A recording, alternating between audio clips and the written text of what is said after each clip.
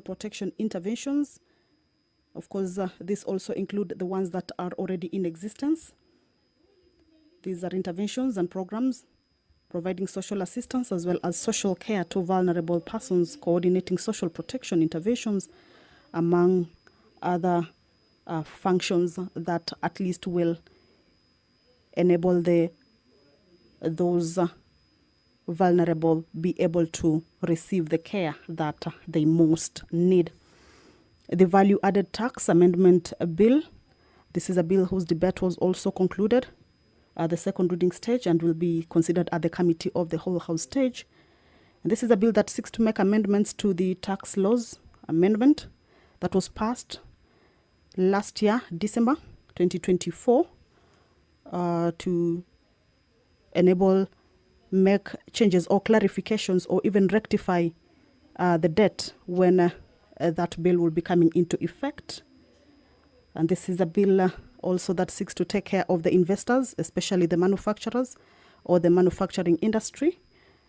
Some of the contents or the bill, some of the issues that the bill entails is to ensure that investors get incentives to put up industries in the country and improve or bolster the manufacturing sector in this particular country. So these bills were considered last week, and this afternoon they will be up for consideration at the Committee of the Whole House stage. Already amendments have been moved, including the Departmental Committee on Social Protection. The member for Funyula, Honorable Dr. Ojiambo Oundo, also has amendments that he has moved towards this particular bill. And of course, they will be considered during the Committee of the Whole House stage. This afternoon also, all right, that is the Speaker of the National Assembly, Honorable Dr. Moses Wetangula, making his way into the chambers, or already in the chambers. He will be presiding over this afternoon sitting. Allow me to hand you over to this live broadcast that is brought to you by the Parliamentary Broadcasting Unit in partnership with the Kenya Broadcasting Corporation. Good afternoon. Waheshimiwa, tuombe. Ewe Mwenyezi Mungu ambaye kwa hekima na wema wako umetoa nyadhifa za viongozi na mabunge kwa ustawi wa jamii na utawala wa haki wa wanadamu. Tukusihi utazame kwa neema nyingi sisi watumishi wako ambao wameridhika kutuita tutekeleze shughuli muhimu za jamhuri yetu. Tukuomba uteremshie baraka zako sisi tuliokutanika hapa, na utujalie tuyatende na kufikiria mambo yote yatakayofikishwa mbele yetu kwa njia ya haki na uaminifu, ili utukufu na sifa zako ziendelezwe, na ili kustawisha amani, ufanisi na heri ya nchi yetu na wale ambao haja zao umezikabidhi mikononi mwetu. Amen.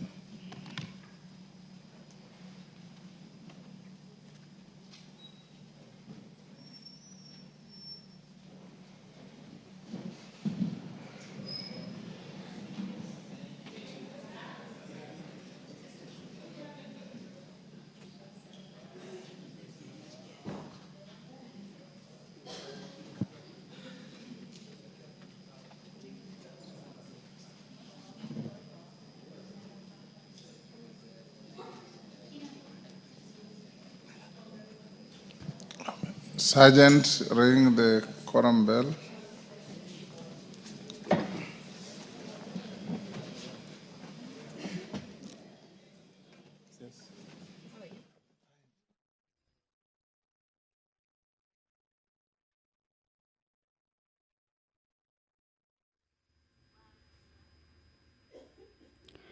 Well, the prayer has been said and the chair taken. However, the House has not quorated for it to be able to commence its business.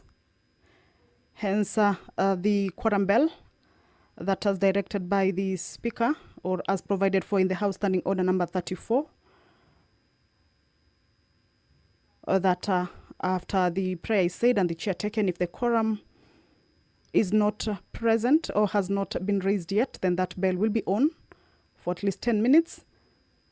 This is sort of an allowance for the members who may be within the precincts of Parliament, at least to hasten their steps and be able to get to the chambers, join their colleagues, of course, and also allow the House or enable the House attain that quorum for the business to commence. Number 1, administration of oath. Order number 2, communication from the chair. Order number 3, messages. Order number 4, petitions. Order number 5, papers. Majority Leader.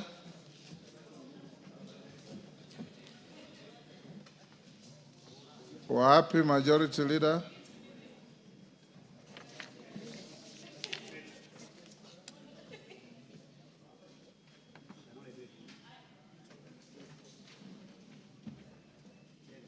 Meli, you're holding brief.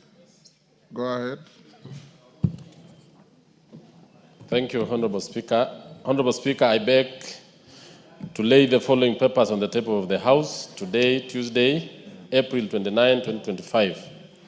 Legal notice number 37 of 2025 relating to the capital markets derivatives market amendments regulations 2025, the explanatory memorandum and evidence of stakeholder engagements from the National Treasury and Economic Planning. 2, the agreement establishing the European Bank for Reconstruction and Development, EBRD, from the Ministry of Foreign and Diaspora Affairs.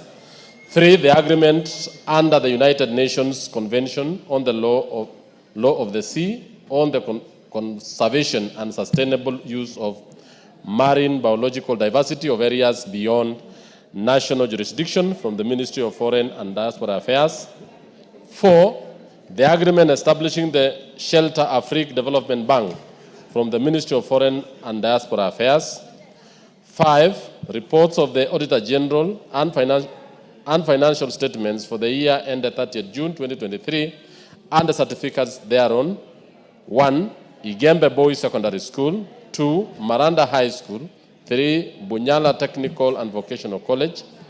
4, Jeremiah Nyaga Technical Institute. And 5, Bushangala Technical Training Institute. 6, reports of the Auditor General and financial statements for the year ended 30th June 2024 and the certificate therein.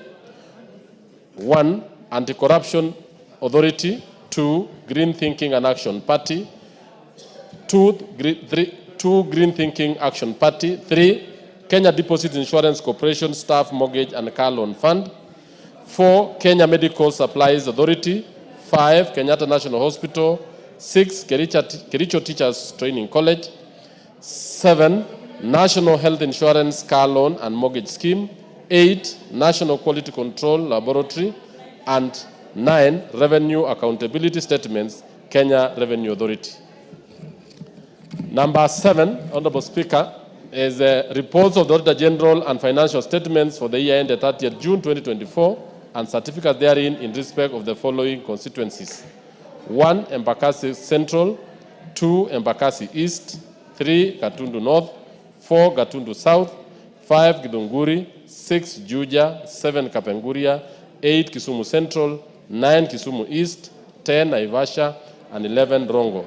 Number 8, reports of the Auditor General and financial statements for the year ended 31st December 2024 and certificates therein. 1, Consolidated Bank of Kenya, Development Bank of Kenya Limited, and Reinsurance Corporation Limited. I lay, Honorable Speaker. Thank you. Chairperson, Departmental Committee on Communication, Information, and Innovation. KJ. Chairperson, Departmental Committee on Blue Economy, Water, and Irrigation. Bowen. Thank you, Mr. Speaker. Mr. Speaker, I beg to lay the following paper on the table of the House today, Tuesday, 29 April 2025. The report of Departmental Committee on Blue Economy, Water and Irrigation on budget implementation review for the first half of the financial year 2024-2025. That is the month of July to December 2024 for the following State Department. Number 1, the State Department of Water and Sanitation. Number 2, the State Department of Irrigation. And number 3, the State Department of Blue Economy and Fisheries. Thank you, Mr. Speaker. Thank you. Chairperson, Departmental Committee, Social Protection. Alice. Order, members. Order. Can we have some order? Thank you, Honorable Speaker. Honorable Speaker, I beg to lay the following papers on the table of the House today, Tuesday, 29 April 2025. Report of the Departmental Committee on Social Protection on its consideration of 1, the Pension Amendment Bill, National Assembly Bill number 25 of 2024, and 2, the Care and Protection of Child Parent Bill, Senate Bill number 29 of 2023. Thank you, Honorable Speaker. Chairperson, Departmental Committee on Finance and Planning. Thank you so much, Mr. Speaker. Order.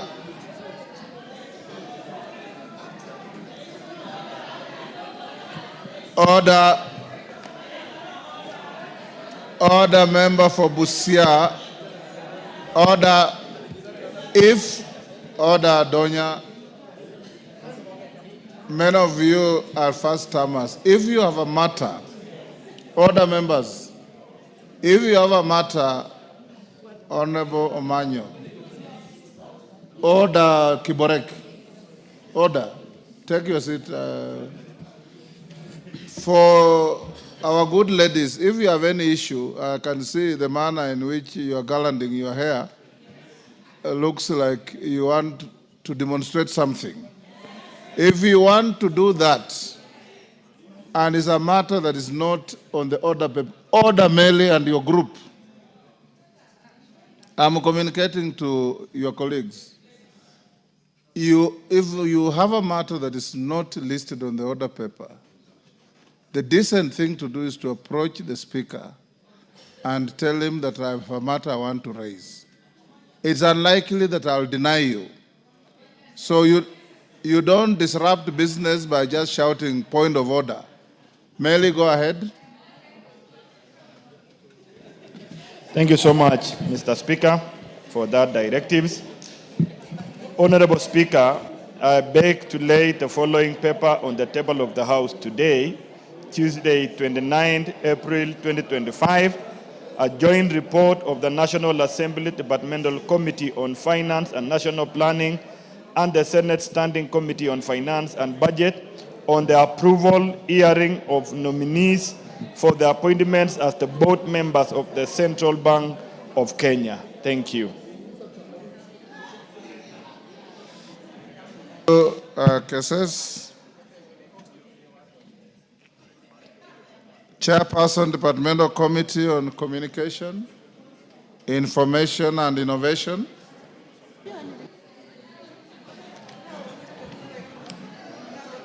Thank you very much, Mr. Speaker. And Honorable Speaker, I beg to lay the following paper on the table of the House today, Tuesday, 29th of April, 2025. And what I'm laying here is a report of the Departmental Committee on Communication, Information and Innovation on its consideration of the Computer Misuse and Cybercrime Amendment Bill, National Assembly Bill number 41 of 2024. I thank you, Mr. Speaker. Thank you, Honorable KJ. Next order.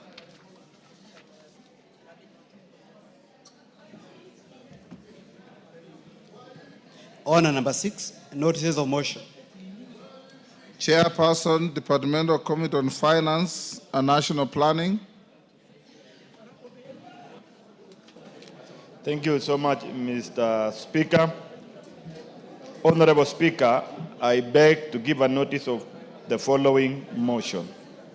That taking into consideration the findings of the Joint Committee of the National Assembly Departmental Committee on Finance and National Planning and the Senate Standing Committee on Finance and Budget on the approval hearing of nominees for the appointment as members of the Board of the Central Bank of Kenya laid on the table of the House on Tuesday, 29 April 2025, and pursuant to Section 11, Subsection 2 of the Central Bank of Kenya Act Cap 491, this House approves the appointment of the following nominees as members of the board of the Central Bank of Kenya. Number 1, FCPA Sophie Moturi, CPA Abdullahi Mohamed Abdi, MS Beatrice Koskei, and Mr. David Simpson Osawa Award. Thank you so much.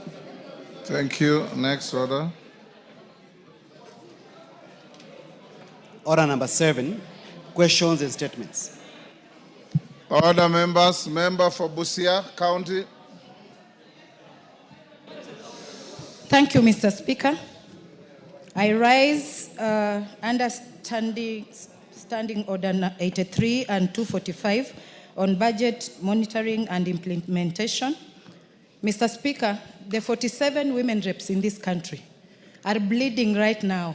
All of them have been castrated with a blunt badizo. We usually think on our feet and ahead of the curve by planning. Everybody here plans. And when you plan and somebody comes and puts a hitch, then you have only theory with you, but no pragmatism. The women reps have been deducted 500 million. We do not know what to do, where to start, but we demand that that money must find its way back to the NGAF kitty. We need also the PS and the CEO for NGAF also to give us an explanation why things can happen that way, and they have no clue. We are all looking at each other as if they do not understand their role in those offices. So all the 47 women reps are here to demand their right because they were elected to go and represent their people. As I speak now, even the sanitary towels, the money has never been brought to their account. So the children in Order, schools... Catherine, take your seat first. Honorable distinguished ladies, you do not make your case any better by being rowdy. Kofi Annan always said he had a soft voice with a powerful message. You can deliver a powerful message with a soft voice. And being rowdy does not amplify your message. Allow, I believe Omanyo is your representative. Allow her to finish what she's saying.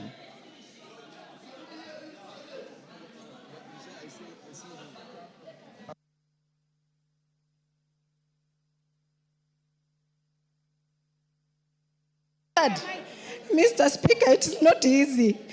Maybe I don't have a soft or soprano voice. It came out like a bass. But what I'm saying, how do I go to Busia and tell them that I am representing them if the money was stolen and I was seated here acting like I'm sober?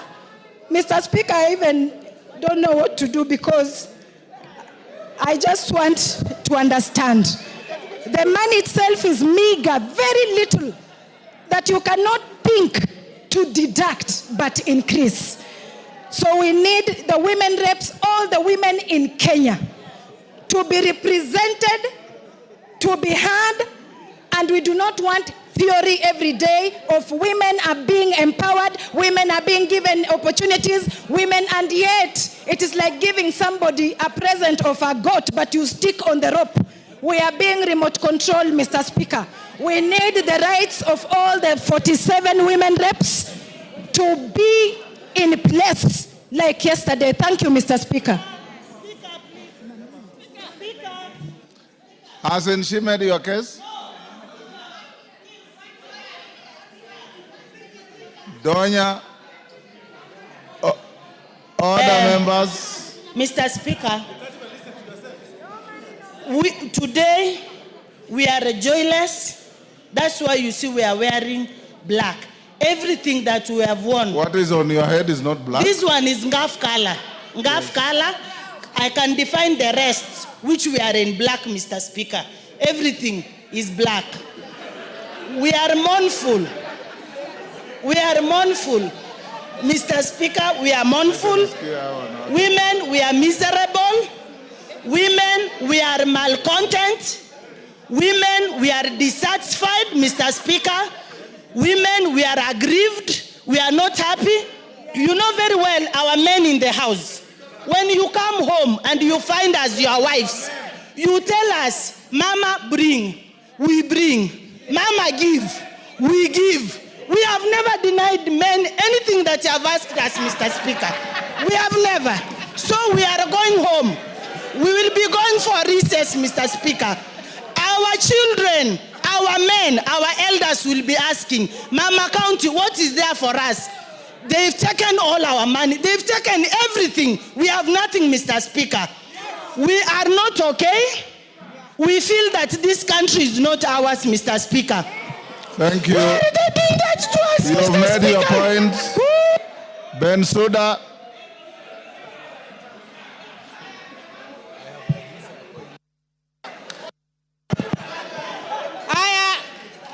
Thank you, Honorable Speaker. And now we want the House to be fully silent. Women makes the nation, the world to move.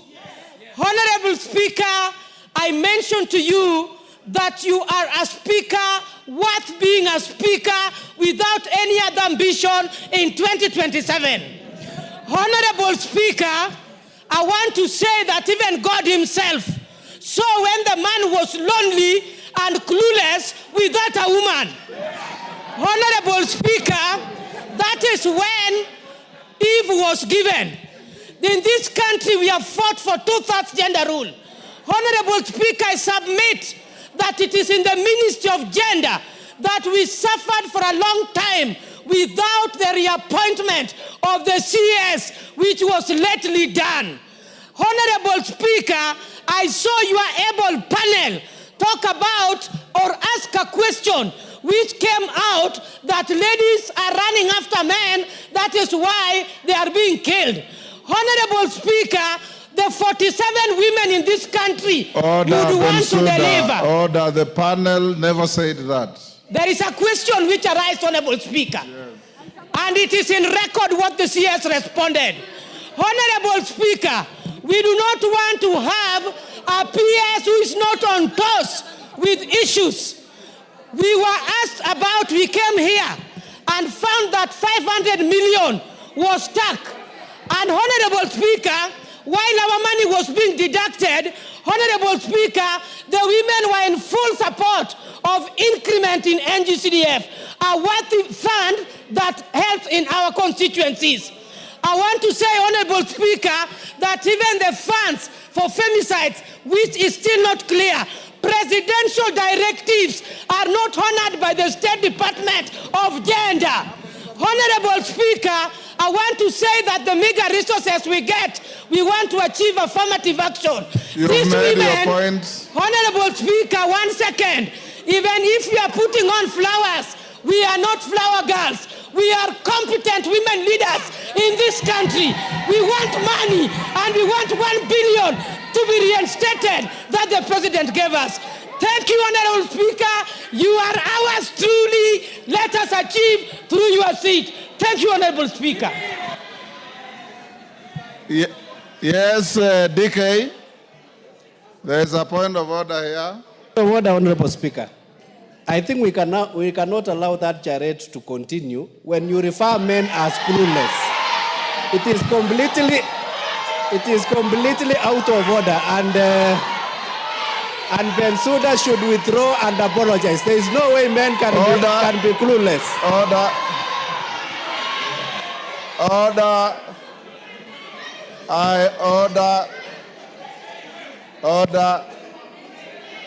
members.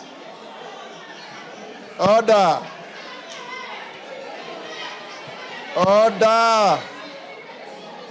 Order, members. Order. Order, members. I know two distinguished lady MPs who look for any slight opportunity to be rowdy. But this is not the moment. If you are pursuing your rights, pursue them orderly. When you shout at the top of your voice, you lose the argument. I'll give only 2 more, and then we close. Zamzam. Yes, Wanjala. Mama Zamzam, take your seat. Yes, Wanjala. Thank you, Mr. Speaker. Mr. Speaker, even from the Bible, Mr. Speaker, whenever a woman asks for something, is given. Mr. Speaker, this is not something to be debated. Which Bible are you quoting? Mr. Speaker, Genesis.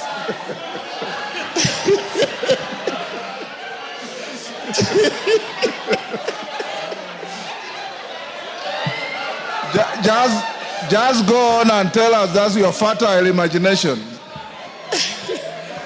Mr. Speaker, these women, remember, they also occupy very big constituencies.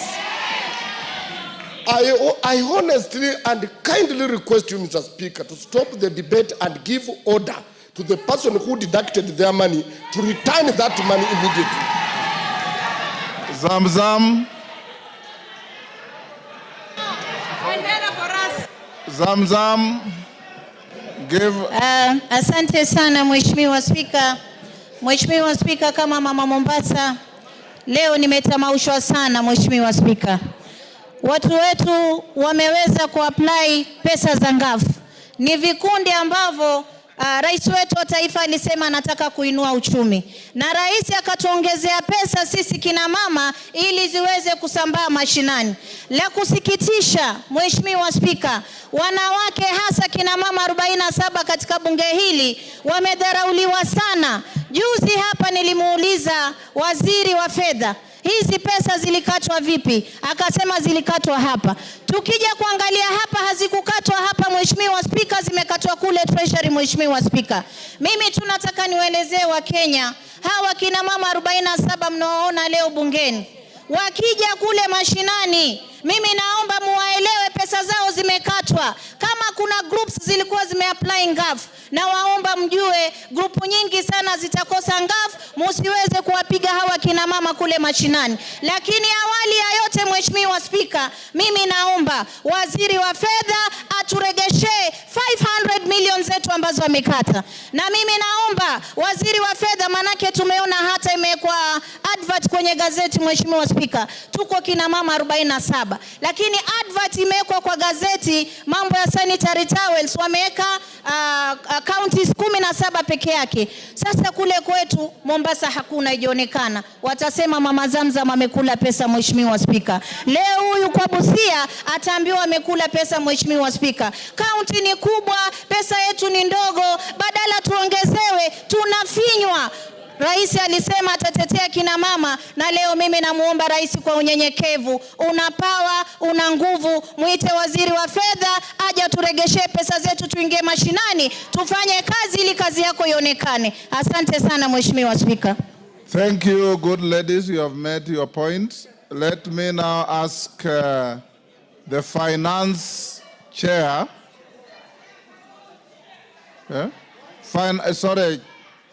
Chairman budget, but chairman before that, yes, Jen Kagiri. No trade unionism here. Thank you, Honorable Speaker.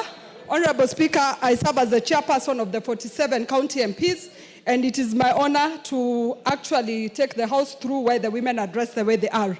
They are dressed in pink and they are dressed in black.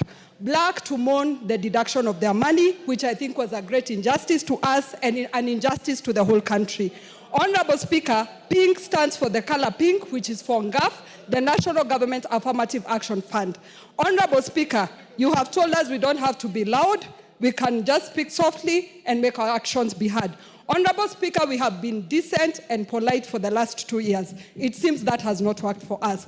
Honorable Speaker, this afternoon we are requesting you to humbly indulge us because we have decided we are going to now start using our legs. From here, we are exiting the chamber to the National Government Affirmative Action Fund, and then we go to the Treasury office to follow up on where our money went. Thank you, Honorable Speaker, and I hope you have granted us the permission. Thank you, Honorable Speaker. The chairman of yes, Kainan. On the same issue? Yes. Give Honorable Kainan the mic.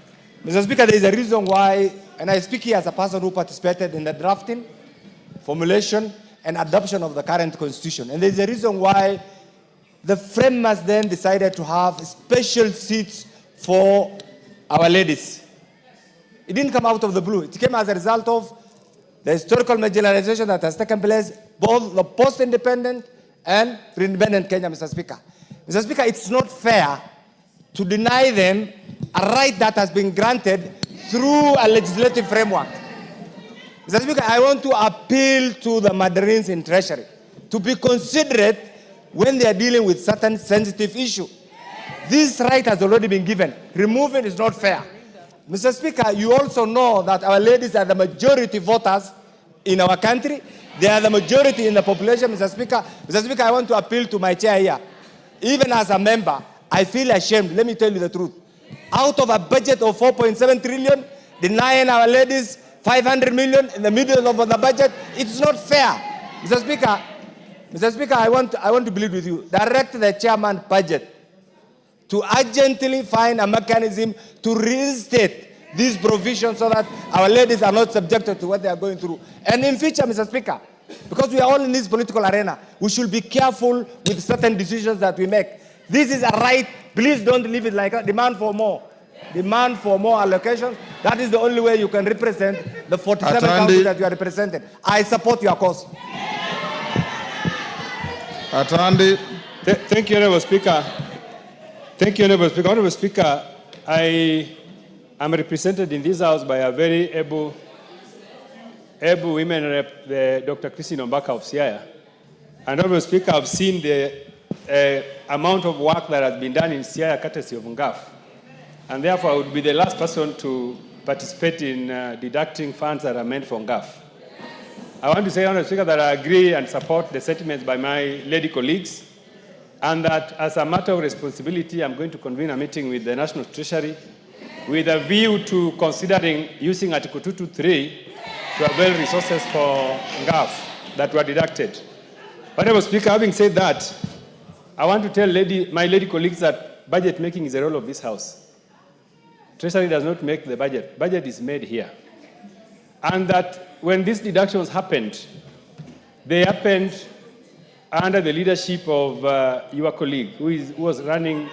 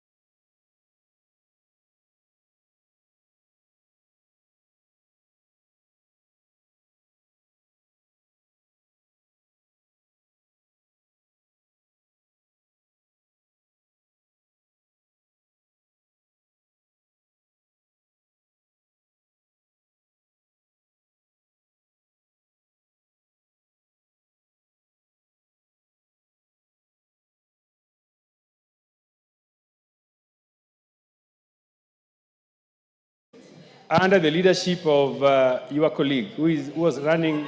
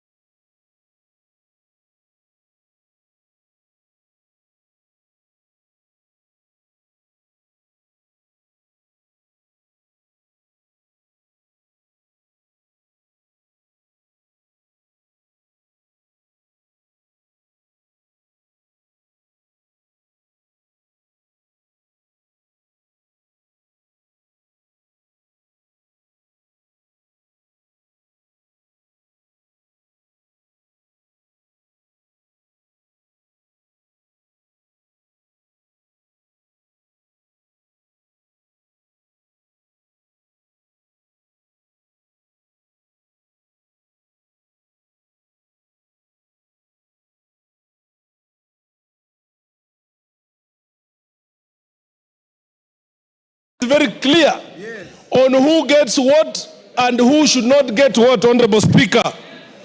As we speak, the rains are here. Our roads are bad, Honorable Speaker. As we speak, the rains are here. Our roads are bad, Honorable Speaker. These are monies that belong to the people of Kenya, appropriated for the roads of the people of Kenya.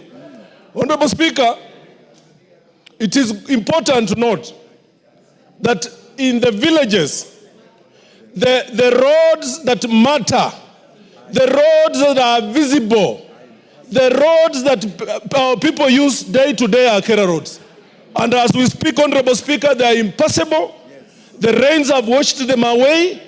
And Honorable Speaker, Kera, the government, the executive, continue playing games with us. They continue giving us piecemeal amounts of money, Honorable Speaker. As we speak, it has not released the monies on the ground. I therefore move, Honorable Speaker,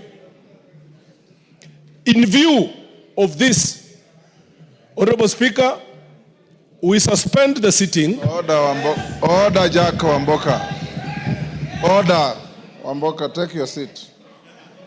You came to the Speaker to simply raise and seek a statement on when the funds are going to be released. As a matter of fact, House Business Committee this afternoon directed the majority leader to issue a statement to this tomorrow.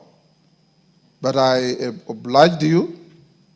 I did not give you an opportunity to move an informal motion that you are trying to do. Yes, let's be gentlemen and ladies and bear fidelity to what you agree with the Speaker. Order, Bowen. Order, Bowen.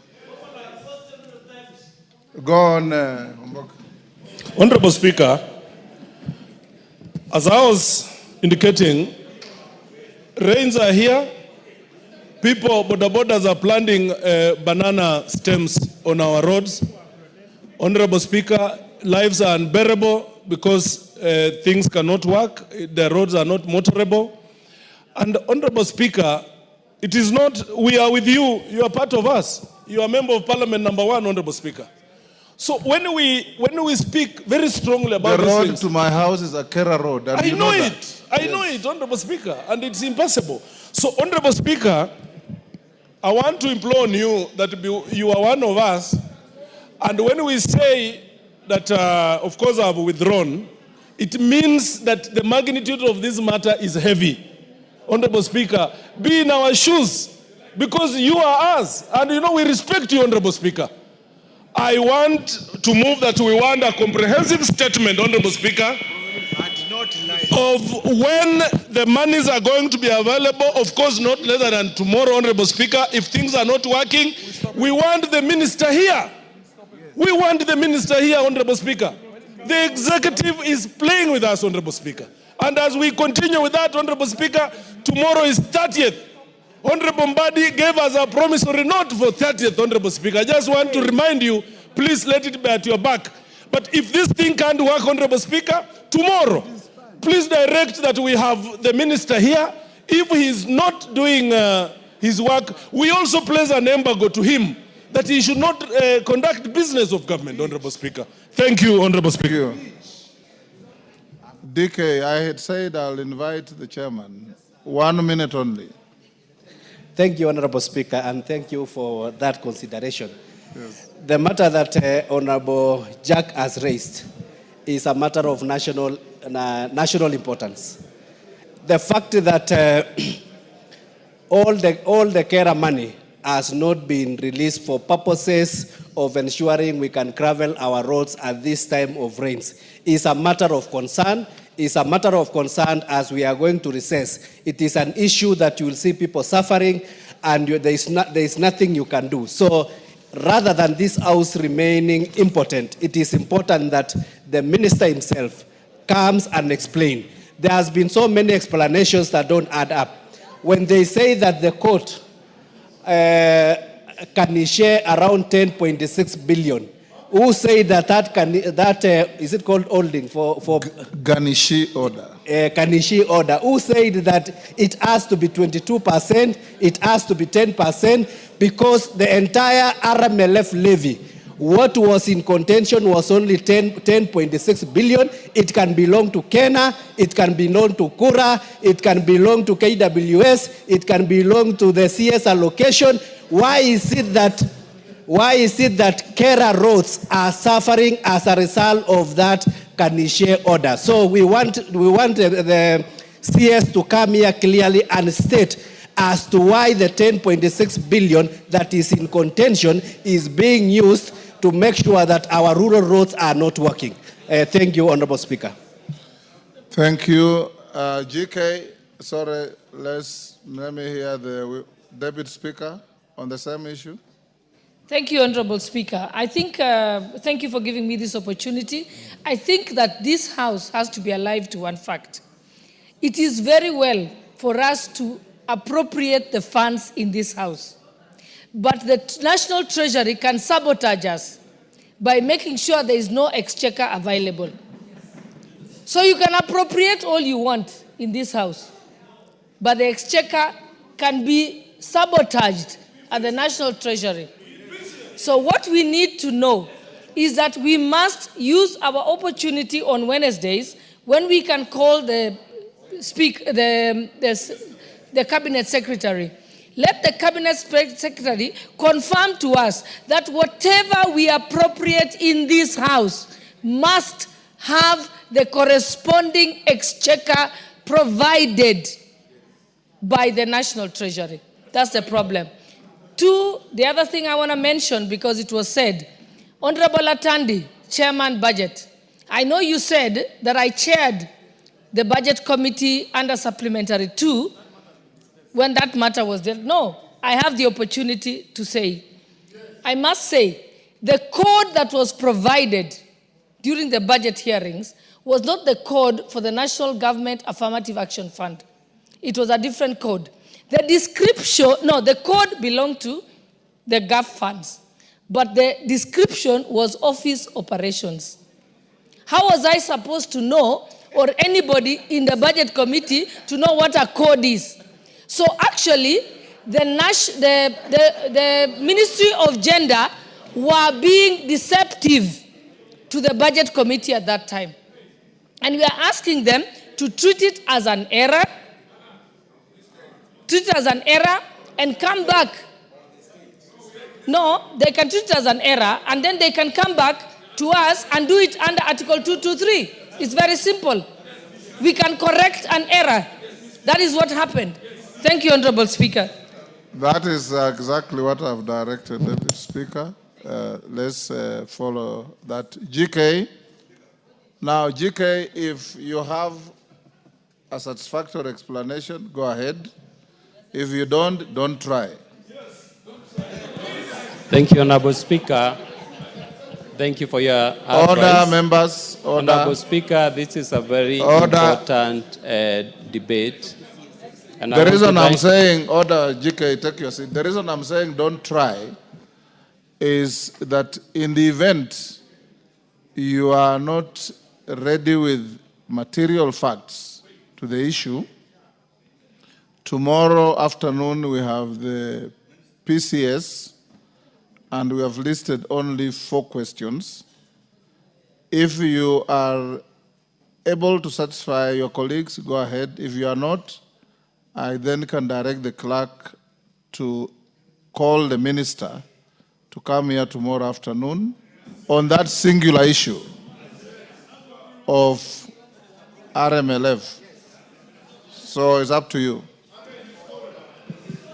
Thank you, Honorable Speaker. And this is a very important and serious discussion or debate we are having here, Honorable Speaker, this afternoon. I want to agree with you that the matter solely lies with the Cabinet Secretary who will be coming here tomorrow. And I want to urge honorable members to avail yourselves. He has not been invited yet. You are inviting me to direct that he'll be invited? Yes, please. So when the Speaker allows the Cabinet Secretary to come here, honorable members, I want to urge you to avail yourselves so that we can take the Cabinet Secretary through our experiences as members of Parliament. Because, Honorable Speaker, I don't believe this money belongs to members of Parliament as it is said out there. This money belongs to Kenyans, and we must do whatever it takes to serve our people and avail resources that are appropriated by this House. Honorable Speaker, I urge members to be patient and engage the Cabinet Secretary when he comes here. So, honorable members, thank you. I will direct the clerk to invite the CS for roads and transport to be here tomorrow in the afternoon. We will start with him for 30 minutes only before we have the Prime Cabinet Secretary to answer to several issues, including the very contentious issues you have been raising here about hardship areas and their designations and the allowances that go with it. So tomorrow, those who have been agitating about order, Honorable Wanjala, of late you have been behaving so well.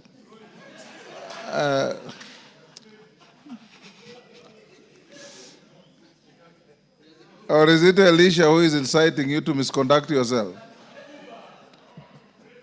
Those members who have been raising issues about designation and classification of hardship areas, tomorrow the Prime Cabinet Secretary will be here to respond to that issue.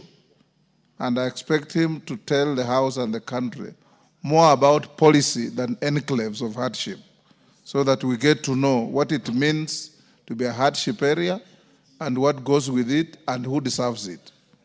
So tomorrow afternoon, we will start with Honorable CS for Transport and Roads on the singular issue of RMLF. Don't stray in with other issues. Then we go to the PCS.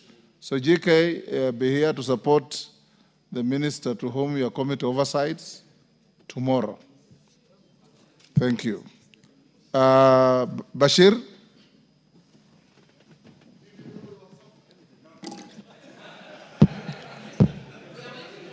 Honorable Speaker, thank you very much. Honorable Speaker, I want to bring to the attention of this House something of national importance that has been happening in the last 2 days. And this is a matter that has been aired on our media stations and televisions called Bloodbath Parliament. Honorable Speaker, that documentary was run by BBC World Service, and it's been run through our national media stations. And it captures or talks about the event that happened in June the 25th. A very sad day indeed, tragic and shameful. Tragic in the sense that we lost lives of our fellow Kenyans. Shameful in the sense that democracy of the parliament was about to be infringed. And nevertheless, it has come at this time, a time that we have really moved on. We spoke about that issue in this House, discussed it, sympathized, mourned our fellow Kenyans who passed on during that day. However, it has come at this time again. As much as we agree that our fellow Kenyans lost their lives, unfortunately, but we also moved on to ensure that we reconcile the country as we move on. BBC World Service has attended to this matter in a way that also looked at the Kenyan society or African society as something that discriminatory, sort of, if I may say so. Honorable Speaker, it looked like our media stations also picked it up without questioning how BBC World Service aired the story.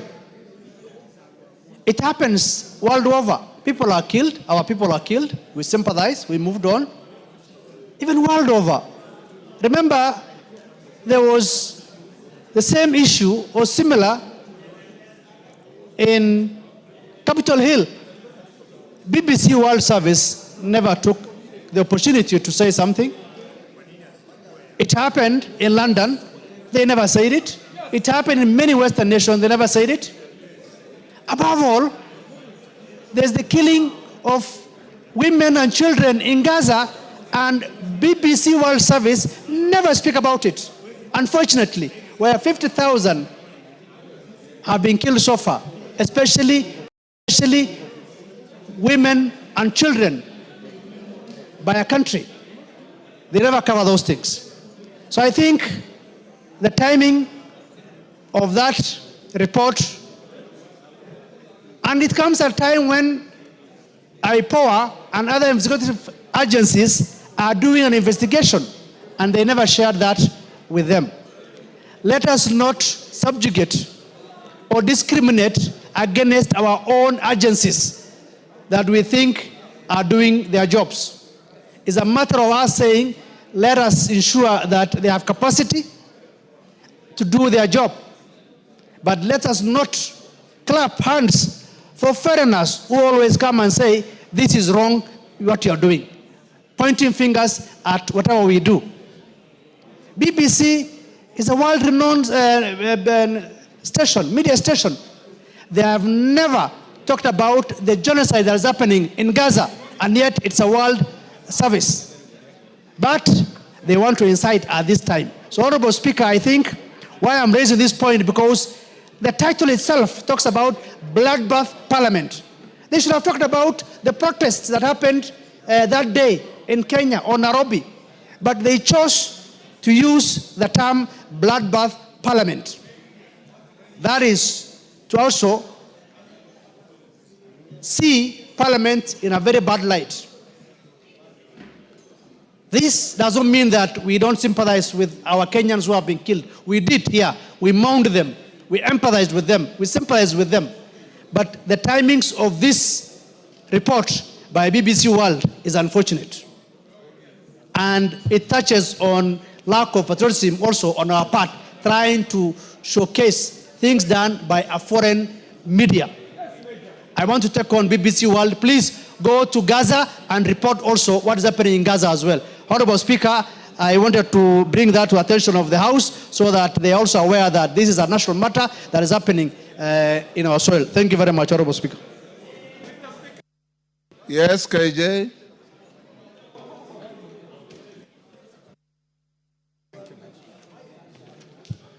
Mr. Speaker, this matter that has been brought to the floor by Honorable Bashir is a very critical national matter that we need to prosecute with sobriety as Kenyans.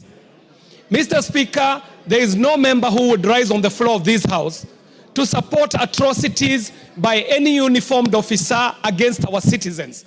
And in fact, we are not here to say whether the Kenya Army or the Kenya Defense Forces have done right or done wrong, because it is not in our place to judge them.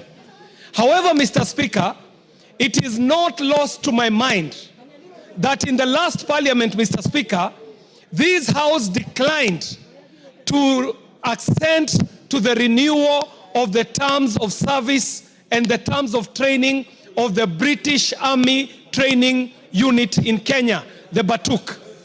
Mr. Speaker, when we refused to sign up and regularize Batuk's presence in Kenya, we took a hitting as a House, Mr. Speaker. But in this 13th Parliament, the Parliament has been able to pass that British Army Training Unit in Kenya can practice and train on our mother soil, Mr. Speaker. However, That was not without a rider. This house put a rider, and the rider was serious, Mr. Speaker. The rider was saying that there is no way that a British officer can end up committing a crime in Kenya and not tried in Kenya. Mr. Speaker, the British Army Training Unit is known to have killed our people. They are known to have raped our women. They are known to have maimed our people. Mr. Speaker, they are also known for serious environmental degradation. And we understand, Mr. Speaker, even in media, that the BBC is funded by taxpayers' money in Britain, meaning that BBC is funded to push the foreign agenda of the British people internationally, Mr. Speaker.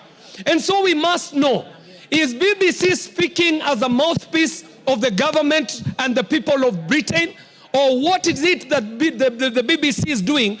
Could it be an attempt to untwist this country so that they can rescind on the rider that we put on their training of the Batuk units in Kenya, Mr. Speaker, and perpetuate a history of extractive economy, oppressive economy, and exploitative economy in a very unfair trade balance between Kenya and the UK. Mr. Speaker, even as we debate this matter, it is not lost to us that yes, there were unfavorable events that took place in the time and the lead up to the finance bill. But Mr. Speaker, that is not what we are debating. We would like to know for a fact whether what BBC is hearing is connected to the riders that this house put on the training of the British Army training units in Kenya, where we were requiring that any officer of the British Army, if they are found here in Kenya to have killed, to have maimed, to have raped, they should be tried here in the mother soil, as it would happen even for a Kenyan if they were found guilty of a criminal offense in the UK. So that, Mr. Speaker, the issues are clear for Kenyans, because we know there are many issues that have happened in the UK, very many issues that have happened elsewhere, but they did not get the media presence that we are seeing being put on this issue of the Kenyan Defense Forces. And I dare say, Mr. Speaker, that I do not speak this in defense of the Kenya Defense Forces. I speak this to frame the issues, so that even as we are talking about this issue, we know that there could be an interest that is an ulterior interest being pushed with these media reports, because I know as a media practitioner, there is never a news item that appears on a prominent media station that is an orphan. Any media item that comes up on a media station has its own father and it has its own mothers. I thank you very much, Mr. Speaker, and let us look at the agreement that we put down for the British Army to be able to train in Kenya and on Kenyan soil, and the exploitation of our environment, the depletion of our environment, and the cases that we know of human rights abuses that are conducted by the British Army on Kenyan soils. The killing, the maiming, and the raping will not go unnoticed, and we will not keep quiet about this issue. Thank you very much, Mr. Speaker. On the same, Millie? Yes, Millie? Thank you, Mr. Speaker, and I want to thank Honorable Keje for urging that we speak soberly about this issue. And Mr. Speaker, I wish to speak soberly about this issue. And sometimes when you're in leadership, you have to take the road less traveled. And on this issue, I want to take the path less traveled. Mr. Speaker, we lost many young people. And we have very many young people who are traumatized as a consequence of what happened. Mr. Speaker, it is a point in our country that all of us wish never happened. But it happened. Mr. Speaker, I think we have not handled this issue well. And that is why sometimes you find people from outside are coming to document this. If as Kenya, we were able to acknowledge that things went wrong and we need to fix it, then Mr. Speaker, even if BBC heard it, it doesn't matter. We have to fix our own problems on our own. We don't have to wait for BBC to tell us there was something wrong. I have a problem with the title that they've given, but which is typical of any media house because they want it to trend and then want it to, yeah. And because of that, Mr. Speaker, they may have given it that title. But Mr. Speaker, we have not yet dealt with some of the issues. We have dealt with some, but one of the issues we have not dealt with is the trauma. Mr. Speaker, I said it when Honorable Elachi lost the son. Mr. Speaker, we have a very angry young generation in this country. And part of the anger is on the issues that we are seeing, Mr. Speaker. And we cannot bury our heads in the sand, Mr. Speaker. Mr. Speaker, let Parliament take the lead. And let us find a way of helping these young people to heal. Because, Mr. Speaker, we don't know what may come in the next few months, next year, or whatever. And furthered by the fact that we have very many young people who are jobless, who are frustrated.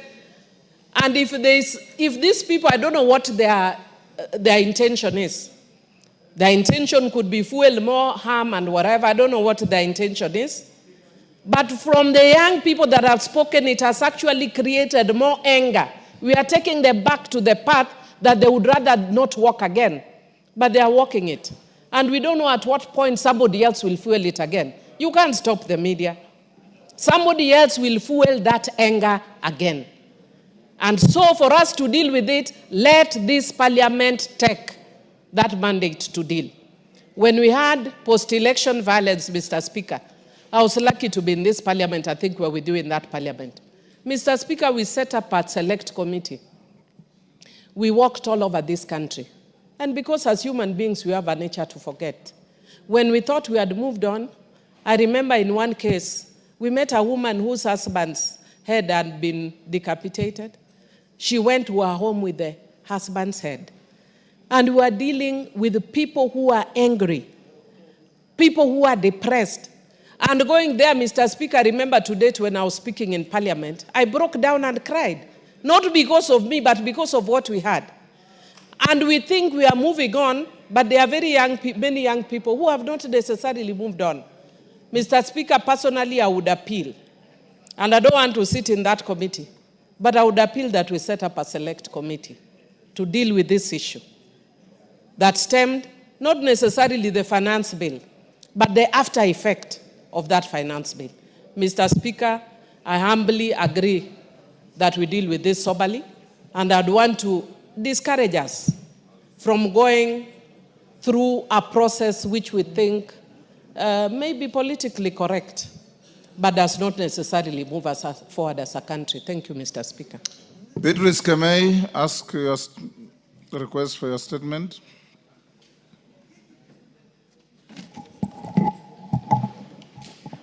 Thank you, Honorable Speaker. I want to request for a statement regarding investigations into escalating cases of femicide and gender-based violence in Kericho County. Honorable Speaker, pursuant to Standing Order 44.2 Part C, I wish to request for a statement from the chairperson of the Departmental Committee on Administration and Internal Security regarding investigations into escalating cases of femicide and gender-based violence in Kericho County.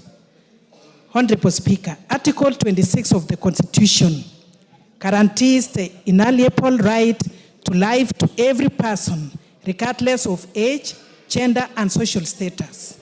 Additionally, various statutes, including the Sexual Offences Act, Cap 63A, and the Protection Against Domestic Violence Act, Cap 151, place an obligation on the state to prevent, respond to, and provide mechanisms for reporting and prosecuting acts of gender-based violence and femicide. However, the implementation and enforcement of these laws remain inadequate to address the issues. Between July and September 2024, there were 62 reported cases of gender-based violence and femicide in Kericho County. On 14th April 2025, MS Mercy Chelangat, a 27-year-old mother of two from Kapkwen village in Kipkelion West, was allegedly stabbed by her husband during a family reconciliation meeting, an attack which occurred in the presence of other family members.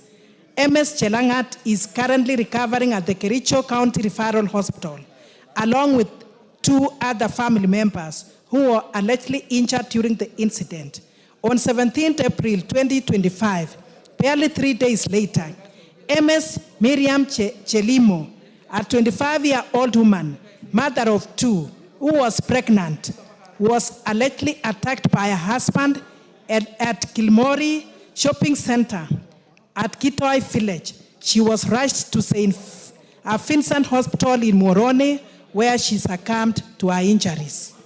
Honorable Speaker, despite the severity of these incidences and the attackers being known, there have been very few arrests and almost no successful prosecutions.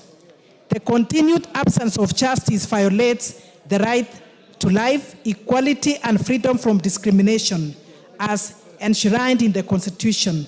Notably, on 14 February 2024, this House adjourned its business under Standing Order 33-1 to address the rising femicide in the country.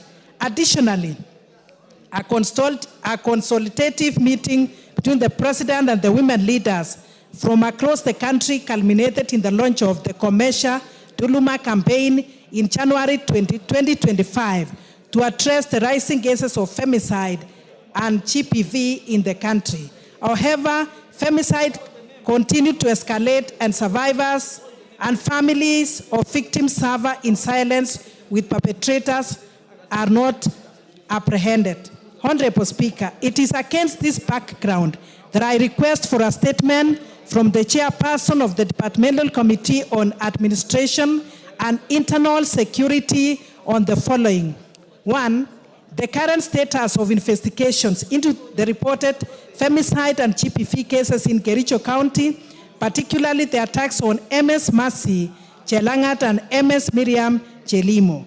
2, a report on the number of reported femicide and GBV cases between July 2024 and April 2025, including steps being taken by the ministry to ensure all reported cases of femicide and GBV in Kericho County are fully investigated and prosecuted without undue delay, and indicating the reasons for the low rate of arrests and prosecutions in the Kericho County cases. Honorable Speaker, I thank you. Tongoyo.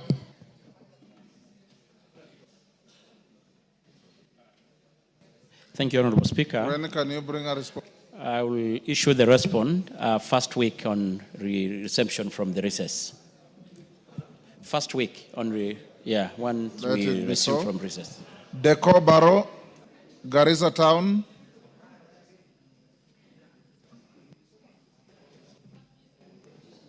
Thank you, Honorable Speaker. Honorable Speaker, pursuant to the provision of Standing Order 44-2C, I wish to request for a statement from the chairperson of the Departmental Committee of Education regarding the status of key projects at Garissa University. Honorable Speaker, Garissa University was first established as a constituent college of Moi University on the 12th August 2011 through a legal notice number 116 under the Moi University Act Cap 210A and the Garissa University College Order 2011 and attained full public university status October 23rd October 2017. In 2015, the institution, then Garissa University College, saw a period of closure following the terror attack. Although it has in recent years gradually resumed its activities with a rise in the student enrollment, which now far outstrips the capacity of the existing buildings and infrastructure and utilities. In response to the need for infrastructure for the university, the government, through the Ministry of Education and that of National Treasury, approved a proposal to construct an ultra-modern library complex housing the School of Information and Sciences, a tuition block with an auditorium, a water storage and reticulation system, and administration block. Honorable Speaker, the construction of the ultra-modern library was projected to cost 207,074,948, of which only 39,430,648 has been disbursed. The tuition block was projected to cost 372,800,000, of which only 84,942,762 has been disbursed. The water storage and reticulation system was projected to cost 26,902,000, of which only 10,468,800 has been disbursed. And the administration block was estimated to cost 518,416,664, of which only 151,200,000 has been disbursed so far. Regrettably, the monies disbursed are not the full amount as allocated in the budget, which has led to the key priority projects stalling.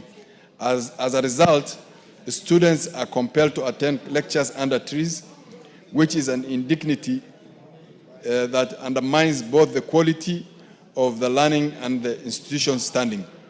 Honorable Speaker, it is against this background that I request for a statement from the chairperson of the Departmental Committee on Education on the following. A detailed report on the current physical and financial status of each project, including the percentage of works completed, the contractors engaged and the projected completion dates, an exact timeline for the release of the outstanding balances, and the measures put in place to ensure these projects are fully funded through completion. Number three, the measures put in place to ensure that there is prudent use of taxpayers' funds and the delivery of value for money by the institution and its contractors. Thank you, Mr. Speaker. Kainan, on the same? 1 minute.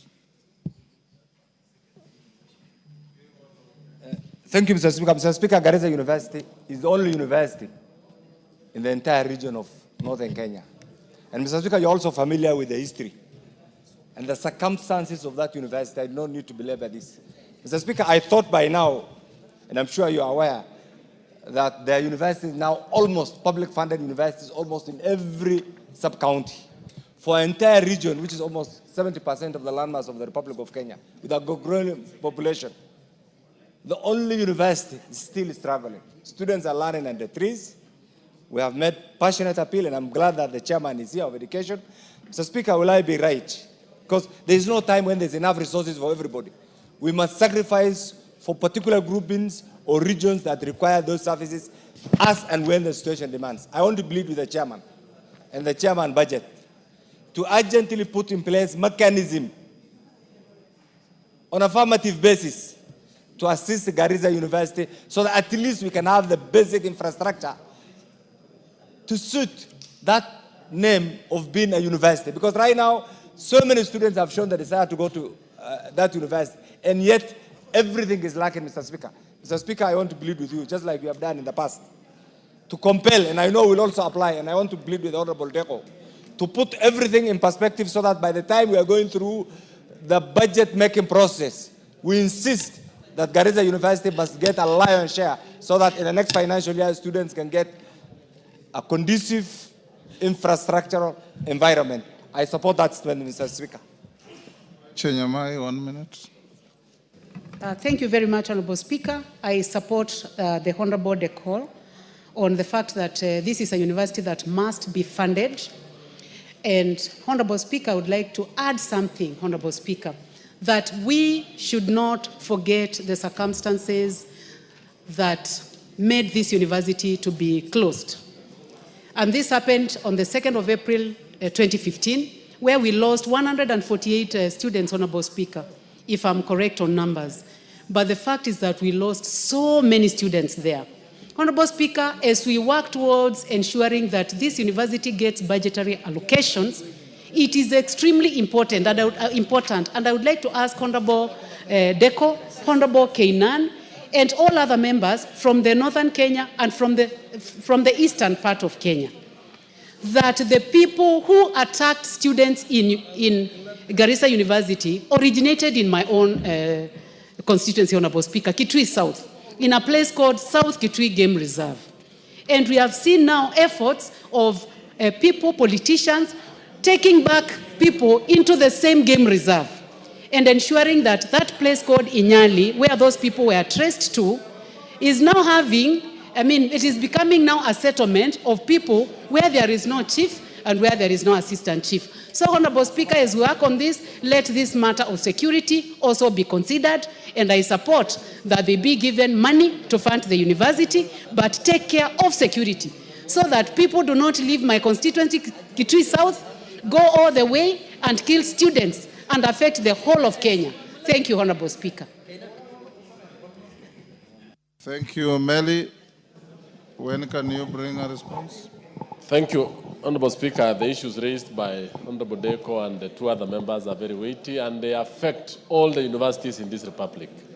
And Honorable Speaker, I and the committee members did walk across most of the universities in the eastern part and the western part of the Rift, and we noted a number of what we call white elephant projects. We even went to Garissa and we found students under trees taking lectures.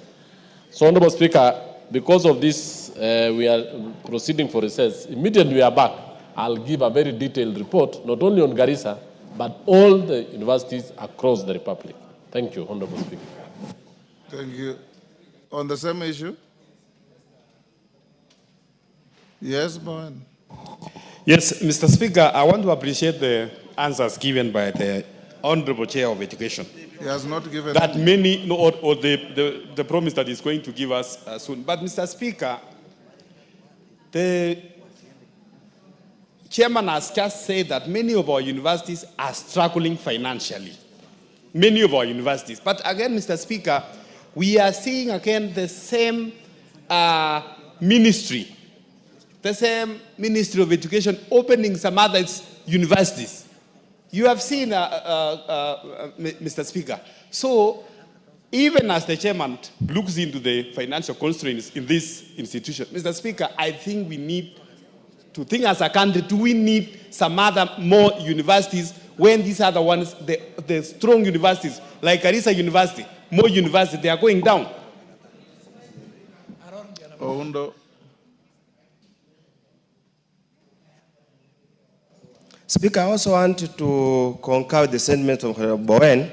Honorable Speaker, the truth of the matter is that our universities are limping. And the government or the executive has no capacity to fund and sustain these universities.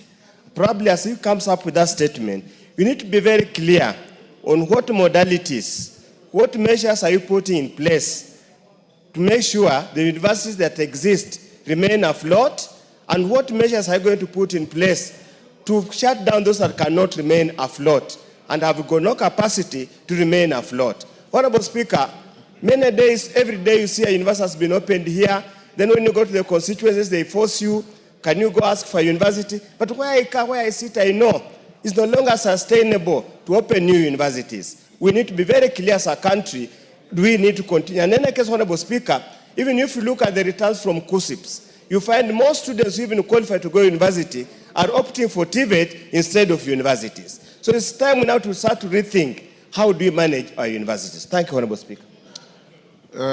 Melly, you will do as you have promised. Kainan. Thank you, Honorable Speaker. Pursuant to the provisions of Standing Order 44.2c, I wish to request for a statement from the Chairperson of the Departmental Committee on Energy regarding the extension of the national power grid from Garissa to Wajir and Mandera counties in the northern Kenya region. So it's just the same thing about the university right now.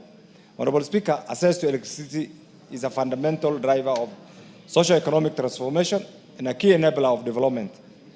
The residents of this region, Mr. Speaker, have experienced unreliable electricity in the past, and this is clearly documented, which has disrupted critical services, stifled business operations, and limits access to education and healthcare, ultimately hindering economic growth.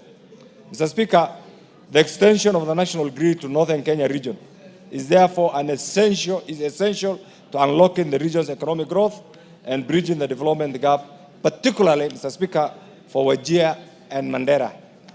Honorable Speaker, it's against this background that I request for a statement from the chairperson of the Departmental Committee on Energy on the following: a report on the current status of funding, planning, and implementation of the extension of the national grid from Garissa to Wajir and Mandera counties in the northern Kenya region, including the timelines for completion. Mr. Speaker, this project has been in the pipeline since independence, Mr. Speaker, and it has never taken off. We just need to know the truth. 2, Mr. Speaker, the immediate and long-term measures the government is putting in place to ensure the residents in northern Kenya region get access to reliable and affordable power, Mr. Speaker. And finally, Mr. Speaker, the plans that the government is putting in place to address the gap in the provision of power in the region, including alternatives for provision of off-grid solar access. I thank you, Honorable Speaker. Energy, Gikaria, when can you bring a response? Honorable Speaker, if given an opportunity, we can bring after recess once you are back. Honorable Speaker, remember 2 weeks ago, the same thing was raised again here, and I think it is a very critical matter. So you combine and bring second week. Thank you, Honorable after Speaker. Recess. Mashua Waithaka.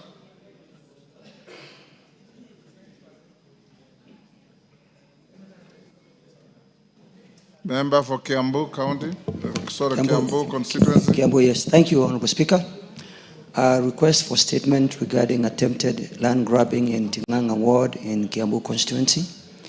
Honorable Speaker, pursuant to Standing Order 44-2C, I wish to request for a statement from the chairperson of the Departmental Committee on Lands regarding the attempted land grabbing targeting the family of the late Mr. Wilson Bodu in Tinganga Ward, Kiambu County. Honorable Speaker, the Bodu family has owned and resided on their 236-acre parcel of land in Tinganga Ward in Kiambu, with their ownership properly documented. The family acquired the land from the white settlers 51 years ago, and legitimate ownership is further evidenced by compensation by the government for land allocated for the development of the Kiambu-Rioki-Gewa Road. An additional compensation received for allocation of land for the Athi Water 3 pipeline easement. However, over the 2 past months, the family has faced systematic harassment through repeated summons from various state agencies, including the Directorate of Criminal Investigations and the National Land Commission, demanding explanations regarding their land acquisition. Honorable Speaker, the harassment has escalated to include unauthorized visits to the property of the family and acts of vandalism within their farm, which has disrupted their farming activities.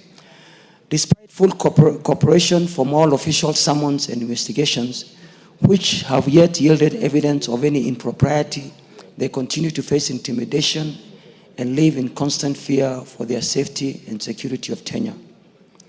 Honorable Speaker, it's against this background that I request for a statement from the chairperson of the Departmental Committee on Lands regarding addressing the following. 1, reasons for the repeated summons issued to the Mbotu family by various state agencies, including specific details for any informal investigations being conducted. 2, the actions being taken to investigate and address the repeated incidents of vandalism and unauthorized access to the family's property. 3, the specific steps being taken by the ministry to protect the legitimate landowners of the Bodu family, given their documented history of ownership and previous official transactions with government agencies. And 4, the measures being implemented to protect legitimate landowners from harassment and intimidation by state officers and those interested parties in Kiambu and in the country. Honorable Speaker, I further wish to state that I read this statement on 2nd December, and on 5th December, the Land Committee invited the PS Department for Lands, Honorable Nixon Correo, to provide information regarding the matter. and the record was set straight that indeed both family do indeed own this land. Honorable Speaker, on the 22nd April of this year, around 11:30 a.m., the family alleges that officers from the DCI headquarters went to the family farm and asked them to vacate the land. It's with this, Speaker, that I seek your direction on this matter. Thank you. Chair Lands. Any member of Lands Committee? Rachel Nyamai, can your committee bring a response after the recess? Yes, Honorable Speaker. Second week. I commit to inform the chair so that the response can be brought the second week after opening. Thank you, Speaker. Thank you. Cynthia Muge, she had approached the chair and indicated she was going out to a meeting, so her question can be deferred to tomorrow. Her request rather for statement deferred to tomorrow. Response, no, before that, Julius Olesunguli.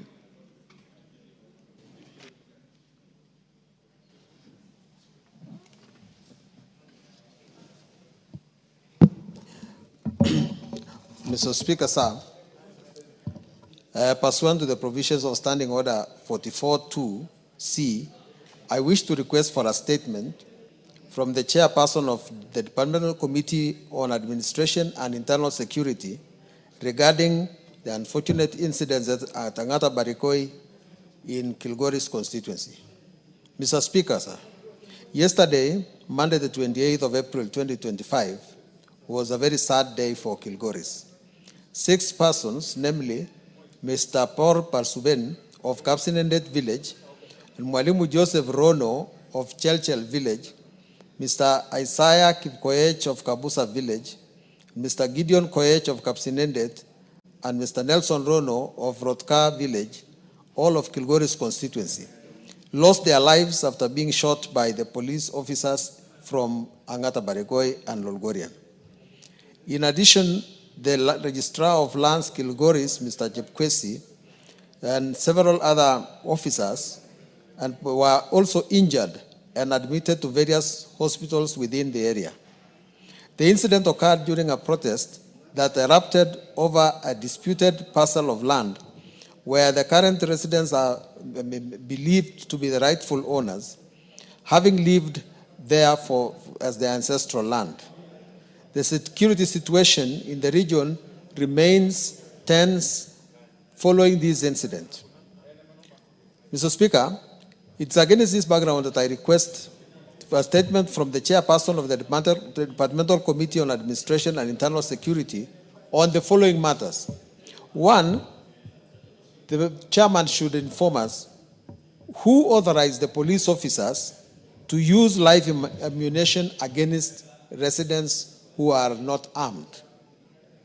2, why did the registrar and surveyors go to survey land belonging to people of Angata without their consent and fully knowing that the land has a title deed? Each of those pieces of lands are owned by definitely known people. And what was the reason why they had to go and resurvey people's land? Who wants to take that land?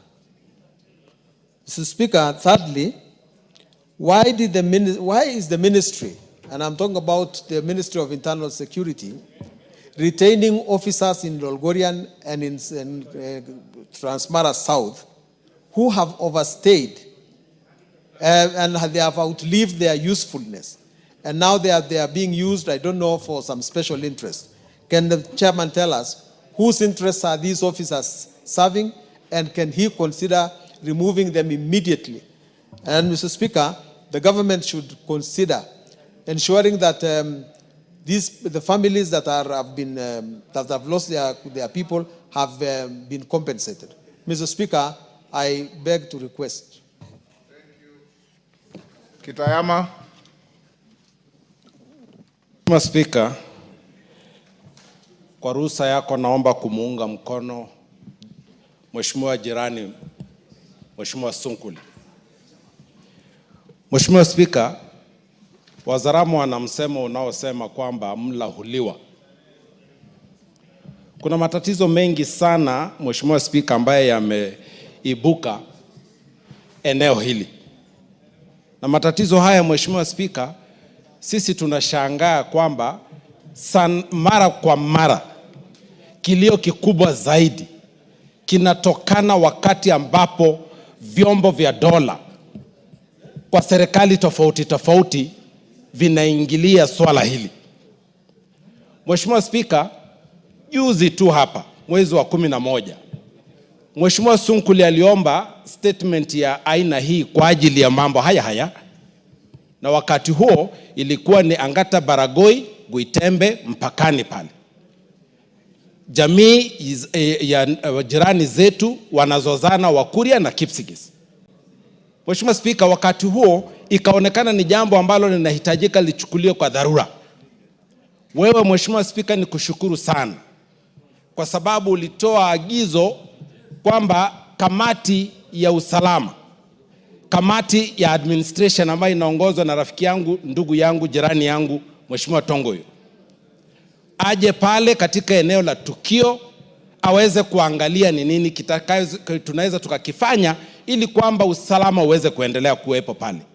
Mheshimiwa Spika, mimi ukao umenituma mimi kikazi kwenda Dubai.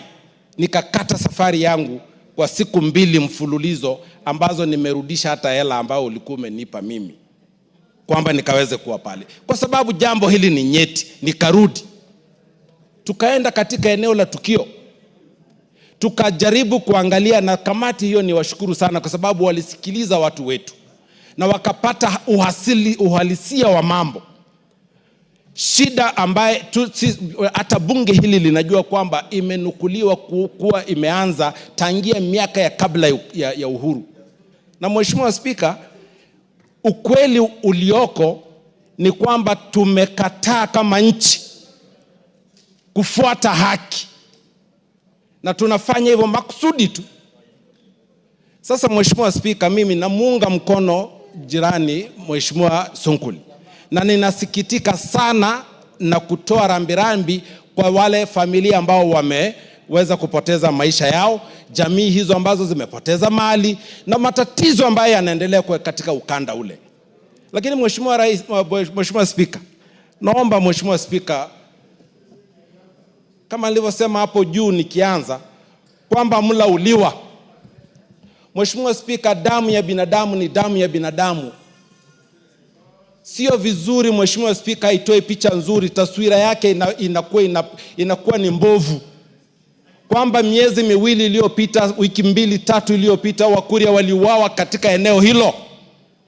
Na Mheshimiwa Spika, sikuona production ambayo ninaona sasa hivi. Sasa hivi maafa ambaye tunajutia yanaonekana kama ambaye ni maafa makubwa zaidi kuliko maafa yaliyofanyika kwa jamii ya Wakuria. Mheshimiwa Spika, ukanda huu unahitaji mjadala, na sio mjadala wa kupapasa. Unahitaji mjadala wa halisia kwamba eneo hili kihistoria, kwa sababu kila mtu anayezungumza mambo ya eneo hili, shambo hili, anazungumza historia. Sisi Wakuria tuna historia yetu, Kipsigis wana historia yao, Wasiria ndugu zetu, jamii ya Maa wazuri sana, majirani zetu wazuri sana, wana historia yao. Na sisi wote tunakubaliana kwamba maeneo hayo, sisi jamii zile ziko pale za Maa, Masai, Syria, Moitanic, Wasingishu, na sisi Wakuria pamoja na Wakisii na wale wengine wote ambao ni wa kununua pale, tuishi pale kwa sawia. Watu wote tuna haki kwa sababu katiba hii inatupa haki, Mheshimiwa Spika. Sasa haipendezi kwamba hii kamati Mheshimiwa Spika, kamati ya administration hii, statement ya pili inakuja kutolewa na Mheshimiwa Sunkuli kwa swala hilo. Kwani hawa watu ni wazembe? Ama ni kutaka hawataki, ni kazi hawataki kufanya? Ama wanafurahia Wakuria wakifa, Kipsigis wakifa, wanataka nani afe ndio waje kutatua tatizo hili? Mheshimiwa Spika, jambo hili linaudhi Mheshimiwa Spika. Yes. Tongoyo, ni uzembe au ni kutotaka kufanya kazi? Hii ni ya lands au ni Security, yes. Thank you, Honorable Speaker. Of course, Honorable Speaker, knowing the importance and sensitivity of this matter, we will respond immediately on resumption from recess. But Honorable Speaker, having said this, I want to say the following. Honorable Speaker, I personally want to join... Tongo, given the gravity of the matter... Yes. And the loss of lives, is there somebody playing some gadget in the house? Who is playing a gadget in the house? It's out of order.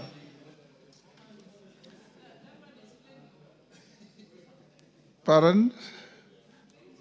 Yes, is that you, Kajwang? Sorry, okay. Are you able to bring a preliminary response tomorrow afternoon? Yes, I will, Honorable Speaker. Lives have been lost. Yeah. We hear of heightened tensions in the area. We saw a policeman with an arrow in his head and many other things. Can you get in touch with the Interior and bring a statement tomorrow afternoon? I will, Honorable Speaker. Yes. But Honorable Speaker, just give me a minute to say the following.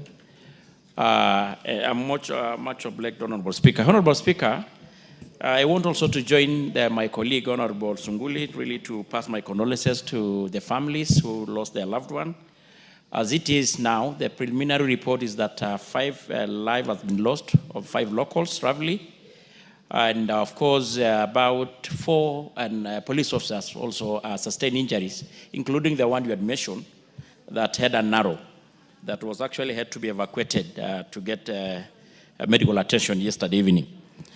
As it is for now, Honorable Speaker, the IG, I want to report the IG plus the DCI are on site. There is the meeting ongoing with other leadership of Parliament also in attendance. And the situation is still a little bit calm, but the tension is still running high, Honorable Speaker. Honorable Speaker, you quite remember, and my colleague had mentioned, that this House didn't instruct the committee to visit the area, and we did exactly so, Honorable Speaker. And I want to really appreciate the colleagues, members of Parliament, who have failed themselves. Kitayama had just confirmed the same. And Honorable Speaker, the report is ready. We actually were just doing the final touches so that we can able to table, we were actually supposed to table this week, or probably once now we resume from recess. But Honorable Speaker, beside the issue of insecurity and the issue of insecurity, the land question is actually the major cause of all this insecurity. And it has been said repeatedly. It's an old thing of backdating around 20 or so years ago, to include even what Kitayama talking about 1940-something, when actually before even the independence. But I don't want to go deeper into it. It will be captured and we can able to see in the report. And we were even lucky. Then when we visited, we took even the police car to enable the police officers to patrol the area and respond to the distress call. So, Honorable Speaker, I want to say that we can able to have the preliminary report, but I want to report to the country that as it is, the IG and the DCI are on the site trying to calm the situation, and it's a little bit under control. Thank you, Honorable Speaker. Members, and just like I talked to the honorable members from Baringo, and I'm happy to see Maclap and his neighbor sitting together. I wish Kamket was also with you.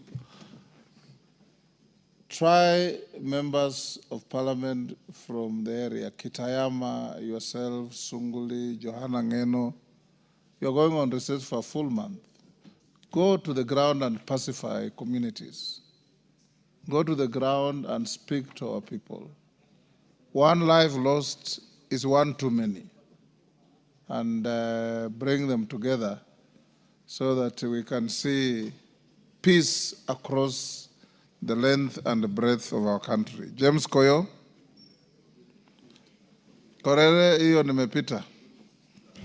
Yes. Thank you very much, Honorable Speaker. Honorable Speaker, pursuant to the provisions of Standing Order 44.2c, I rise to request for a statement from the Chairperson of Departmental Committee of Agriculture and Livestock regarding the position of the leasing program of the state-owned sugar farms. Honorable Speaker, the Kenya sugar subsector plays a vital role in the agricultural sector and the Kenyan economy. The industry contributes to food security, employment creation, regional development, and improved livelihoods for more than 8 million Kenyans. The Kenya sugar industry comprises of 16 milling factories with an installed capacity of 41,000 tons capacity per day, 5 of which are public owned. The public mills are Chemeli Sugar Company, Miwani Sugar Company receivership, Muroni Sugar Company receivership, Nzoia Sugar Company, South Nyanza Sugar Company, and Mumia Sugar Company, where the National Treasury is the single largest shareholder. Honorable Speaker, as part of a new revitalization plan, the government of Kenya initiated the process of leasing 5 public sugar farms, including Chemeli Sugar Company, Muroni Sugar Company in my constituency, Nzoia Sugar Company, South Nyanza Sugar Company, and Miwani Sugar Company also in my constituency to private investors for modernization, for the purpose of modernization, efficient management, and increased productivity. Whereas the public was assured of a transparent and open process that would meet the expectations and aspirations of stakeholders and the Kenyan taxpayers in value addition. The exercise has since appeared to have been driven to extreme secrecy, which has contributed to the failure for the targeted industry to regain operationalization stability as envisaged. This has raised concern among farmers in the sugar belt, and the outcome of the resolution from the exercise will affect the livelihood which is dependent on sugar cane farming. Honorable Speaker, it is against this background that I request for a statement from the Chairperson of the Departmental Committee of Agriculture and Livestock on the following. 1. The status or the position of the leasing program of the state-owned sugar farms, particularly Muroni Sugar Company and Chemeli Sugar Company, and also the status of Miwani Sugar Company, which together with Muroni are under the same receivership. And during the advertisement for the so-called leasing program, Miwani Sugar Company was also listed for leasing, but has since been quietly hived out for a process that will converse at a later date. The criteria that was used in tender evaluation regarding the leasing program of Muroni Sugar Company and Chemeli, since these are public properties, everything about them is public. We want whoever is concerned to come out with a program, make it public, and tell the public, this is what we wanted, this is why this company that tendered did not meet the threshold, and this is why this so and so met this threshold. The composition of tender committees that considered the leasing exercise and the recommendations they made, everything is being done in secrecy, and we are fear, the people here fear that the political class has hijacked the process and is determining it on their own and on their own consideration. And I'm telling you, Honorable Speaker, at the time of asking this question in Parliament, the constituency where these factories are is volatile. The workers are already demonstrating. The farmers are going to join them. The businessmen are soon. Your acceptance was to read the statement that I approved, not to debate it. Have you finished? Yes, don't engage in extra statements. Thank you, Honorable Speaker. It's against this that I ask the chairman of departmental committee to come with a statement and make sure it's a statement that will meet the expectations of the public. Thank you, Honorable Speaker. Carol Omondi, you want to joyride on that? Yes, Honorable Speaker. On 27 September 2023, you did direct the Cabinet Secretary for National Treasury to write to me explaining the efforts made by National Treasury to recover and protect the nucleus estate of Miwani Sugar Company, in particular LR number 7545/3, which is about 11,000 hectares. This matter, I believe, is still alive because I have in my hands here a letter dated 11th April 2022 from the PS Agriculture, reference MOALD/SDCD/legal/18C to the Director General, Kenya Sugar Board, asking that Kenya Sugar Board and Miwani Sugar Company and some other people in court enter into a consent. We have a copy of the consent also here, proposed consent, and I have not received any communication from Treasury as to what they are doing about this particular land. And I believe your directives are not issued in vain. So it is part of this, and I would be happy to get a statement. Clerk, follow up so that the response covers both the concerns of Honorable Koyo and Honorable Carolo Mondi. Yes, Mele, on the same issue? Thank you, Honorable Speaker. Honorable Speaker, what Honorable Koyo and Honorable Carolo Mondi raised is a very pertinent issue, especially in the sugar belt. My constituency and the constituency of Honorable Koyo are actually, we serve the three factories. We serve Moroni, Chemelil, and Miwani. And in effect, these factories are actually public entities, and we allow the government for the reforms. But the reforms should be transparent, it should be the people should be involved, and more importantly, there should be public participation on the several process that is going on. But the other day, Honorable Speaker, we heard that a new investor is coming in, and in fact, in the grapevines from the farmers, that they are going to make these existing mills to be collection centers for sugarcane, which is actually putting everybody in jittery. So, Honorable Speaker, we are asking that this be treated with the urgency it deserves, so that the public does not lose anything. Thank you. A response on the same issue of sugar? No, we don't have any something else on the order paper.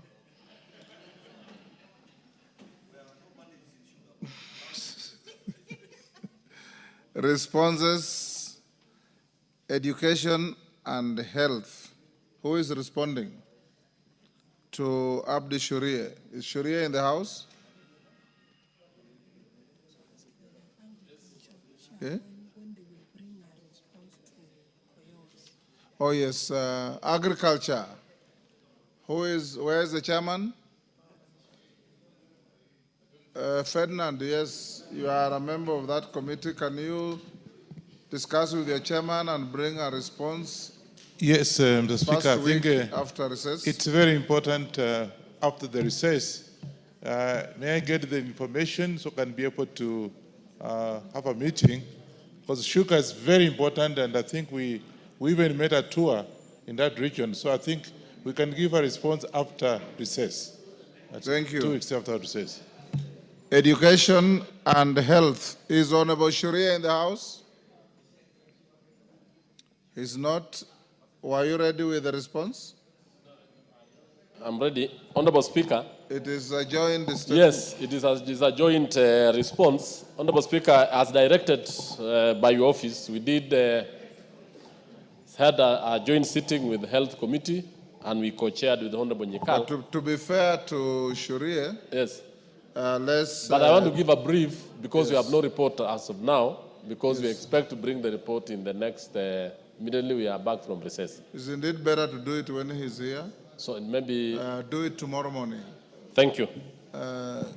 Clerk, release this for tomorrow morning so that that explanation can be given.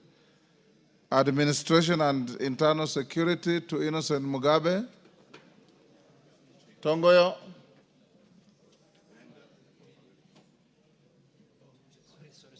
You have a statement to give?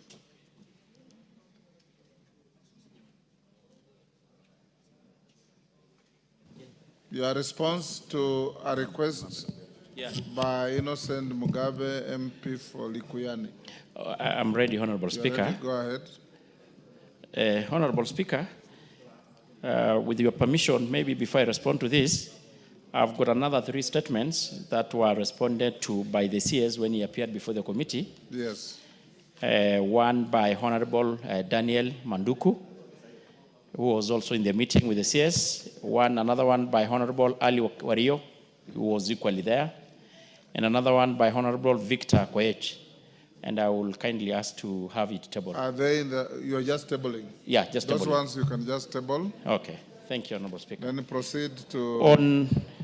On response to the statement being sought by Honorable Member of Parliament for Likuyani constituency, Honorable Innocent Mugabe, on the clashes between the police and the residents of the Likuyani constituency, and in particular, the Member of Parliament sought the following information: a report on the status of investigation into the death of Sydney Fugigi Culture and the reasons for the delay in arresting Mr. Simon Ashibira immediately to prevent the public agitation and unrest in the community. 2, a report of the investigation into the death of Miss Dorcas Naliaka Wanjala and Miss Sarah Toshia, and including the step taken to apprehend the police officers who used the live ammunition against unarmed civilians.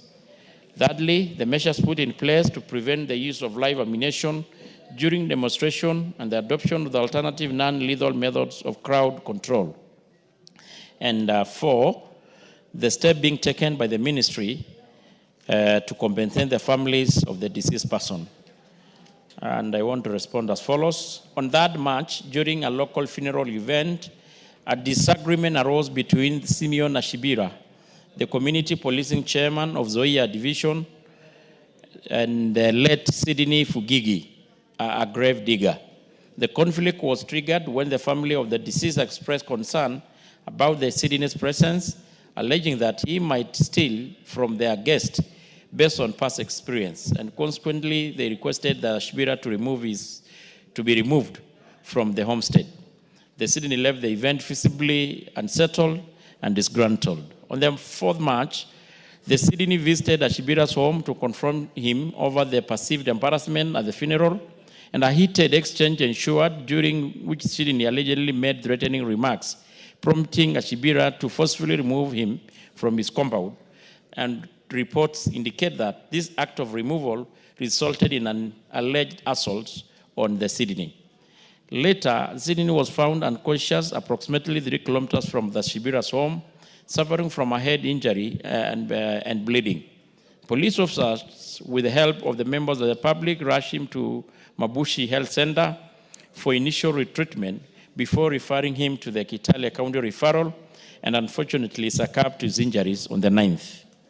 Following the incident, Simon Ashibira, age 75, and his son, Victor Ashibira, age 42, who is known to be mentally unstable, were taken into police custody and arraigned in court.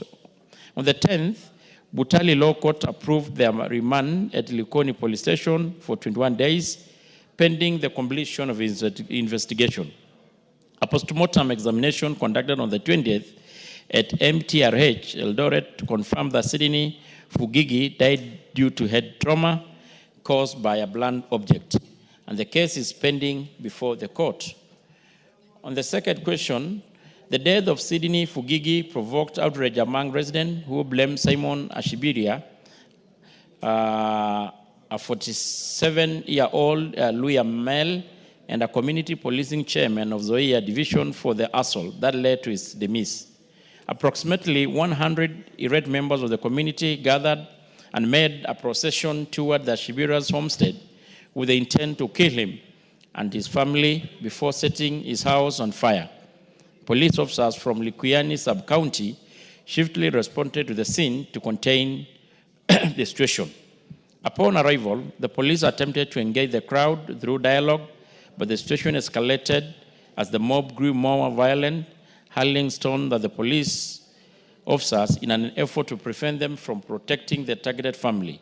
In an attempt to disperse the hostile crowd, the officers fired blank rounds, but they were quickly overwhelmed. Reinforcement from Moi Bridge Police Station was called in, successfully facilitating the evacuation of Ashibira and his family. The evacuation further agitated the crowd, which then turned its aggression toward the officers, injuring several in the process. Additionally, 4 brick houses were torched and property of unknown value belonging to the Ashibira and his family was looted by the enraged mob. During the altercation, police officers fired both blank and the live rounds and multiple tear gas canisters. As a result, 2 female adults, Sarah Boez, 21, and Dorcas Naliaka, 25, sustained vital injuries.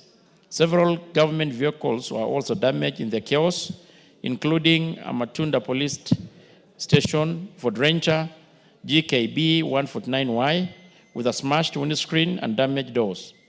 An APS Likuyani Land Cruiser with a smashed windscreen and dented driver's door.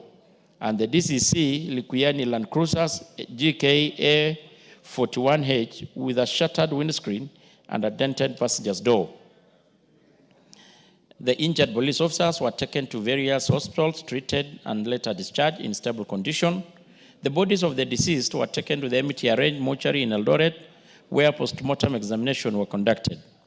Investigation into the vital injuries of the Sarah, Boaz, and Dorcas are ongoing, led by the Kakamega County Criminal Investigation Officer. Additionally, all firearms issued to the officers on duty that day during the incident has been collected for ballistic analysis at the DCI Forensic Laboratory, where the results are still pending. Upon conclusion of the investigation, the officers who will be found capable of any offense related to the unfortunate vital killing of the deceased persons will be arraigned in court to face appropriate charges. On the third question, Honorable Speaker, to prevent use of live ammunition during demonstration and promote the adoption of alternative non-lethal methods of crowd control, the National Police Service has put measures in place with aim to minimize the use of live ammunition while ensuring effective crowd management, safeguarding both public safety and the right of demonstration. And they include, of course, several of them: policy and legal framework, the training and capacity building. Yeah, that's what I'm doing, Honorable Speaker. Deployment of non-lethal equipment, improvement of command and control, enhancement, public engagement, and community policing. And Honorable Speaker, on the last question, on the step being taken by the ministry, is that the ministry has no vote. That is on the compensation of the deceased.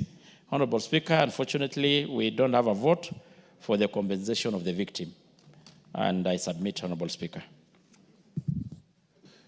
Yes, Innocent Mugabe, are you satisfied? Thank you very much, Mr. Speaker. But I must say that the statement is not satisfactory at all. First, from the incident, the young man Sydney was assaulted on 3rd, and the people who took him to hospital are the police. And the police did nothing to arrest the person who assaulted Sydney. And they knew that person, and that person continued walking freely in the community until 9th, when Sydney passed on. It was prudent for the police to arrest the assaulter as Sydney goes to hospital. The assailant. The assailant. As Sydney was taken to hospital. And by the mere fact that this person was not arrested and no action was taken against him, when Sydney died, that is when the community reacted. So my question is, why didn't the police arrest Mr. Ashibira? And they knew that he's the one who had assaulted Sydney, to wait until Sydney dies to escalate the matters. So they have not explained on that part and the action that will be taken against the people in charge. Number two, we had quite a number of police officers who came to manage the crowd. He has explained that the crowd was for around only 100 people. Then why use live ammunition on 2 young girls who are not even part of the crowd that was demonstrating? And even the community know the policeman who shot the 2 ladies. So when you tell us about ballistic analysis and all that, To us, we don't take it kindly because the person who shot the ladies is known. Why are you not taking action against that police officer? Number two, even if you're doing ballistic analysis, how long does the analysis take? And as we speak, these are lives lost, families are bereaved, and we are talking about some analysis that is taking ages. No action has been taken against the police officers, the police officer who shot on the two ladies. Thank you.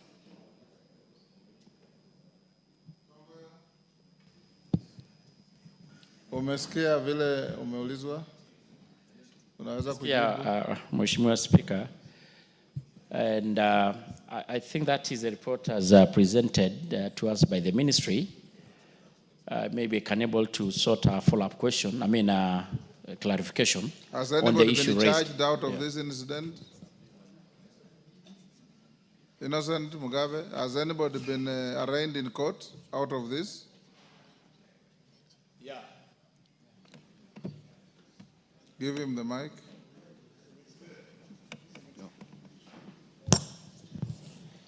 Yes, Mr. Simon Ashibira and his son were arrested.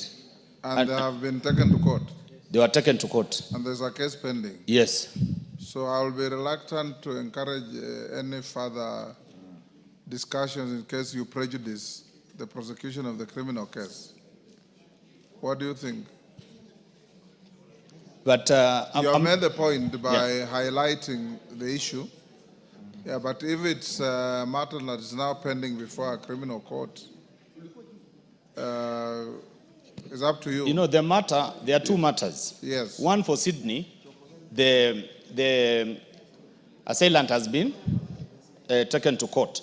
But for the two ladies, they were shot by a police officer through live ammunition. Who has not been taken action Yes, against. there's no action that has been taken on that front. Yes, Tongoyo? Honorable Speaker, I first want to appreciate that. Did the ladies die or they were just injured? No, they died. They died. They died. From the report, they died. I think the part that is not complete is the issue of the police officers being arraigned in court. And I think it's probably waiting the ballistic to confirm the rifle that discharged the bullet that killed the deceased. So, Honorable Speaker, maybe we give it a bit of time, and maybe once we resume again, we can sort maybe a follow-up response to the same.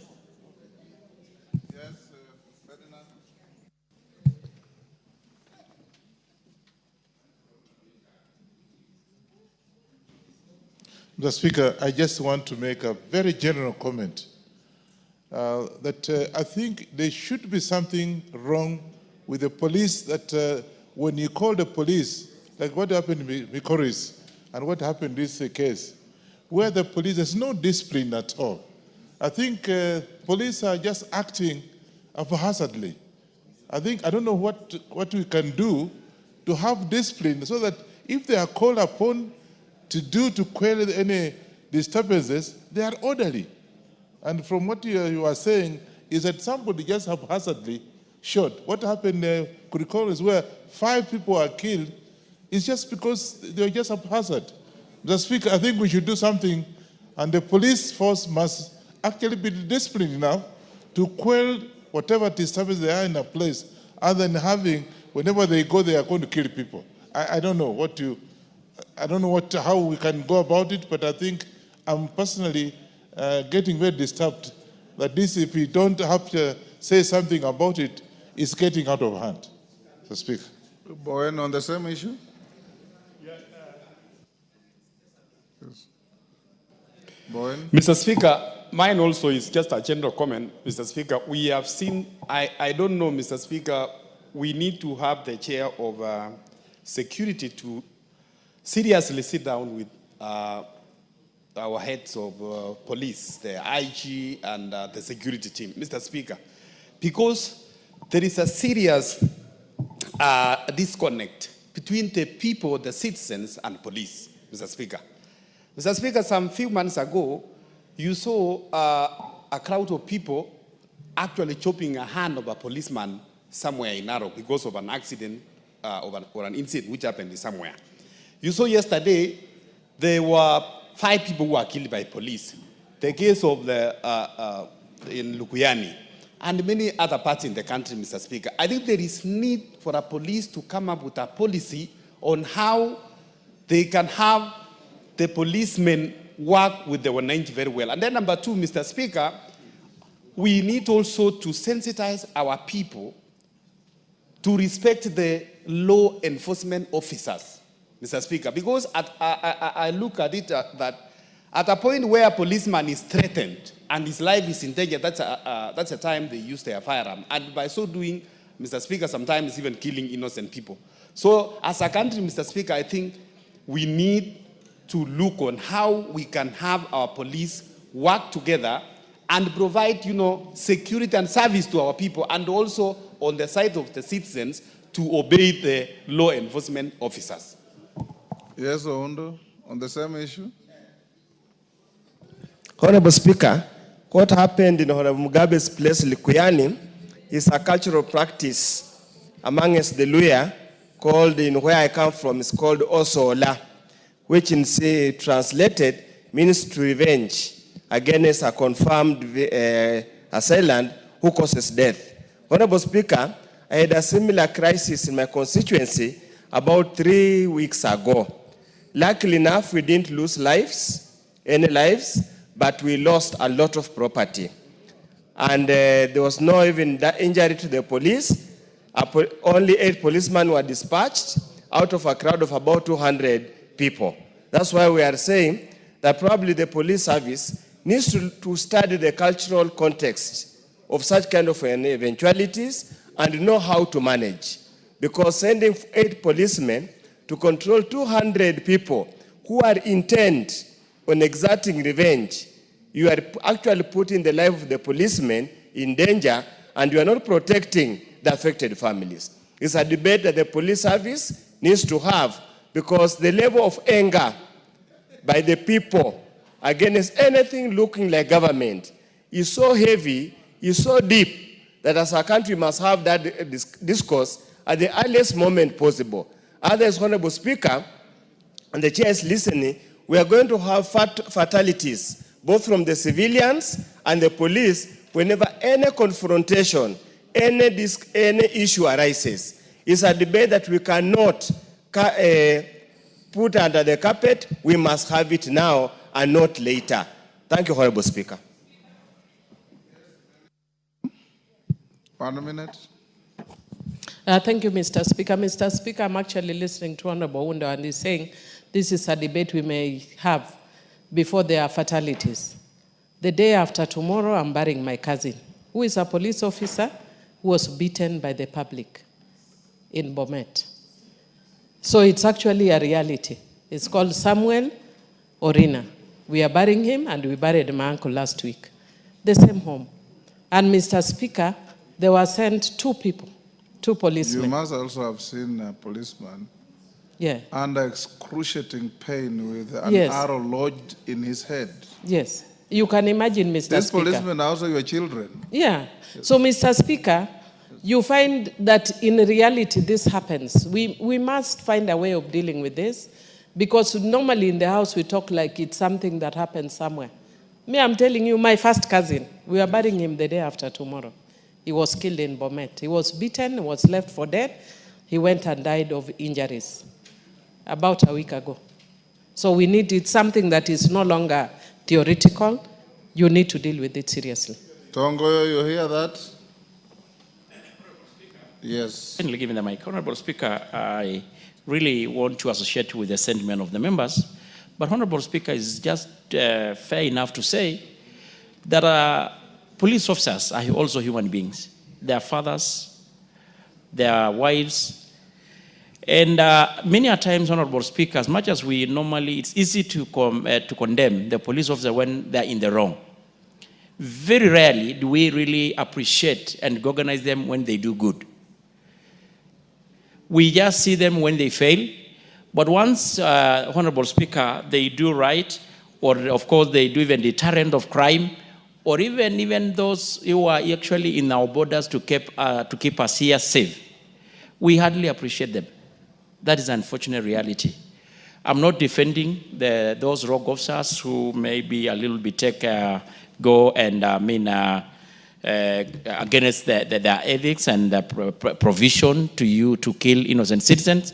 But equally, the citizens must at all time, Honorable Speaker, not take the law in their own hand. So that is what I have to say. That is why we have the community policing, so that we can able to close the gap that does exist, Honorable Speaker.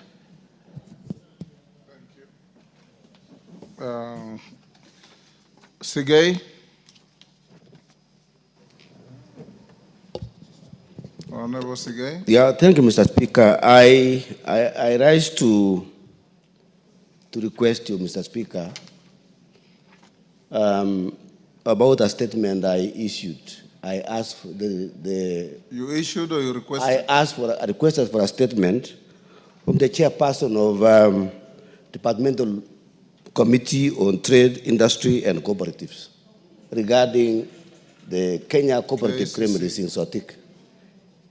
Mr. Speaker, this issue has been pending for a very long time, and I'm requesting, Mr. Speaker, if possible, you can be able to bring forward this. When did you ask a request February. for a statement? February. In February, 2 Yes. months ago. Majority Leader is not here. Millie, inform the Chair Agriculture, if possible, to bring the response tomorrow afternoon. It's been pending for 2 months. Next order. Before we go to order number 8. Oh, sorry, we have Chair Broadcasting is in the house. Yes, Nanok. Do you have your statement ready?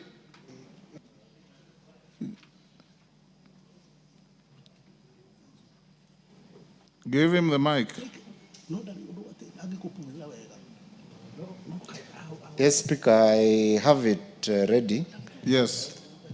But Speaker, looking at the attendance in this chamber and considering the kind of communication I would want to... You can do so tomorrow morning. For sure. Yes. As long as there would be good attendance so that most of the members can pick the information. Yes. Thank you. Proceedings are recorded. Thank you.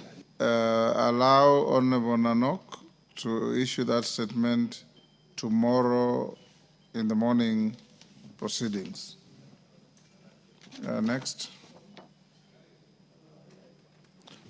Honorable members, before we go to order number 8, which is a committee of the whole, allow me to give this guidance on proposed amendments to the Social Protection Bill, National Assembly Bill number 12 of 2025.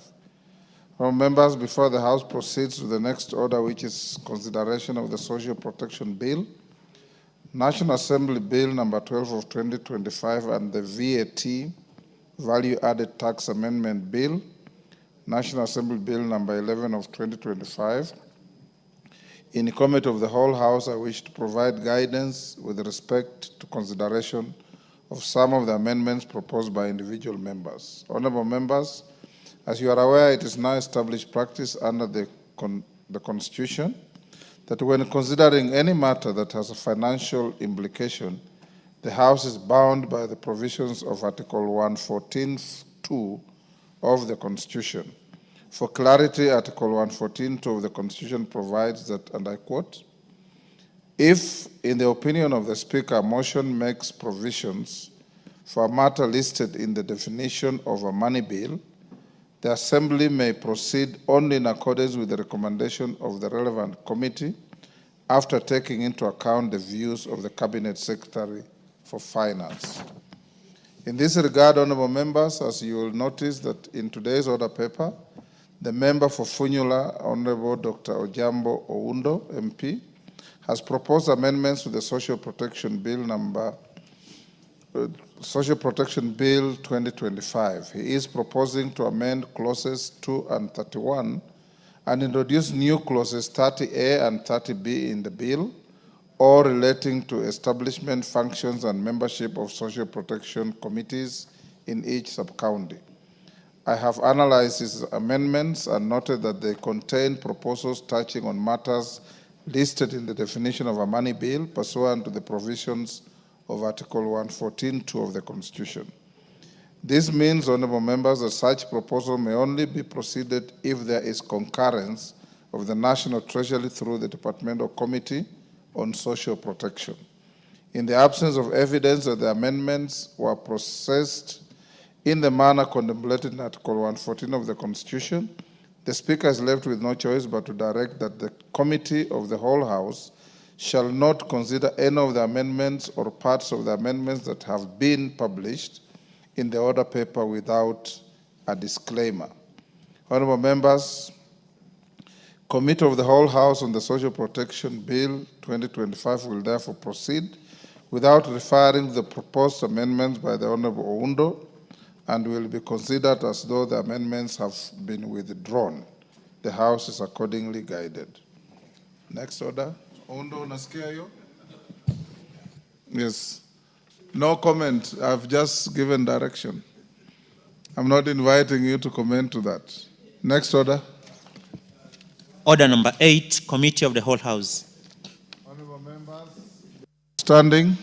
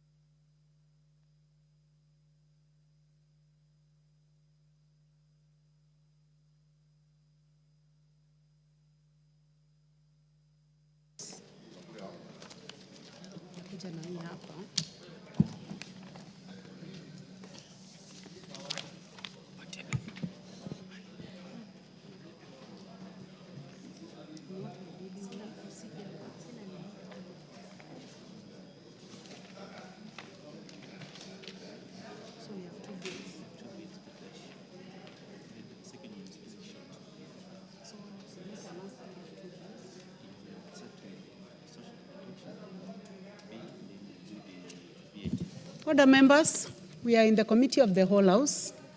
We have 2 bills to deal with. One is Social Protection Bill, National Assembly Bill number 12 of 2025, and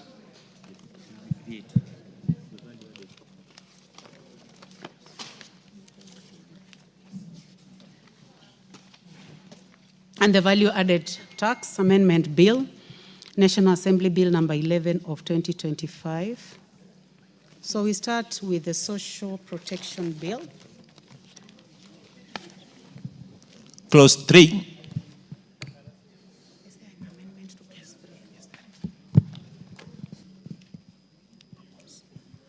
I propose the question that Clause 3 be part of the bill. There is an amendment, Chair. Majority Leader or Chair? Okay, thank you. Chair is in the House. Okay. Honorable Chair, I beg to move that Clause 3 be amended as indicated on the order paper. Honorable Chair, justification Article 43(3) of the Constitution mandate the state to provide appropriate social security to persons who are unable to support themselves and their dependent. Further, it is not financially tenable to caution all persons in need against risk and contingencies throughout their life cycle as currently provided on the bill. Thank you, Chair. Honorable members, I now propose the question that Clause 3 is amended. That Clause 3 be amended as proposed by the Chair. Any interest in this? I don't see any interest. Yes, there is interest. Honorable Tom Kajwang, Raraka. Or honorable members, any member who is interested in making comments on the amendments, please go to the intervention. And if you are not interested, please remove your cards. So Honorable Tom Kajwang, please remove your card. Honorable Sarah Korere, Laikipia North, please remove your card. Honorable members, I put the question that clause 3 as amended be amended as proposed by the chair. Will as many as of that opinion say aye? Will as many as of a contrary opinion say nay? The ayes have it. I now put the question that clause 3 as amended be part of the bill. As many as of that opinion say aye? Will as many as of a contrary opinion say nay? The ayes have it. Clause 4 and 5. I put the question that clause 4 and 5. I propose the question that clause 4 and 5 be part of the bill. There be no amendment. I put the question that clause 4 and 5 be part of the bill. Will as many as of that opinion say aye? Will as many as of a contrary opinion say nay? The ayes have it. Clause 6. I propose the question that clause 6 be part of the bill. Chair, you have an amendment. Yes. Honorable Chair, I beg to move that clause 6 be amended as indicated on the order paper. The justification of this is a replacement of the word may with shall will abrogate the county government to implement national government policies on social protection through county-specific registration and strategies as opposed to making it optional as currently provided in the bill. Thank you, Chair. Honorable James Nikal, do you have interest in this? Let me first of all propose the question. I propose the question that clause 6 be amended as proposed by the chairperson. Honorable Nikal. Thank you, Chair. I rise to support this amendment. Social protection, Chair, is actually important. As of now, there is a lot of disconnect between what is happening at national level and at the county level. And actually, there is duplications. So I think this amendment actually will create the link that is required and even give provision for the counties to actually look at ways that they'll do. This is actually more appropriate to them. Therefore, I support.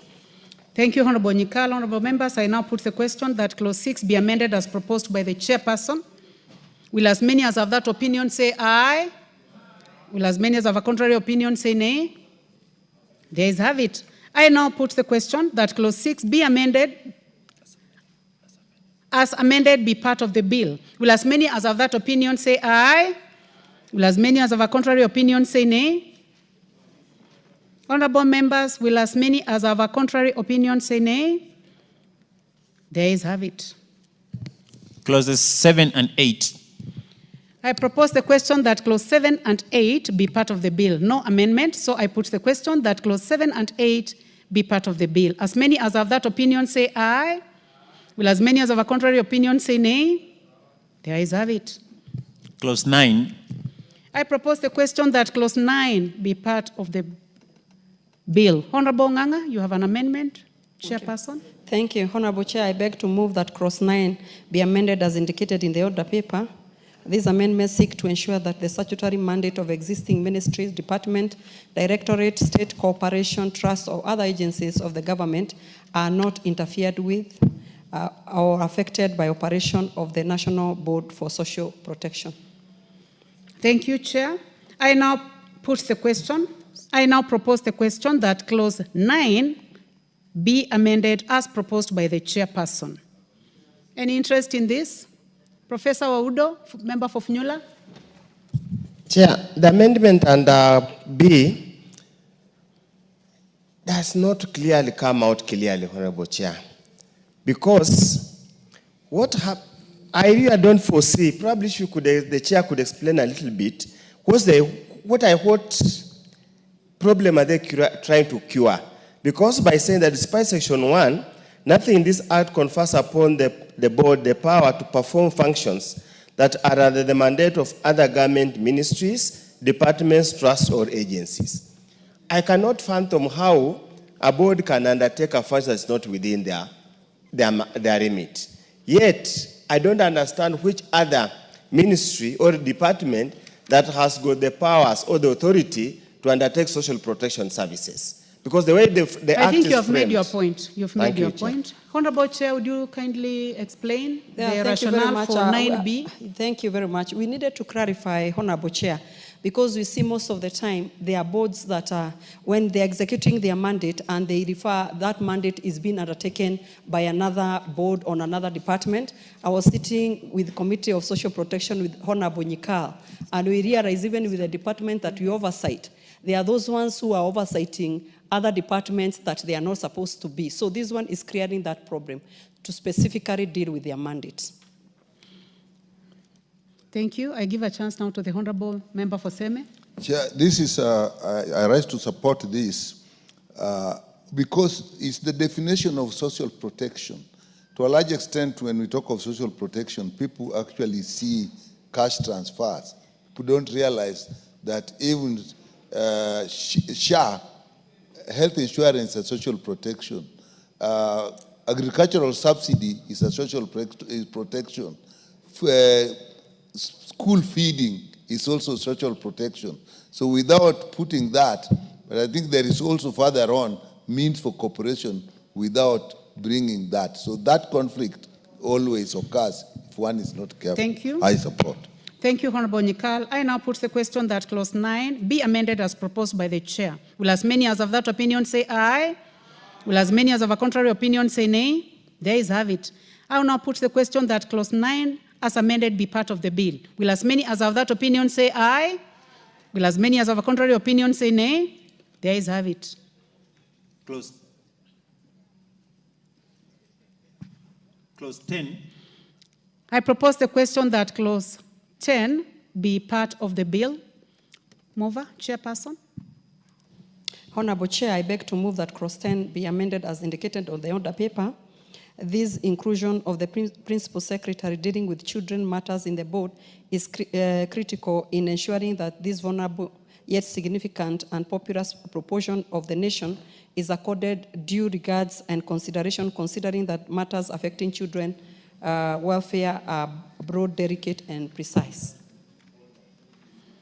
Thank you, Chair. I propose the question that clause 10 be amended as proposed by the chairperson. There be no interest. I now put the question that clause 10 be amended as proposed by the chair. Will as many as of that opinion say aye?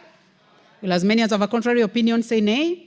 There is have it. I now put the question that clause 10 as amended be part of the bill. Will as many as of that opinion say aye? Will as many as of a contrary opinion say nay? There is have it. Clauses 11, 12, 13, 14, 15, 16, 17, 18, 19, 20, 21, 22, 23, 24, 25, 26, and 27. Thank you. I propose the question that clauses 11 to 27 be part of the bill. There being no amendments, I now put the question that clauses 11 to 27 be part of the bill. Will as many as of that opinion say aye? Will as many as of a contrary opinion say nay? There is have it. Clause 28. I propose the question that clause 28 be part of the bill. Chair, you have an amendment. Honorable Chair, I beg to move that clause 28 be amended as indicated on the order paper. The justification is most caregivers who give care to children, persons with disability, and other vulnerable persons have no source of income since they are engaged with the vulnerable care receivers, typically on a daily basis, and as such are deserving of social protection intervention. Thank you, Chair. I propose the question that clause 18 be amended as proposed by the Chair. I see the honorable members, I would like to take that again. I propose the question that clause 28 be amended as proposed by the chairperson. The Honorable Professor Oundo.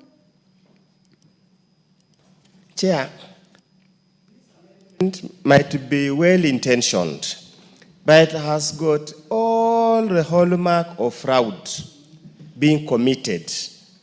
You will have a hallmark of people who will become professional caregivers just to live and hang on the vulnerable persons. Unpaid, deficient, and supported caregivers. Already, if it's deserving to be, for social protection, why can the so-called caregiver and supported and paid deficient caregiver become a beneficiary of social protection? I foresee here a situation, Honorable Honorable Chair, of those guys who will just hang around these people and pretend and purport to be caregivers without any formal training or without even being in need for social protection. I want to ask the chair to relook at it. This we are setting a dangerous precedence. Thank you, Chair. Well, let's give other people a chance. The Honorable David Bowen, member for Marakwet East.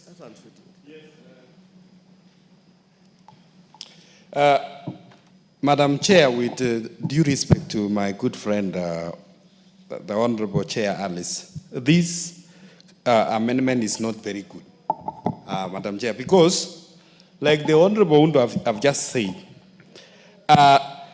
this is subject to abuse. Unless it is clearly defined elsewhere, these who are these caregivers, Honorable Chair, I don't think the Honorable Chair, Honorable Alice, if you can drop this amendment, and then we can relook it later when it is clearly defined.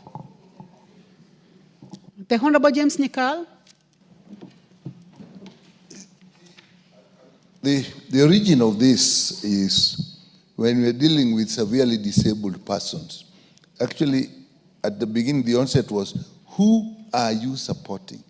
The caregiver or the severely disabled person?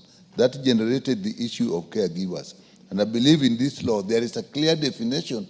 And in the procedure, I think we should make sure that in the procedure and the regulations, a caregiver is defined, is one person. It's not all the people who sit with you. It's a one person who is taking care of you. That is what is intended here. I support it with that provision. Otherwise, it can be abused, but with that provision, it can work. Thank you, Honorable Nikal. I would like to give a final opportunity to the chair before I put the question. Honorable Chair, when it comes to the regulations, we are going to regulate and define who is a caregiver. Because at the end of the day, what we saw, Chair, these people are always giving care to the vulnerable, but nobody even cares about them. If we can define who they are, and they are trained. By the way, they are trained, because you cannot deal with a child with cerebral palsy, or you deal with a child who is totally disabled, and yet you are not yet trained to do so. So these people, nobody talks about them, and that's why we are talking about them in this bill. Honorable members, I'll now go ahead and put the question that clause 28 be amended as proposed by the chairperson. Will as many as of that opinion say aye? Will as many as of a contrary opinion say nay? The ayes have it. I now put the question that clause 28 as amended be part of the bill. Will as many as of that opinion say aye? Will as many as of a contrary opinion say nay? The ayes have it. Clause 29. I propose the question that clause 29 be part of the bill. We have an amendment. Chairperson, Honorable Nganga. Honorable Chair, I beg clause 29 be amended as indicated on the order paper. The Honorable Chair, this amendment is meant to ensure that the need of persons with disabilities such as autism, cerebral palsy, or any other form of disability, as well as others vulnerable persons, access free, subsidized essential drugs, personal care, goods such as diapers and various assistive devices, as it means to mitigate their varied circumstances. Thank you, Chair. I propose the question that clause 29 be amended as proposed by the chairperson. I do not see any interest in this, so I'll go ahead and put the question that clause 29 be amended as proposed by the chair. Will as many as of that opinion say aye? Will as many as of a contrary opinion say nay? The ayes have it. I now put the question that clause 29 as amended be part of the bill. Will as many as of that opinion say aye? Will as many as of a contrary opinion say nay? The ayes have it. Clause 30. I propose the question that clause 30 be part of the bill. There be no amendment. I now put the question that clause 30 be part of the bill. Will as many as of that opinion say aye? Will as many as of a contrary opinion say nay? The ayes have it. Clause 31. I propose the question that clause 31 be part of the bill. We have an amendment, Chairperson. Honorable Chair, I beg to move that clause 31 be amended as indicated on the order paper. This clause, Honorable Chair, this amendment is meant to compel the board to respond to a social protection application within a set timeline of 60 days. Currently, there is no timeline set in this bill. Thank you, Honorable Chair. Thank you, Chair. I propose the question that clause 31 be amended as proposed by the Chair. I do not see any interest. I now put the question that clause 31 be amended as proposed by the Chair. Will as many as of that opinion say aye? Will as many as of a contrary opinion say nay? There is have it. I now put the question that clause 31 as amended be part of the bill. Will as many as of that opinion say aye? Will as many as of a contrary opinion say nay? There is have it. Clause 32. I propose the question that clause 32 be part of the bill. I now put the question that clause 32 be part of the bill. Will as many as of that opinion say aye? Will as many as of a contrary opinion say nay? There is have it. Clause 33. I propose the question that clause 33 be part of the bill. We have an amendment. Chairperson. Thank you, Honorable Chair. Honorable Chair, I beg to move that clause 33 be amended as indicated on the order paper. Honorable Chair, this amendment is meant to accord social protection applicants who may wish to appeal the board's decision rejecting their application opportunity to approach the Cabinet Secretary as an optional appeal avenue or appeal directly to the High Court. This is because many vulnerable persons may not be sufficiently resourceful to make a direct appeal to the High Court due to the existing vulnerability. An application whose appeal to the Cabinet Secretary is responsible for social protection will be at liberty to further appeal to the High Court if the applicant so wishes. Thank you, Honorable Chair. Thank you, Chair. I propose the question that clause 33 be amended as proposed by the chairperson. I now put the question that clause 33 be amended as proposed by the chairperson. Will as many as of that opinion say aye? Will as many as of a contrary opinion say nay? There is have it. I now put the question that clause 33 as amended be part of the bill. Will as many as of that opinion say aye? Will as many as of a contrary opinion say nay? There is have it. Clauses 34, 35, 36, 37, 38, 39, 40, 41, 42, 43, 44, 45, 46, 47, 48, 49, 50, 51, 52, 53, 54, 55, and 56. I propose the question that clauses 34 to 56 be part of the bill. There be no amendments. I now put the question that clauses 34 to 56 be part of the bill. Will as many as of that opinion say aye? Will as many as of a contrary opinion say nay? There is have it. The schedule.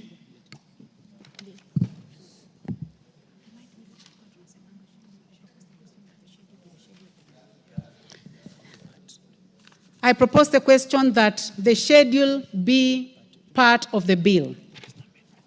There is an amendment? There is no amendment. I now put the question that the schedule be the schedule of the bill. Will as many as of that opinion say aye? Will as many as of a contrary opinion say nay? There is have it. Clause 2.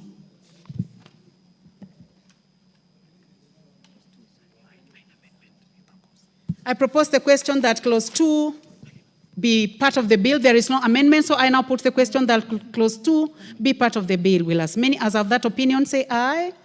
Will as many as of a contrary opinion say nay? There is have it. Title. I propose the question that the title be the title of the bill. There be no amendment. I now put the question that the title be the title of the bill. Will as many as of that opinion say aye? Will as many as of a contrary opinion say nay? There is have it. Title. Clause 1. I propose the question that clause 1 be part of the bill. There be no amendment. I now put the question that clause 1 be part of the bill. I now put the question that the title be the title of the bill. Will as many as of that opinion say aye? Will as many as of a contrary opinion say nay? There is have it.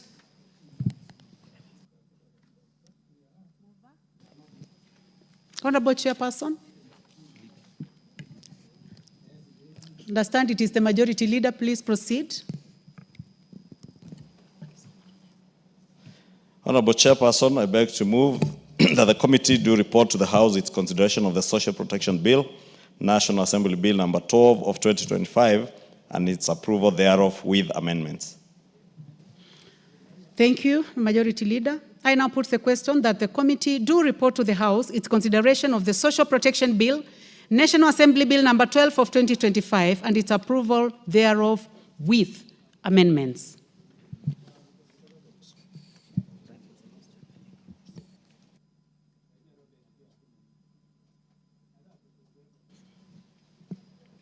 Will as many as have that opinion say aye? Will as many as have a contrary opinion say nay? The ayes have it.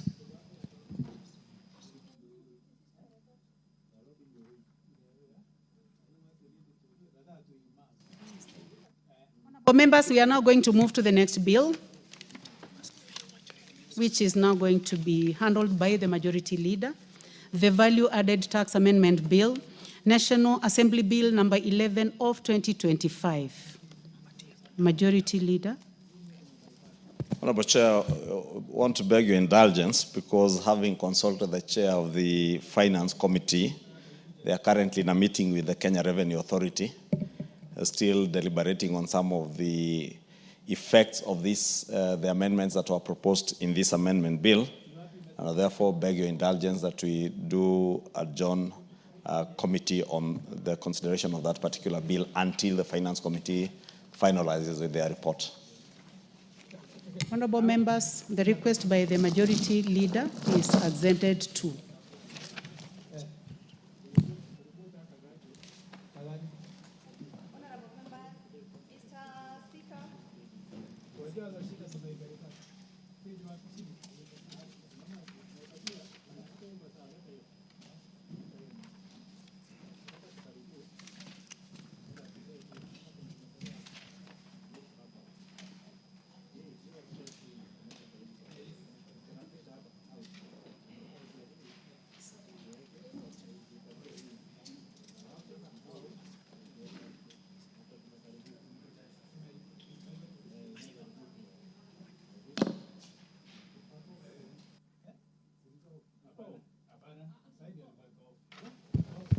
Yeah, the chairperson to report to the House.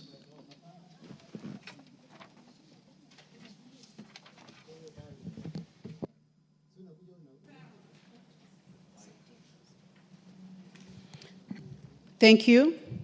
Honourable Speaker, I beg to report that the Committee of the Whole House has considered the Social Protection Bill, National Assembly Bill number 12 of 2025, and approved the same with amendments. Thank you, Mr. Speaker. The mover to move agreement with the report.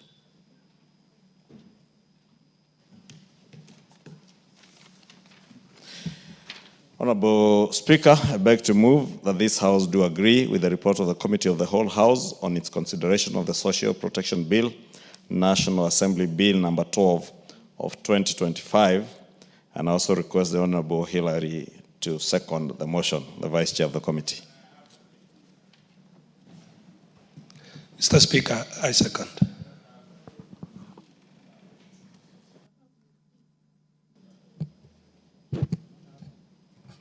Honourable members, I propose the question. This House do agree with the report of the Committee of the Whole House on its consideration of the Social Protection Bill, National Assembly Bill number 12 of 2025.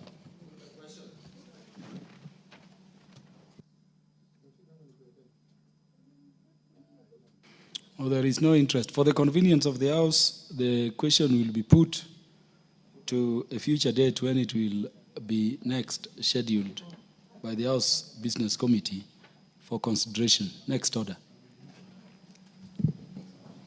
Order number 9, motion, discharge of the Public Transport Motorcycle Regulation Bill, Senate Bill number 38 of 2023. Is that Honorable TJ Kajwang moving on behalf of the committee? Ranking member. Mr. Chair, Mr. Speaker, I have the pleasure to have been delegated by the Chair of Transport and Infrastructure to move the bill as in the order paper for the discharge of the Senate Amendment Bill, which is before us. Mr. Speaker, we want to create a precedence on how this House can relate to the other House. A bill which emanates from the other House. The Honorable TJ Kajwang, the House has not had you move before you start debating. So would you begin by moving? Mr. Speaker, sir, I move the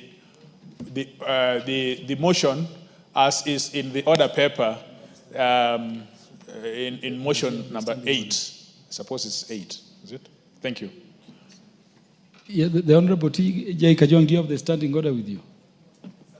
And I know you are the order paper.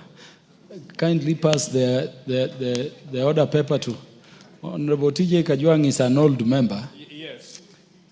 And obviously Honorable Kangogo cannot pretend to know more of the standing orders than I. But I think it is because I did not have the order paper in my hands. And so, Mr. Speaker, that notwithstanding the provisions of Standing Order 127.5,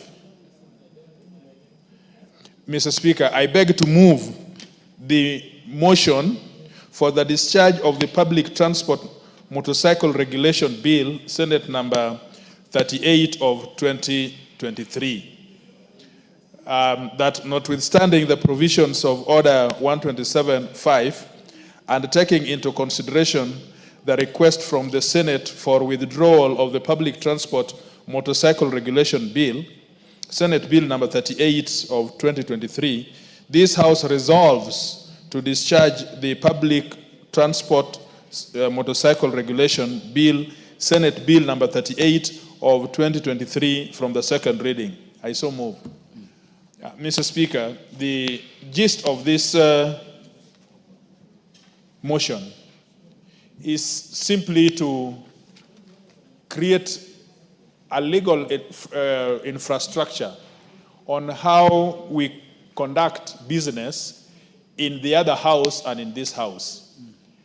A bill emanating from that House, having been processed and considered and passed by the Senate, is referred to this House for reciprocal consideration. When it lands in this House, it ceases to be the property of the Senate. It is the property of this House. And how to deal with it and how to process it remains the province of this House under the relevant standing orders. But something happened in the process by which this bill was processed that is new in this jurisprudence, that a member having Honorable Boni Halwale, who is a majority leader in that House, proposed a bill as an individual member's bill. Then when it landed in this House, then he sought by way of letter to withdraw that bill when it was in this House. Now, Speaker, faced with that circumstance, did not, for want of creating relationship, having a mutual relationship between that House and this House, in the Speaker's communication, which was read the other day, found that he was very sympathetic to that member, but that member of the Senate could not withdraw what is before this House. And so, in the best interest and in the best advice of the Speaker, that Therefore, we have a motion before us so that this House should express itself one way or the other. Because we do not have the standing orders that is allowing a senator who has already processed his bill to come and withdraw something before us. That can only come by action of the majority leader. Now, Honorable Speaker, we need to structure, we need to regulate this border business. Everybody accepts. Because it is a big problem, it is a time bomb in our hands. You go to several jurisdictions, I was in Doha last week, you don't see a single border on the streets. Nothing, not even one, except for the service providers like the e-hailing and things that help the society do their things.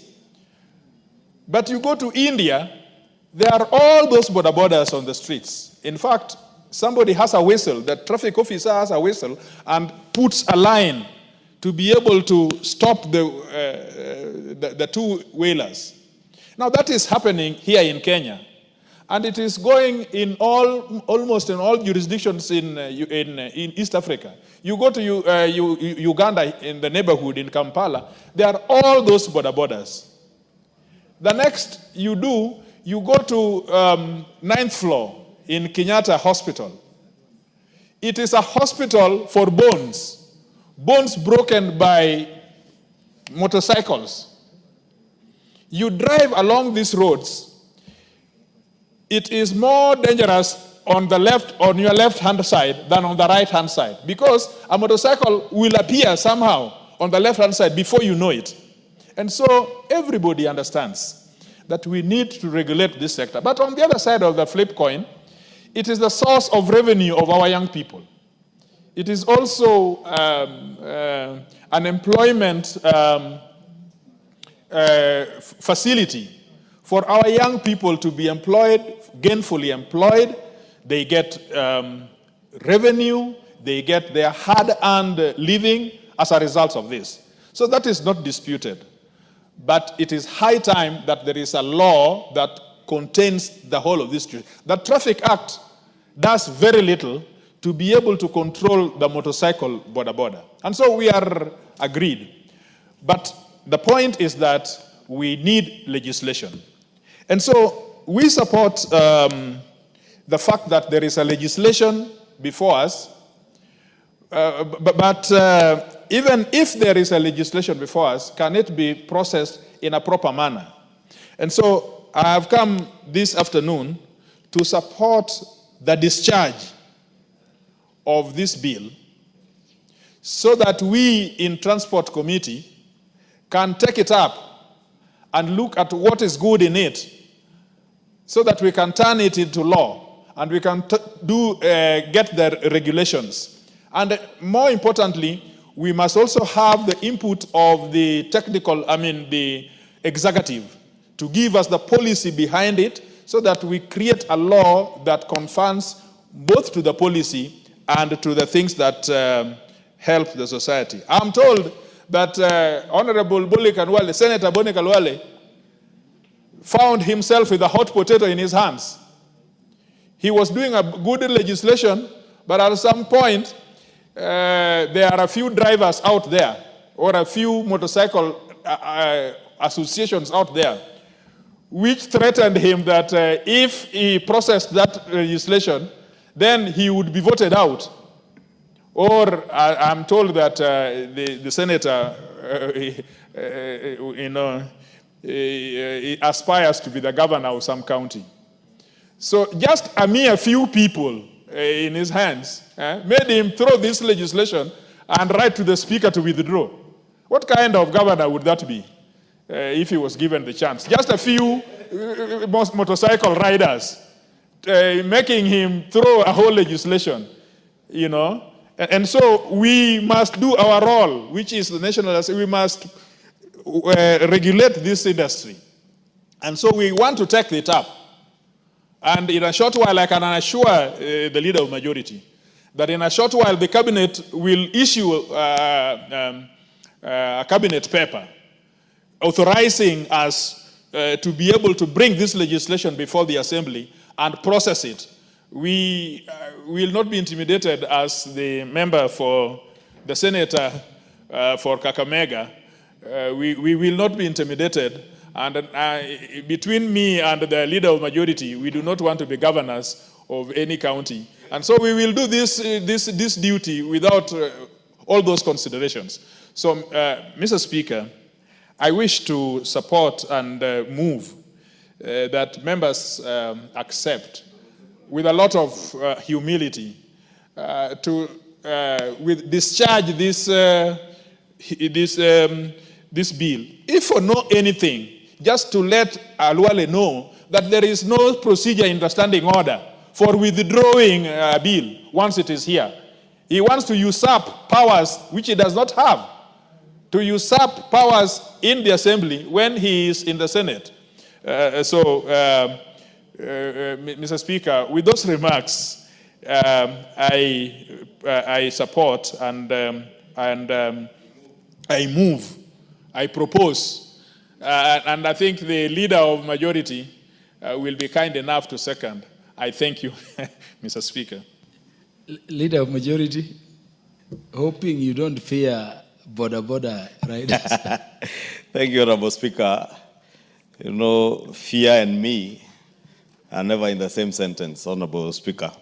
But allow me, Honorable Speaker, to second this motion by the Committee for Transport and Infrastructure to discharge the Public Transport Motorcycle Regulation Bill, which, Honorable Speaker, as many members may have noted, even the name itself, I don't know, I know Dr. Kalwala is a medical doctor, but English, I think, is he should have borrowed some better English from this assembly. But as a mover has said, this being a bill, a private member's bill that came from the Senate, and Senator Halwale, who was a proposer of this bill, has written seeking to withdraw. But as the Honorable Kajwang has said, and as was noted by the Speaker in his communication, there is no process of a senator withdrawing anything from this House. Whether he is a sponsor of a bill or motion that has been processed and finalized within the Senate and it comes to this House, it is only the motions of this House and our procedures that can then discharge or withdraw such a bill. And therefore, let it be a lesson not just to Senator Halwale but to the other senators that if you want to propose legislation, be man enough to be able to bear the consequences of the choices that you make, because we've previously been told that choices have consequences. Honorable Speaker, I want to agree with the mover, Honorable Kajwang, that if you intend to be a governor of a county, you will be required to make hard decisions and the right decisions on behalf of the people. That is what leadership calls for. As a leader, time and again you'll be called upon to make decisions, some that may not be popular with the masses, but are the right decisions. And how I wish Senator Boni Halwale had allowed leadership to take charge of his decisions other than political expediency. Because the decision to withdraw this bill by the Honorable Senator Boni Halwale is more of political expediency and playing to the gallery than being a leader. And probably the people of Kakamega are the ones to judge whether that is somebody they would trust to lead other than politic. Because it is very easy to politic and shout in funerals, in political rallies, but to offer leadership is a different issue altogether, Honorable Speaker. And that's why I want to agree with the Honorable TJ Kajwang that there is need to offer leadership in regulating how our transport sector, right from our trains under Kenya Railways, to our buses and matatu sector, all the way down to the use of private vehicles, and including border borders, Honorable Speaker. Because it is chaotic to drive on Kenyan roads, Honorable Speaker. As Honorable TJ says, it is more dangerous to check what is on your right than on your left today. because people overtake. You expect that people will be overtaking on your right because we drive on the left. We are left. It's called what? Right-hand drive cars, and we keep left on our roads. But people overtake from the left, from your right, join the roads from every other corner, overtake at all manner of places, including blind spots, Honorable Speaker. Passengers on motorcycles, and you'll be shocked, Honorable Speaker, somebody the other day narrated to us in the House Business Committee how he witnessed 3 policemen, and shockingly, traffic policemen, spying on passengers on a border. Those are the people who are supposed to be enforcing the law to make sure that every border has one pylon passenger, Honorable Speaker. But you find policemen are the ones flouting the same laws, Honorable Speaker, that they are supposed to be enforcing. Therefore, that tells you the need to have proper legislation and to ensure that the same laws that are there are enforced, Honorable Speaker. Because, Honorable Speaker, if we allow the chaos that are in the public sector today to continue, and you've seen, Honorable Speaker, I saw sometime last year or early this year, the hue and cry that was there over a matatu that was said to be owned by a son of a prominent politician in this country. One matatu.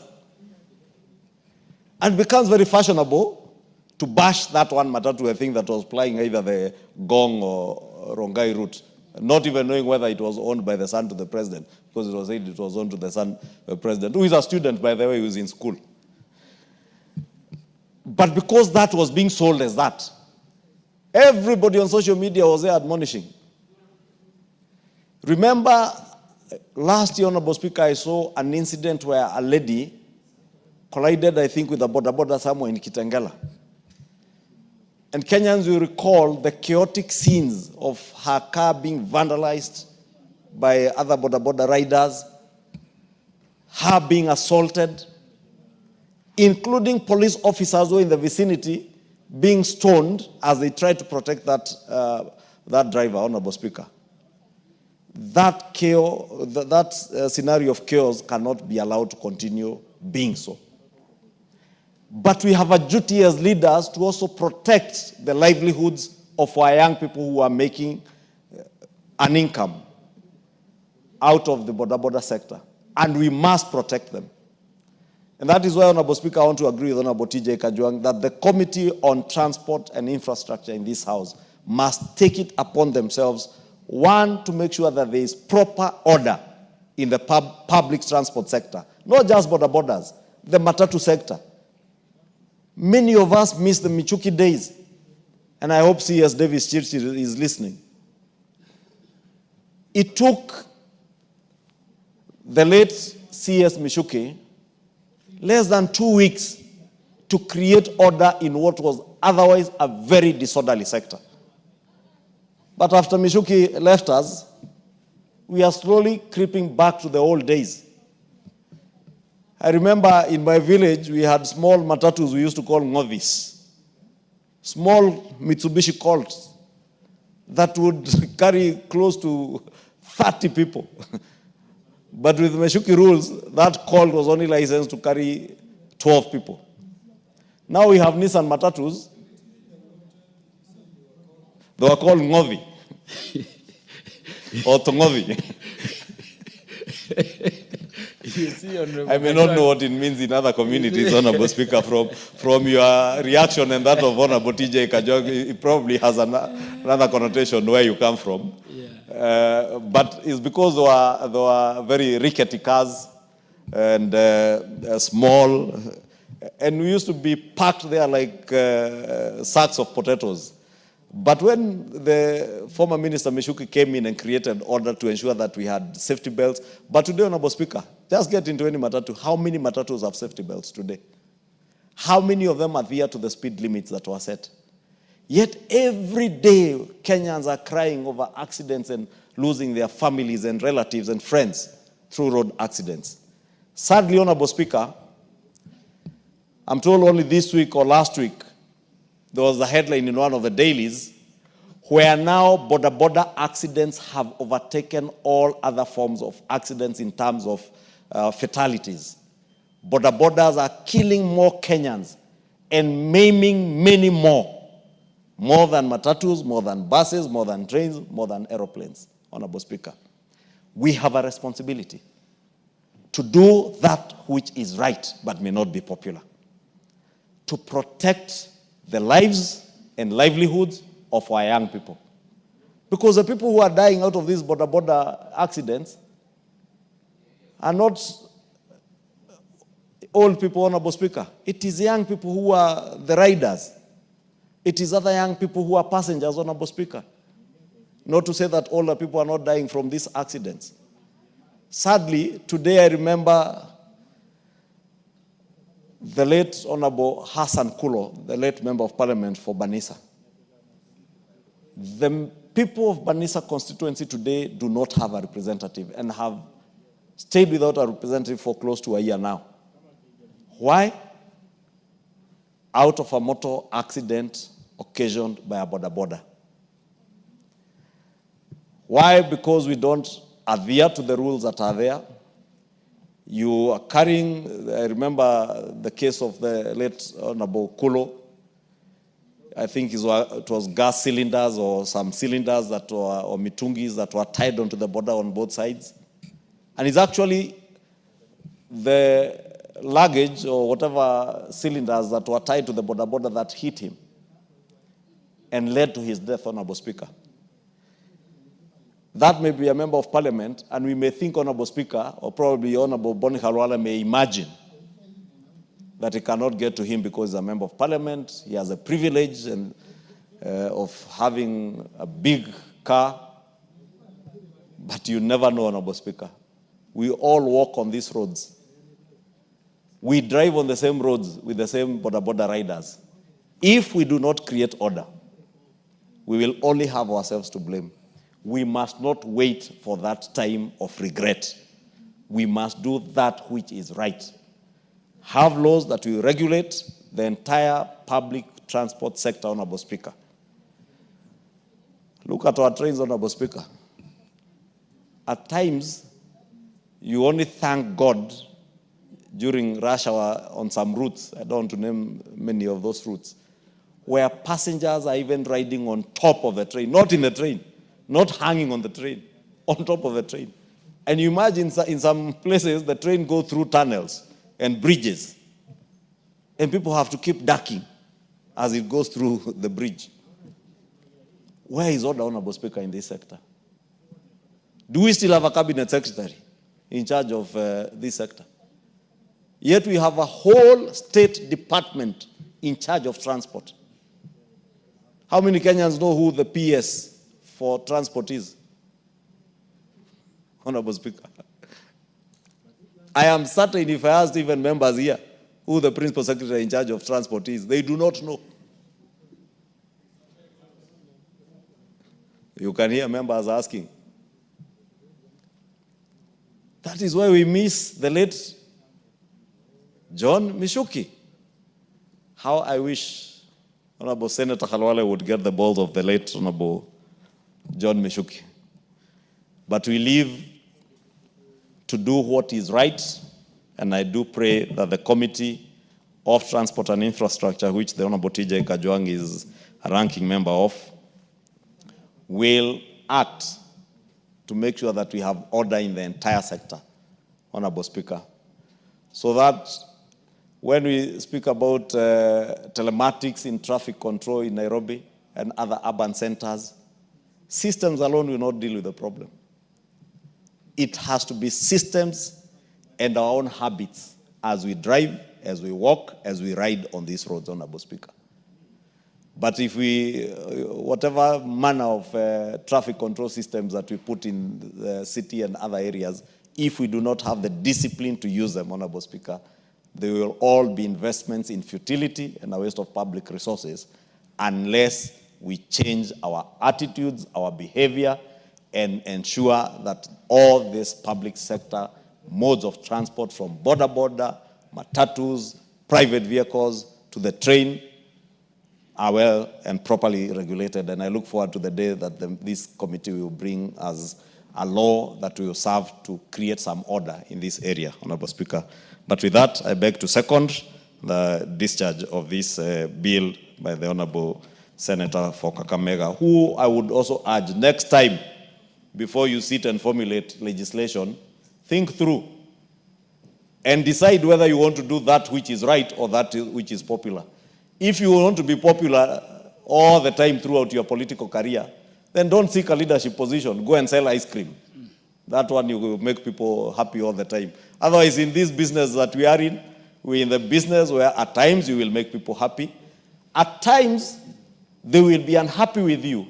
But if you are doing the right thing, at the end of the day, they will come to realize that that which you are doing was in their best interest. And that is why they trusted you with leadership, so that you lead and they follow. And you lead so that you get the best out of them and for them. Thank you, Honorable Speaker. Thank you, Majority Leader. Honorable members, I now propose the question that notwithstanding the provisions of Standing Order 127.5 and taking into consideration the request of the Senate for withdrawal of the Public Transport Motorcycle Regulations Bill, Senate Bill number 38 of 2023, this House resolved to discharge the Public Transport Motorcycle Regulation Bill, Senate Bill number 38 of 2023, from the second reading.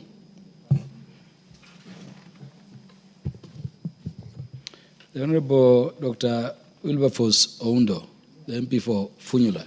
Thank you, Honorable Speaker. Let me also stand here to support the motion that has been moved by our good colleague in respect to discharge of Public Transport Motorcycle Regulation Bill, Senate Bill number 3 of 2023. And Honorable Speaker, let me go on record that Busia Town and Busia County was actually the starting point of Boda Boda. And it started with a bicycle, what you would carry people along with a bicycle. And the Honorable Speaker, by then, a bicycle was more valued more than a car. If you never owned a bicycle, even if you owned a Mercedes-Benz, nobody took you serious. They thought you had not encompassed the culture and aspiration of the people. Honorable Speaker, the motorcycle has revolutionized transport in this country. The border sector has revolutionized transport in this country, has made transport more accessible, and has allowed people to reach various destinations he thought that they would not have reached because of poor roads. Honorable Speaker, and because of the traffic jam in this country, especially in Nairobi, motorcycle comes in handy in terms of speed and ability to reach a destination that others would have taken you much longer to get there because of traffic jam. Honorable Speaker, Boda Bodas is one of the biggest employer of both the youth, some old people, and people who probably had no other avenue of making a living. That's a fact. Honorable Speaker, Boda Boda riders are our sons and daughters, are members of this society, that whichever way we look at it, we must find a mechanism to protect their business, to protect their jobs, yet ensure there is safety. Honorable Speaker, I have had the privilege to teach at a university in Rwanda, Kigali, for almost 1 year. And Honorable Speaker, forget any other thing. What they talk about cleanliness, what about Kigali and Rwanda as a whole, is the discipline of the they were called moto, Boda riders. Indeed, Honorable Speaker, I want to reiterate again, it's a sector, if well regulated, if the players are well disciplined, then Honorable Speaker, is a sector that can transform the economy of this country tremendously. I've also had the privilege of traveling outside the country, in Western Europe or in the US, and indeed I have never seen a motorcycle being a means of public transport, because their transport system is well elaborate, is well developed, and is well regulated. Honorable Speaker, the need to regulate the industry cannot be gainsaid. That is a fact. And I had thought that by the time our good friend, the bullfighter, is a bullfighter, and a bullfighter does not fear anything.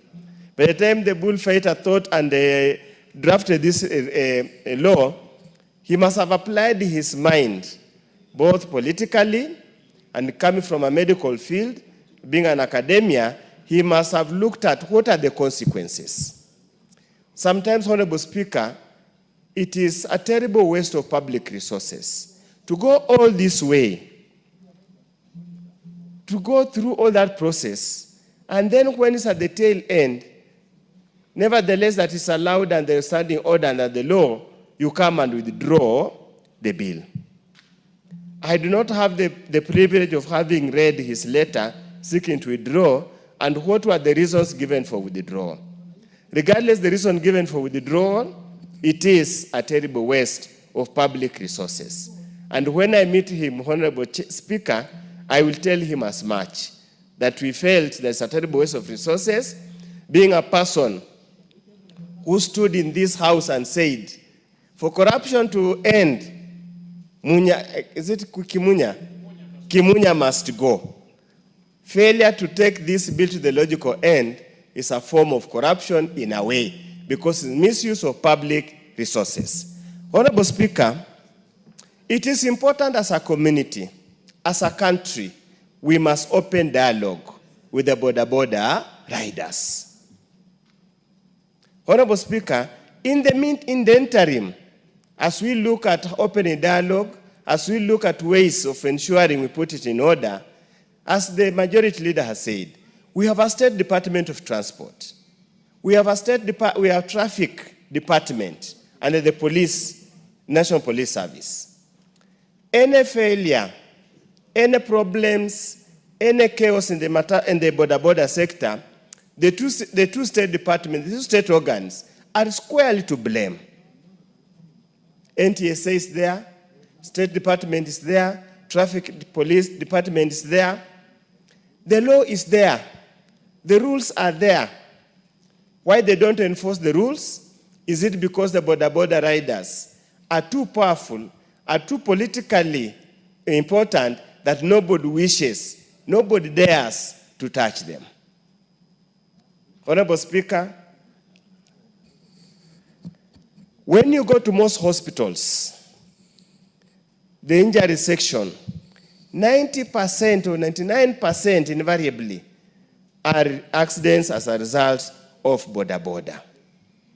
Something is seriously wrong somewhere, which as a society we must address. We had hoped this law would address. Honorable Speaker, it got to a point where my own constituency, Funyula, that many times, most of the robberies at night were transported, the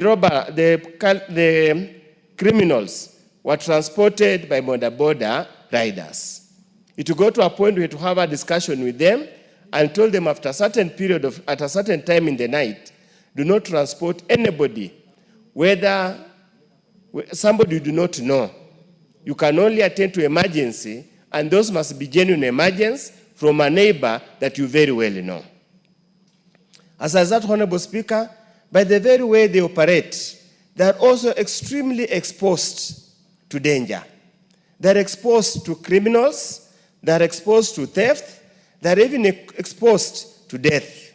Many, Honorable Speaker, have actually had their motorcycles snatched from them when they're escorting clients. Many of them have been killed for resisting attempt to steal their motorcycles. Some of them have been mistaken to be robbers. As they kill and lynch a robber, they also kill them. So it's in their best interest, Honorable Speaker, that the industry must be regulated. You might want to run it on lawlessness because it gives you the standing, some kind of preeminence. But eventually, that lawlessness we'll find out, we'll catch up with you. We'll catch up with you.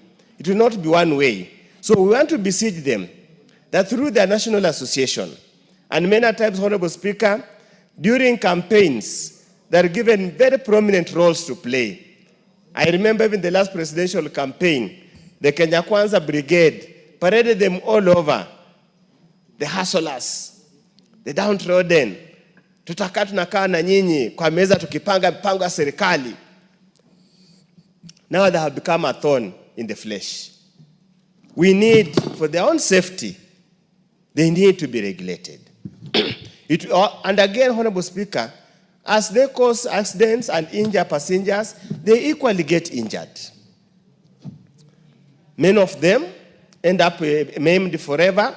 So, Honorable Speaker, the Boni Halwale bill might be lost because he requested so, but we want to urge the State Department for Transport, the saga called NTSA, the National Police Service, to really find ways and means of reining and regulating this sector so that its economic influence can be felt, but security, safety must be paramount. With those few remarks, Honorable Speaker, I support.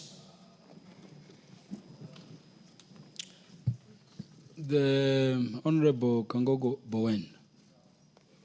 He will be followed by the Honorable Peter Irungu Kiungi. Thank you, Mr. Speaker, for giving me this opportunity to support the motion to discharge the public transport, that is the motorcycle bill, the Senate Bill number 38 of 2023, from the second reading of this House. And Honorable Speaker, many of my colleagues, including the mover, the Honorable Tichika Chwang, and the little majority who seconded, together with the Dr. Oundo, Mr. Speaker, they have said it all. They have said all about this bill. Mr. Speaker, I just want to say some few things. Number one, Honorable Speaker, where we come from the pastoralist areas where we come from, where there are no roads at all, where we have only one matatu, leaving in the morning, as early as 3 a.m. in the morning, to get to town, and that same matatu will come back maybe around afternoon, going back to the village. Mr. Speaker, the motorcycles, they have played a very important role. To move those women going to markets around the place, Mr. Speaker, it has really helped. It has really helped our students, even when they are going to school, Mr. Speaker, moving them from the villages to the nearby towns where they can catch up a matatu. And I can say, Honorable Speaker, with the coming of the motorcycles or the borders, Honorable Speaker, it has really changed completely the mode of transport, especially in the rural Kenya. Having said that, Mr. Speaker, the sector has also employed many young Kenyans. It's also a source of income to many Kenyans. But, Mr. Speaker, there are few, especially in the urban areas, Mr. Speaker. We have seen where the border operators, they are very unruly. Mr. Speaker, I want to say, one time I was coming from Karen, reaching around the junction of, around Kenya Science Way junction to Kawangware, Mr. Speaker, and there was one lady, I don't know, they had an accident with a border rider there. And Mr. Speaker, all of a sudden, about 20 of them, they came surrounding the lady. And you know, as the lady was still arguing, others were entering into a car, removing laptops, taking away valuables there. And he took my intervention, me together with my security team, Honorable Speaker, to help the lady. And you will find that in a normal traffic situation, when you are involved in an accident, it's normally the two drivers who can come out, and then a policeman can come in and intervene and see who is on the wrong. But in the border sector, Mr. Speaker, a small incident is like an opportunity of stealing, and also maiming the person, Mr. Speaker. So, Mr. Speaker, I want to support the position of the committee led by the honorable member, the Honorable T.J. Chwang, that they are going to take up this bill, that we are not going to lose this bill, Honorable Speaker, that the committee is going to take it up and police it well, so that, Mr. Speaker, we regulate our border sector and have it as productive as we have seen in other countries, like what we are seeing in Rwanda. And we have people who are able to follow the traffic laws, Mr. Speaker. Mr. Speaker, sometimes in our roads here, you are driving and you will see just a border coming head-on towards from the opposite direction, completely on the wrong. And in fact, they want you to get out of your way, to pave way for them. So, Mr. Speaker, we cannot allow this to continue. We cannot allow this lawlessness to continue. This is a country which is governed by laws, Mr. Speaker, and I want to really say, Mr. Speaker, if the committee is going to take up this matter, and we have also the law enforcers, our traffic officers, enforce the rules very strictly. And Mr. Speaker, sometimes it's not that we lack laws in this country. We have so many traffic laws. It's only that we have people, we become a lawlessness country where people don't care to follow the law. And sometimes, some of these borders, including even the matatu operators, Mr. Speaker, those who are found to have violated the law, it is many of us, some of us, the politicians, the leaders, we are the first ones always to be in the police stations. Why are you arresting our people? Why are you arresting my people? And then they create some boldness. They become emboldened, Mr. Speaker, that they cannot listen to anybody, even the policemen on the road, because they know they have some godfathers somewhere. When they are arrested, they are going to be released. Mr. Speaker, I conclude on this, Mr. Speaker, I want to say, like the Honorable Kachwang said, if you go not only to Kenyatta National Hospital at 9th floor, if you go to MTRH in Eldoret, there is a whole almost two wards, which are purely for border victims. If you go to every hospital in Nakuru, in central Kenya, you will find that many of the accident victims are victims or are accident victims from border accidents. So, Mr. Speaker, I want to conclude to say, the committee, you have the support of the House. We are going to support you. Polish this bill, bring it back, and we are going to pass it to regulate the border sector and become an income generating sector like any other sector in the country. Thank you, Mr. Speaker. The Honorable Peter Irungu Kiungi is recognized. Okay, thank you. Thank you very much, Mr. Speaker. I start to support the withdrawal of the motion of the bill.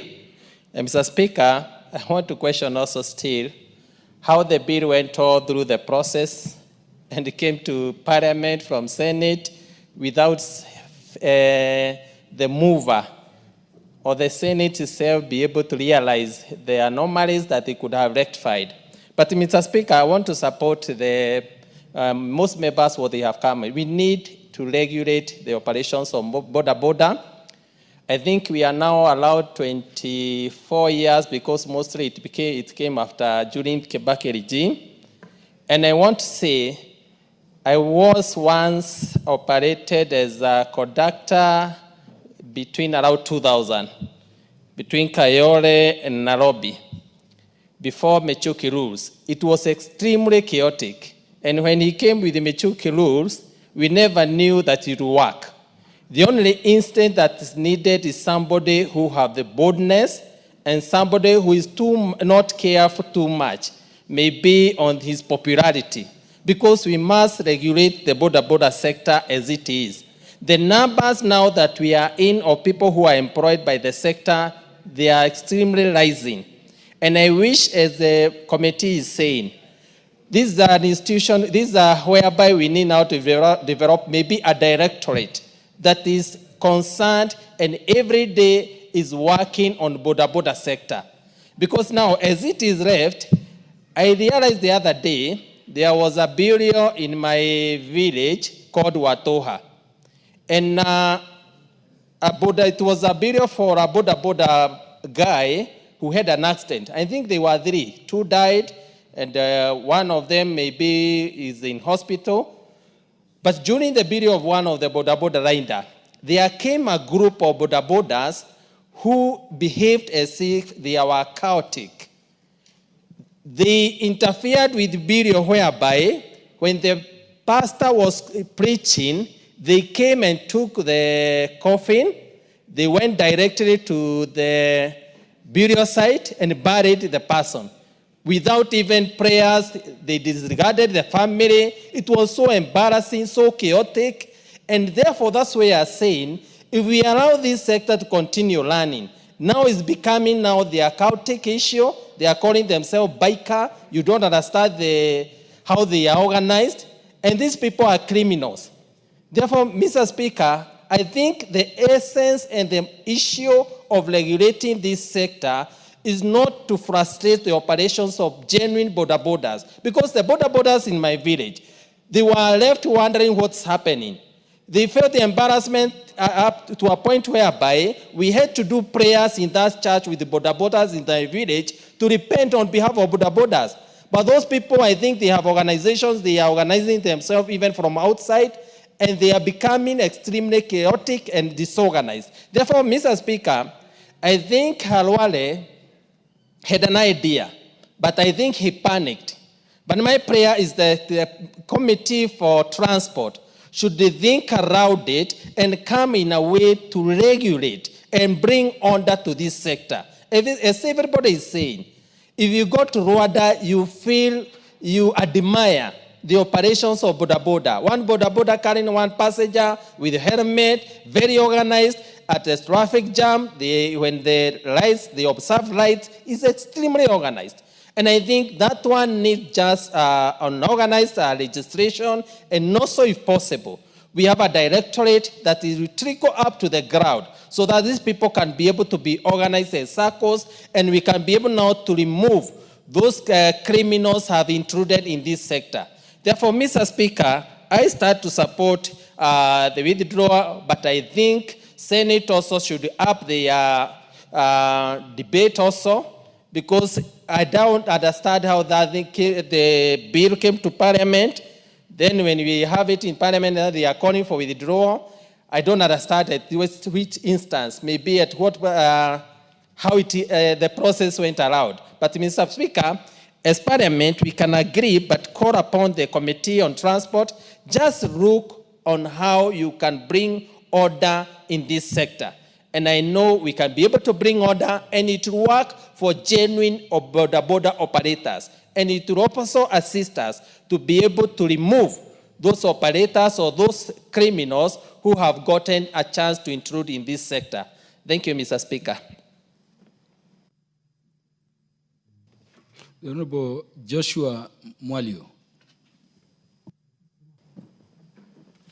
Thank you very much, Mr. Speaker. Mr. Speaker, I want to support also the withdrawal of this bill. Although initially I was not for the idea of the withdrawal, but I was convinced by the House business that the withdrawal is the right thing. And then we bring ours from this House. And I was convinced by Honorable Kajwang, and I am convinced. Having said that, I want to say that this sector is very important because it came in the hard time, the best time. It is like the way we used to have no mobiles, and then the mobiles came as a savior for everybody. because you used to walk to someone's home, even 5 kilometers, and you find the person is not there just because we did not have the mobiles. But now the boda boda have come to save the sector of transport, such that it has become very easy. Even wherever there are no roads, they are there helping the people in the rural areas. If you want to move faster, even in the city here, when you are late and there is a jam, you take a boda boda and you reach where you are going as quickly as possible. So the boda boda sector is a very important sector. Having said that, we need to regulate, because the things that are coming from the boda boda, the issues that are being done, the bad things that are being done by the boda boda, they defeat the good ones. Because they are the same boda bodas who are being used by the hitmen. If they want to steal from you, they snatch your mobile and ride very fast, leaving you wondering, how do you run after a motorbike that is speeding? There are other things that are being done which is very good. Some of them are so organized, such as they have their circles, where they give money daily, even 100 shillings. And at the end of the day, they are able to give one person some money so that that person can buy his or her own motorcycle to be able to do the business. So there are good things that happens, but there are also very bad ones. The bad ones are the accidents. In my constituency, I cannot count how many people have been maimed. Some have become even disabled. Some their legs have been cut because there are multiple fractures, because they have been knocked by boda boda. In fact, there is one young man already now this week is in a mortuary who was knocked by a boda boda last week. And so many things that we cannot even, they are countless. But when we will regulate it, we need also to enforce the law enforcement agencies to make sure that the boda bodas keep to their lane. We have done so many training even with the CDF. We have trained them not to ride without helmets. We have even trained them not to ride without insurances. We have trained them not even to carry 2 people, but to carry only 1. But even after the training, they still go back to their old habits of carrying as many people as possible. You find one is carrying 4 people, and he himself is as if he is standing because he is there just next near the end of the motorbike. So it is very important to bring a regulated sector in this house so that we go through it, make it happen, because it was meant to be a very good sector. And of course it is, but because of the very bad things, then everybody is saying the boda boda. They also, they bull people, even us, when we are campaigning. One time, I was bulled by them, and they even prevented me from entering a town until I paid 20,000. You see, so much bullying that they bully even the member of parliament. When you are going there to look for votes, they tell you cannot enter this town. It is controlled by us. It's a cartel. You pay money for you to enter and look for votes. If it's a rally you were going, you become late because you are arguing with the people that don't want even to hear you. So it is very important for us to regulate it and let us talk to them and tell them this is a country whereby we need to be ruled by the rules that are already set, and not everything that you do that is accepted. One of the honorable members I just cited, You drive like this and there is one coming on your side. You don't even imagine there can be anybody riding towards you when you are on your line. So you might even collide and kill them and even kill the passengers. So it is very important that we do what is right in this house, and our way is to make laws that help our country. I've seen also some of the organized ones. They obey their chairmen, they obey their secretariats, and you sit down with them, you plan your rally with them, so that they bring you in a town so that everybody is alert. Somebody is coming to speak, even to the people that you wanted to speak to. So they are good for organizing people and also for attracting attention, so that they call for you the crowd. They are good for that. But if you don't pay them after they have done for you that, next time they might not even allow you to speak to the people that you wanted to speak. For Speaker, I want to support for this bill to be, this motion to be brought again after the committee has made good of it, and so that we can make the laws that can govern the sector, so that our country can be disciplined. I've been to China. There are small thousands and thousands of border riders, but they are so disciplined that they move as the cars move. When it is time to stop, you stop. When it's time to move, you move. And it is very organized. And that is where the motorcycles are manufactured. But here, whereby we have been able to import them, we are the ones who are not able to use our roads in the right way. So with those few remarks, Speaker, I support the withdrawal. Does the Honorable Eric, the son of Mumbi, want to contribute to this? I'm told Mumbi is the mother of all the Agikuyu. You're not contributing to this? Okay, the Honorable, the Chair, the Departmental Committee on Finance and National Planning, Honorable Kimani. Thank you very much, Honorable Speaker.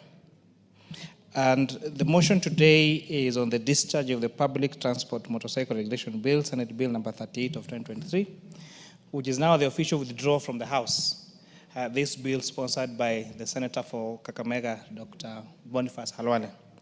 I've gone through the bill, Honorable Speaker, and although there were some things or some clauses in the bill that were offensive and probably necessitated the Senator's decision to withdraw the entire bill, it's unfortunate because the bill carried very many things, or a few things, quite a number of things that were very, very useful, that would have been very useful to this particular section, Honorable Speaker. But before I debate the merits of the debate, Honorable Speaker, there was a presidential decree that was made in 2023 that was supposed to require training fees for border borders to 2,500, Honorable Speaker. I have checked that actually there has been programs that are being undertaken by AA, by NTSA, and by NYS that actually reduce the cost of this particular training to around 750 shillings, Honorable Speaker. However, these particular programs remain a mirage because there is not enough publicity on this, even to our constituents, Honorable Speaker. For you to acquire just a license to ride a border, you need to have a provisional driving license that you apply at 650 shillings. You need to have a test application fee that you pay 1,050 shillings, and you need to pay a license and endorsement of 600 shillings. The training in I checked a few of the training colleges in the country will charge you between 5,000 and 10,000 shillings, Honorable Speaker. So for a skill set that is very important to the people at the bottom of the pyramid and to the real hustlers of this country, Honorable Speaker, I think training fees for border riders remain too high for them to afford. And as a committee of transport now retreats to relook at how to bring this back, Honorable Speaker, will be to look at affirmative action to make sure we reduce the cost of training. Because the matters that are raised by the members in this House about, for example, the accidents that are caused by boda riders, Honorable Speaker, some of them is because some student clears Form 4 or Class 8, and of course now the easiest business to start becomes that of a boda rider, Honorable Speaker. But if then the training fees would be reasonable enough, then that particular rider, Honorable Speaker, would be motivated to go and do boda training, Honorable Speaker, before they actually get to ride that boda, Honorable Speaker. Boda sector is a very important sector in our economy. I dare say we cannot live without the boda sector in this country. You know, it is our last mile connectivity in our transport. When you want to go to the deepest of our villages, or to the deepest of our urban areas where some of the roads are really small, Honorable Speaker, we rely on these boda riders, Honorable Speaker. When those people fall sick, it is these boda riders that take them to hospitals. The first reactions, even in terms of security matters, if there is a theft in a particular village, if there is any insecurity matters, Honorable Speaker, the first respondents, most of the time, not even police officers, they are boda riders, because most of them operate even 24 hours, Honorable Speaker. And therefore, this is an area that is so critical to our economy that we need to protect.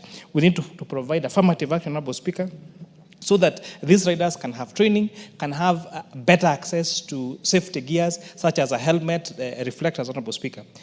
If you check around, especially in Nairobi, Honorable Speaker, you must have noticed most of the bikes, including during the day, have their lights on with a casacco at the front yellow. Those are electric motorcycles.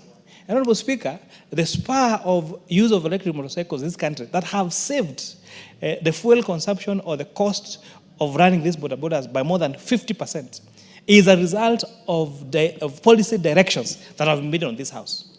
The Finance Act of 2023, Honorable Speaker, provided for zero rating of electric motorcycles and their passenger, Honorable Speaker. This fundamentally reduced the cost of electric motorcycles that have seen multinationals such as Uber, such as Mogo, such as Watu invest, Honorable Speaker, through venture capitalists into this particular entities, Honorable Speaker. And therefore, you've seen the profitability of boda riders, especially the ones that do delivery services around Nairobi, Honorable Speaker, use electric motorcycles. And you're hoping that this private sector will take this further to our villages, Honorable Speaker, so that the boda business can be more profitable to these young people that, Honorable Speaker, are very hardworking. As much as we want to blame our boda riders for the acts, Honorable Speaker, motorists also have contributed to this.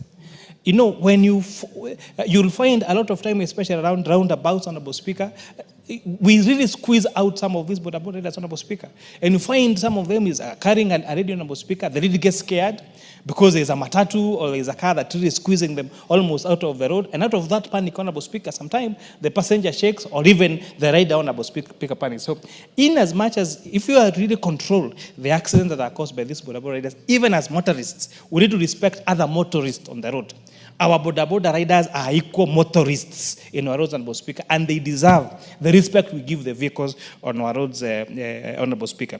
There are some, another policy direction, Honorable Speaker, with this House. I did sponsor the Business Laws Amendment Bill that was passed in this, Honorable Speaker. And one of the critical amendments we had was to stop the exploitation of the buy now, pay later program that was being done by financial institutions, Honorable Speaker.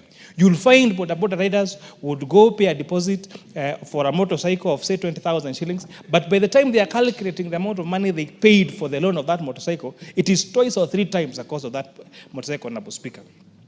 In addition, Honorable Speaker, if they defaulted just one payment, or towards the tail end, if they deserve with just a few calls, Honorable Speaker, the motorcycle will get repossessed. So by bringing those buy now, pay later schemes into the purview of Central Bank of Kenya, then we expect that they're going to adhere to the ad hoc principle, Honorable Speaker, of not charging interest more than the principal amount of the particular item, Honorable Speaker. So these are some of the interventions that this House has made.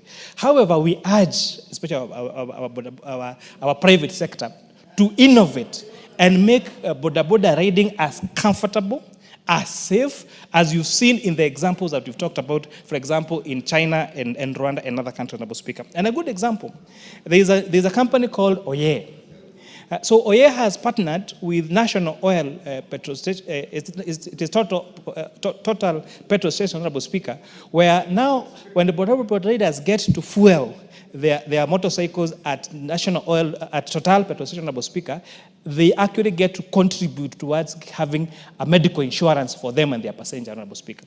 And these are some of the products, as we say, can we have our insurance industries innovate and have such solutions as these in terms of affordability, accessibility, and have the border rider and the passenger to be covered on medical insurance, just the same way we have for motorists, for other motorists, Honorable Speaker. So we laud the interventions that this House has made, and we look forward to the Departmental Committee on Transport coming up with even more innovations to cushion our border riders from, to make sure that the riding is safe, the costs of their training is reduced, the cost of their security gears such as helmet and all the other training gears that they need, Honorable Speaker, that actually it's adhered to, Honorable Speaker. And also thank them. They are a good example of organization. You know, you go to stages across the country, you find they're organized. They have the chairman of that stage who approves all those people that ride that particular stage. They know each other. Some of them have welfare programs. They organize themselves at the ward level, at the sub-county level, at the county level, and the national level.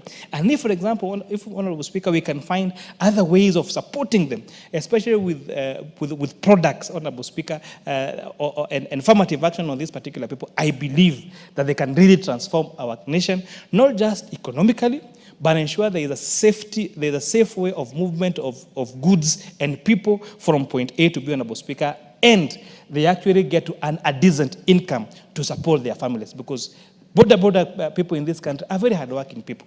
And as Honorable Speaker, let us stop castigating all the border riders. Ati tunasema watu wote wa boda ni wabaya, ni wezi. It's just like in every sector. They are treated by professionals who do not adhere to professional good conduct.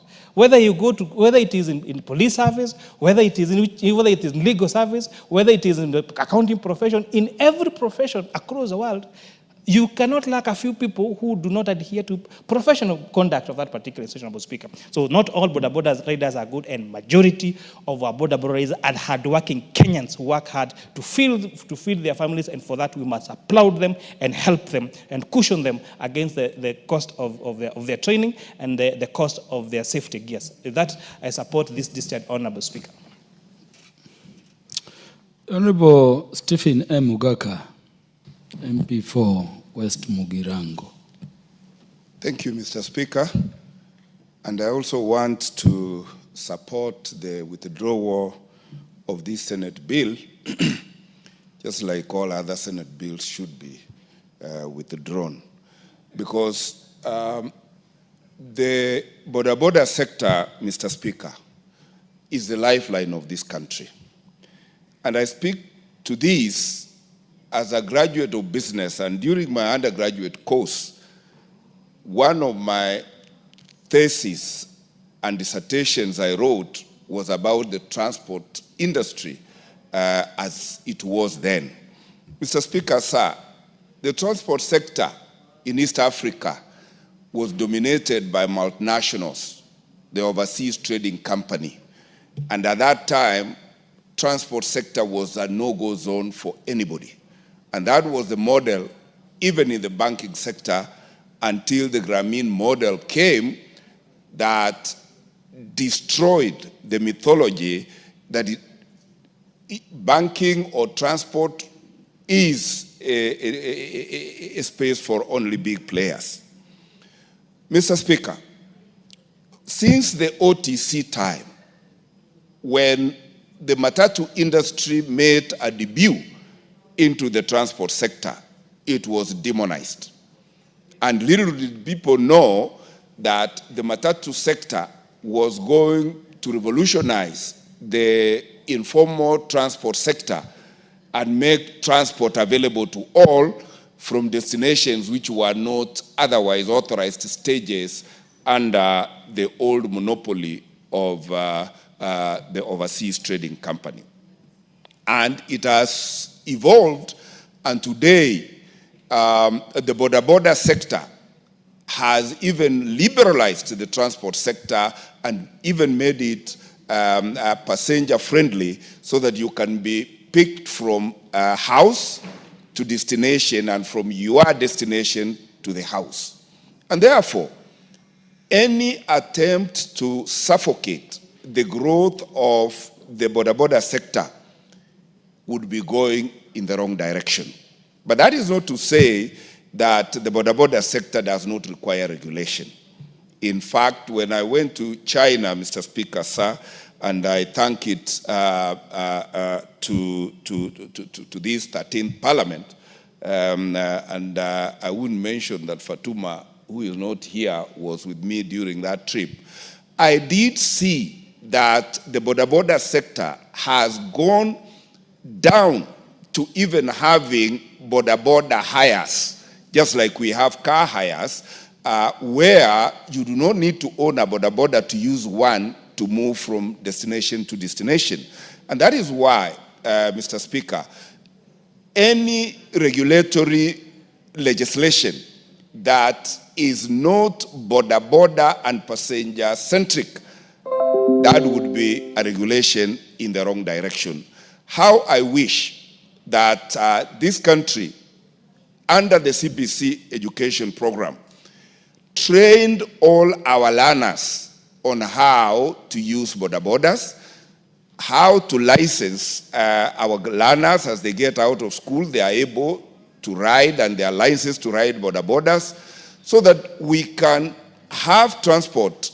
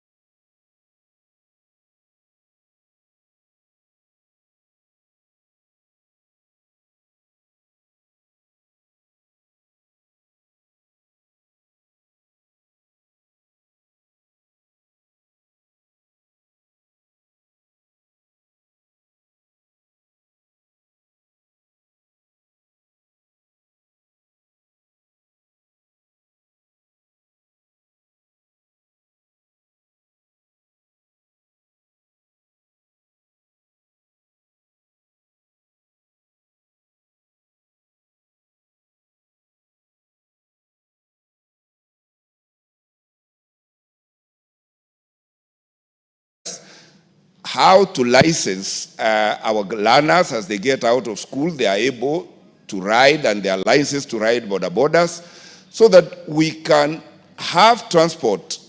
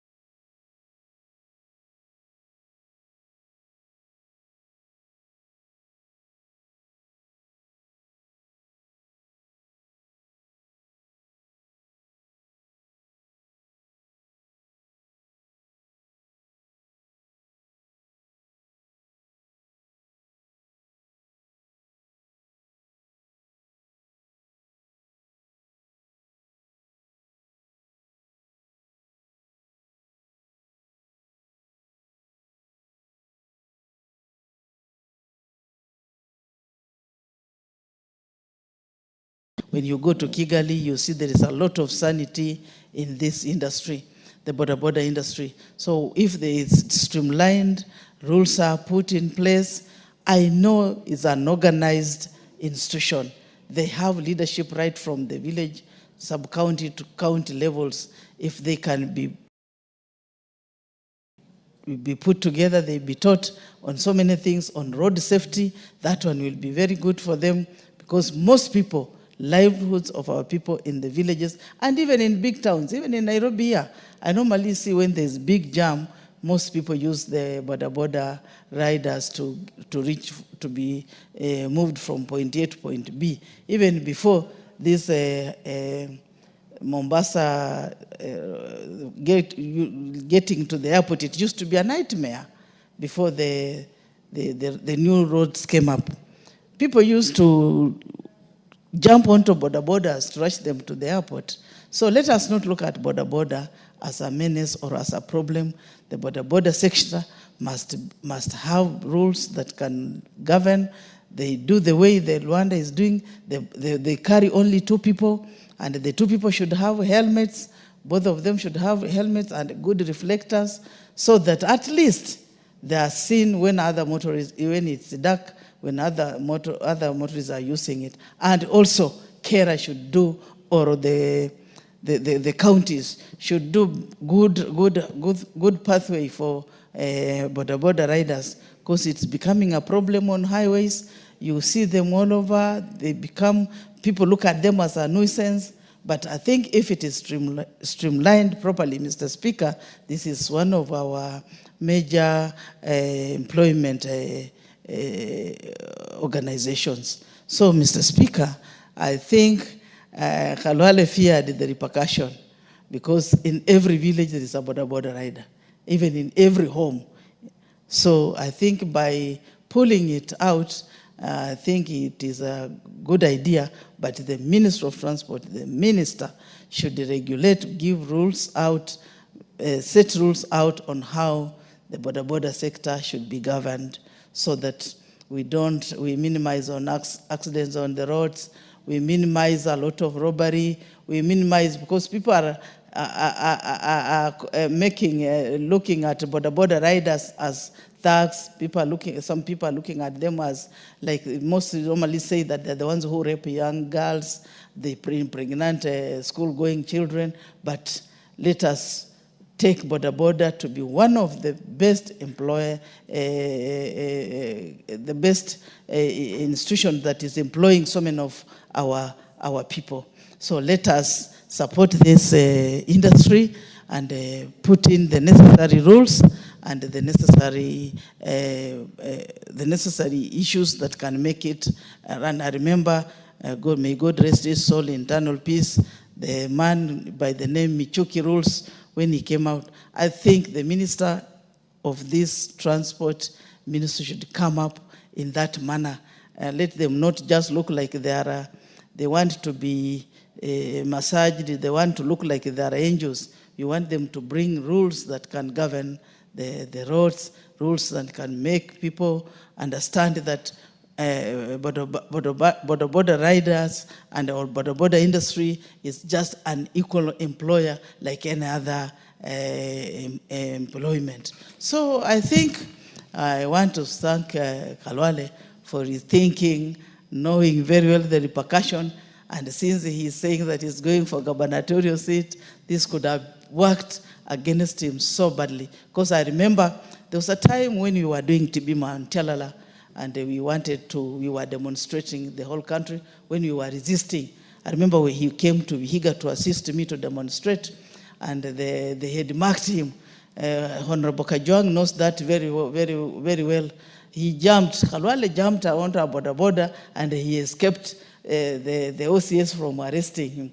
So these border services, they are good. As much as we may think that they should be stopped or they should be banned, but the border riders are doing a good job, and they saved Kalwale that day from being arrested. So let us not demonize this industry. Let us hold this industry with the respect that it deserves. It's a good industry that is employing our children, except a few issues that need to be corrected, and this we leave it to the Minister for Transport to put in measures, to put in rules, to bring a bill here which can curb unlawlessness, and also the security apparatus to look at. There are some few elements, thugs masquerading as border riders, and they use that to rob people, to do unnecessary things, spoiling that industry. But I love the industry. The borders are coming up. I'm very happy in my county. They're coming up. They have even bought land. They want to put up structures. They want to assist the government in the housing department, whereby the government has to meet the requirements of the housing sector. They want to put up apartments. They're coming up. And from border, they are coming matatu owners and bus owners. So let us not demonize it wholesomely. It's an industry that needs to be nurtured. It's an industry that needs to be protected so that our children, our people can be put something on the table in their homes. Thank you, Mr. Speaker. I wish to end there. Thank you. MP for Ganze, the Honorable Charo Kazungu. Asante Bwana Spika kwa kunipatia nafasi hii kuweza kuchangia kwa huu mjadala ambao unaendelea saa hizi. Kwanza kabisa pia nataka nimshukuru na nipongeze Bwana Kawale kwanza kwa kuweza kuja na mswada kama huu, hata japokuwa amesema kuwa tuweze kuondoa, lakini ni mswada muhimu sana tukizingatia kwamba sekta ya bodaboda nchini Kenya imechangia pakubwa sana kuimarisha uchumi wetu. Mara nyingine wanajiuliza kama haingekuwa ni hii sekta ya bodaboda, hawa vijana wetu wengi ambao wanatoka mashule saizi wangekuwa wanafanya kazi gani? Kwa sababu tunavyojua hali ya uchumi katika nchi yetu si nzuri vile. Ni vijana wengi sana ambao wamepata makao katika hii sekta ya bodaboda na wameweza kujipatia riziki ya kila siku kuweza kujiendeleza katika maisha yao. Kwa hivyo hii sekta imesaidia pakubwa sana katika kuchangia kuimarisha uchumi wa nchi yetu. Mara nyingine najiuliza, kule ninakotoka sehemu ya Ganze ni sehemu ambayo ni ya mashambani sana, ni rural area, na kule barabara hakuna. Nafikiri katika eneo bunge lote la Ganze kilomita za barabara ambazo zimewekwa lami hazifiki hata kilomita 30. Na sisi kama wakazi tunategemea sana usafiri wa kutumia bodaboda kuweza kufanya biashara zetu na pia kuweza kutoka katika pointi ya kwanza hadi pointi ya pili. Ingekuwa hakuna bodaboda, watu wangekuwa wanatumia usafiri wa kutumia miguu ama wa kutumia baiskeli. Na mara nyingi inakuwa vigumu sana kuweza kusafirisha bidhaa ama kusafirisha watu, especially wagonjwa. Lakini sasa ukiangalia hata usiku wa manane, ukipatikana na shida katika nyumba yako, ni rahisi kuitisha mtu wa bodaboda, anakuja, anakubeba, anakupeleka hospitali. Hospitali zetu zenyewe kule Ganze pia ziko mbali sana. Nafikiri kila hospitali ni zaidi ya kilomita 10. Kwa hivyo wakati mwingi pia kufikia hospitali inakuwa shida, lakini kwa sababu ya uwepo wa hawa wahudumu wa bodaboda tumeweza kuona kuwa huduma kama hizi pia sisi kama wakazi wa Ganze tunaweza kuzipata kwa urahisi. Kwa hivyo manufaa ya hii sekta ni mengi sana. Tukianza kuyataja moja baada ya nyingine, hata pengine tutakesha hapa kuzungumza mambo haya. Lakini kila kizuri pia hakikosi ubaya wake. Na tumeona kwamba katika hii sekta kuna watu wachache, wacha niseme wachache, ambao wanaharibu jina zuri la wahudumu wa bodaboda. Kuna wengi ambao wamejipanga vizuri, na ukiangalia wameingia kwa hii sekta kwa muda mrefu na wamejiendeleza, wameweza kuendesha maisha yao vizuri, wametengeneza sako, walikuwa wameandikwa kama waendeshaji wa bodaboda, lakini saizi kwa sababu ya uadilifu wao katika kazi zao, saizi wamekuwa pia hao ni wenye bodaboda, wanaendesha bodaboda zao. Hao ni wale ambao wamejipanga. Lakini kuna wachache ambao wanaharibu hii sekta. Na wameingiza uhuni na wanafanya mambo ambayo hayastahili. Ukiangalia saizi wahalifu wengi sana ambao wanahusika katika kupora mali za watu, kupora maduka, na hata majangili ambao wanahusika na visa vya uwaji, utapata wakati mwingi pia wanatumia hiyo vifaa vya bodaboda kuweza kufanya ule uhalifu ambao wanafanya. Lakini hao ni wachache. Mimi nasema wengi katika wale ambao wanafanya bodaboda wanafanya kazi nzuri sana na wanastahili kuungwa mkono. Lakini pia imekuwa ni muhimu sana tuweze kama nchi kuweza kuregulate ama kutunga sheria ambazo hawa watu wa bodaboda wataweza kuzifuata. Mara nyingi sana tunaona barabarani, kwa sababu sisi pia ni watumizi wa barabara, tunaona hawafuati zile sheria za barabara vile ambavyo inastahili. Unajipata wewe unaendesha gari yako katika ule mkono wako wa barabara, lakini mtu wa bodaboda yeye pia anakuja na mkono huo bila kujali kabisa kwamba anaweza kusababisha ajali. Tumeona mara nyingi sana katika barabara zetu ajali nyingi ambazo zimefanywa na watu wa bodaboda. Watu ambao hawastahili kwamba wapoteze maisha yao, wameweza kuyapoteza kwa sababu ya kutokuwa na makini kwa hawa waendeshaji bodaboda. Hili ni jambo ambalo limekuwa sugu katika nchi yetu. Kwa sababu ukitembea katika hospitali nyingi, kama pale Kilifi, kuna ward katika hospitali ya Kilifi inaitwa Bajaji ward. Ukienda katika hospitali ya Malindi, kuna ward pia inaitwa Bajaji ward. Na ukiangalia wale watu wako katika hiyo ward ni watu ambao wamepata ajali kupitia kwa hizi bodaboda. Kwa hivyo mbali na kuwa wamekuwa wakifanya kazi nzuri, lakini kwa sababu ya wachache ambao hawana makini, wamesababisha hasara kubwa sana. Kwa sababu utapata watu wamekaa pale kwa hospitali, itabidi wafanyiwe operations, itabidi wawekwe vyuma, na utapata wakati mwingi pia hata pesa za kufanyiwa hizi vitu hakuna. Itabidi sisi kama wanasiasa pia tunahusishwa tena kufanya michango ili hawa watu waweze kusaidika. Kwa hivyo mimi naunga mkono hoja ya kwamba hata kama hii bill imekuwa withdrawn au imeondolewa katika bunge hili, lakini pia nasisitiza ikiwezekana kamati husika iweze kuregesha huu mswada tena hapa ili tuweze kuja na sheria ambazo zitaweza kuzingatiwa ili kuhakikisha kwamba manufaa ya hii sekta ya bodaboda yanaweza kufikika ama kusikika kila kona ya nchi hii. Kwa sababu impact ya hii watu kila mtu anaiona, kwa sababu wamerahisisha sana sekta ya usafiri ndani ya nchi yetu. Lakini kwa sababu ya wale wachache ambao hawazingatii sheria, jina la bodaboda, jina la watu wa bodaboda limeharibiwa sana. Saizi kila kitendo cha uhalifu kikifanyika kule mashinani, suspect wa kwanza inasemekana ni watu wa bodaboda. Kumekuwa na visa vingi sana vya mimba za mapema kule mashinani. Lakini ukiangalia kwa sababu ya jina lao baya ama vile wanadhaniwa, suspect wa kwanza pia inasemekana ni watu wa bodaboda. Kwa hivyo pia imefika wakati mwafaka saizi zile asasi za serikali ambazo zinahusika, NTSA, polisi, waweze pia kuja na programs ambazo tutaweza kuenda mashinani kuhamasisha hawa watu wa bodaboda kuhusu mambo ya usalama barabarani na pia ya jinsi ya vile wanaweza kujiendeleza kimaisha katika hiyo kazi wanayofanya.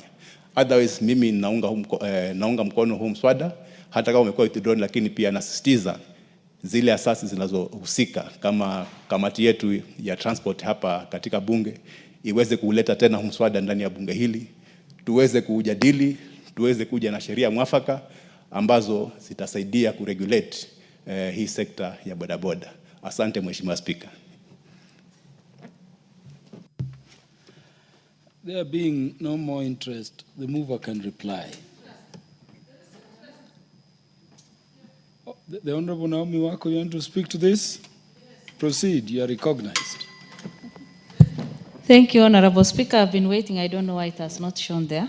Thank you, Honorable Speaker, for allowing me to add my voice to this very important debate concerning the motorbike riders.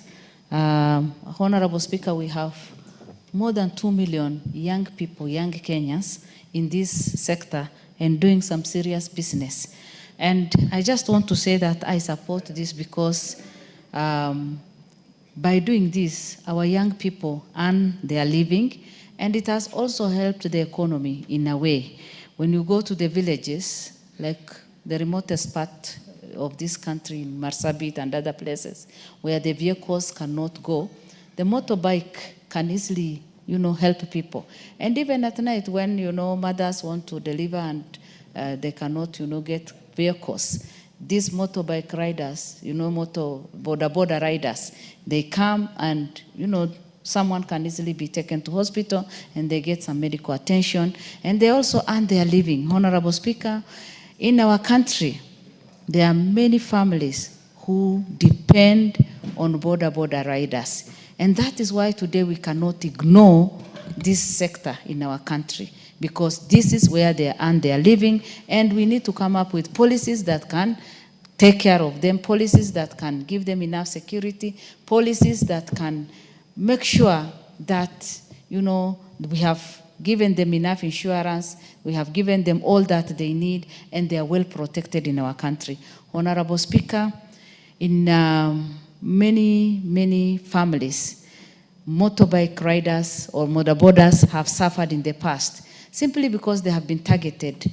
Like the areas that have a lot of insecurity, the boda riders have been targeted and have also lost their lives. And that is why today we need to come up with ways that they can be secured, their lives can be secured, and make sure that we have laws in place that even when they ride at night, they are safe enough.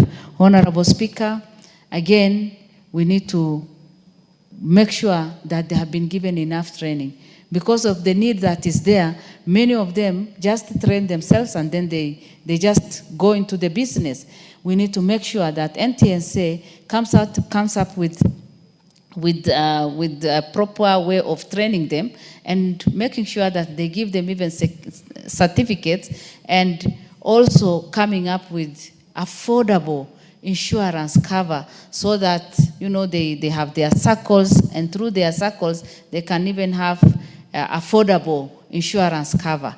Honorable Speaker, if we work very well and work hard, boda riders can be a real benefit to us. They can add a lot of value to our economy and to even our transport, because basically they are there everywhere and they give us a lot of support when it comes to this. And mine is just to say that I support this, and let us make sure that we put policies in place to support them and to guide them, give them security, give them training, make sure that we minimize, we come up with laws that guide them on how to, ride, and also make sure that we give them enough or the gears that they need to have on, so that in case of any accident, then they are well protected. Honorable Speaker, we need to also have their data. In Kenya, I said that we have over 2 million Kenyans in this business. But even in the villages, we need to know how many boda riders are there, so that the government can have their data. And in case of any accident, in case of anything, we need to just get there and help and see how best they can serve the society and also help themselves. Honorable Speaker, as a country, Kenyans are very innovative. Young Kenyans are dying because they have no employment, they are depressed. Some of them commit suicide because they cannot afford even to buy a motorbike and ride a motorbike. We need to come up with ideas that can help our young people to even have motorbikes so that they can be able to buy them on loan and give back their money, so that, because that is the only easy way we can create employment for our people. With those few remarks, Honorable Speaker, I support and I encourage us to contribute to this and make sure that this is turned into law for us to assist our border riders. Thank you.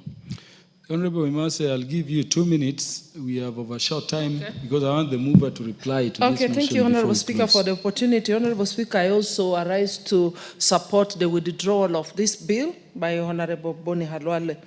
Honorable Speaker, the border sector is a very important sector that contributes enormously to the economy. There are many.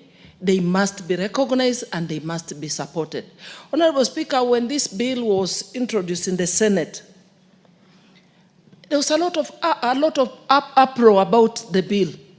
And Honorable Speaker, we know that a bill or any law must be very clear, must be very precise. And in that law, there was a proposal, for example, about the weight the border could carry. And in fact, I was looking at myself and I said, even as slim as I am weighing 70 kg. So when you talk of not more than 50, how would they be able to determine? Would they be traveling with a weighing machine on the border? So there were certain clauses, definitely, that didn't agger very well, or that required that bill be thought through, be researched more before it could be brought to the fore. So, Honorable Speaker, a law should not destabilize any business or disadvantage the operators. So, in this case, I think I support the withdrawal as much as we agree that there is need for regulation because of the safety concerns, because of the security. But the problem we are having is not it's not the border. It is the weak law enforcement. It is the corruption that has culminated into impunity, accidents on our way, or on the roadsides, and all this insecurity we are seeing is because of weak law enforcement. So we cannot blame this on the borders.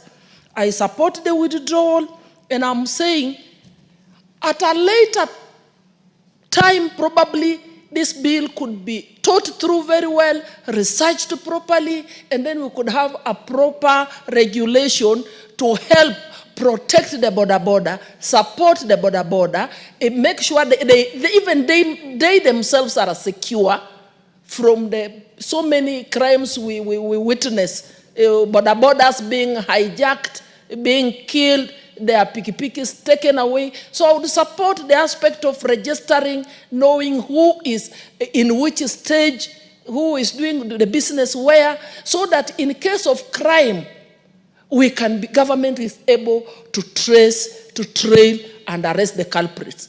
But this is a sector that has accommodated so many of our youths.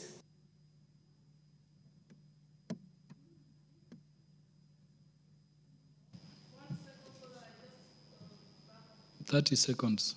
Thank you. Honorable Speaker, this sector is not just about those youths as it was perceived in the past, those who have not gone.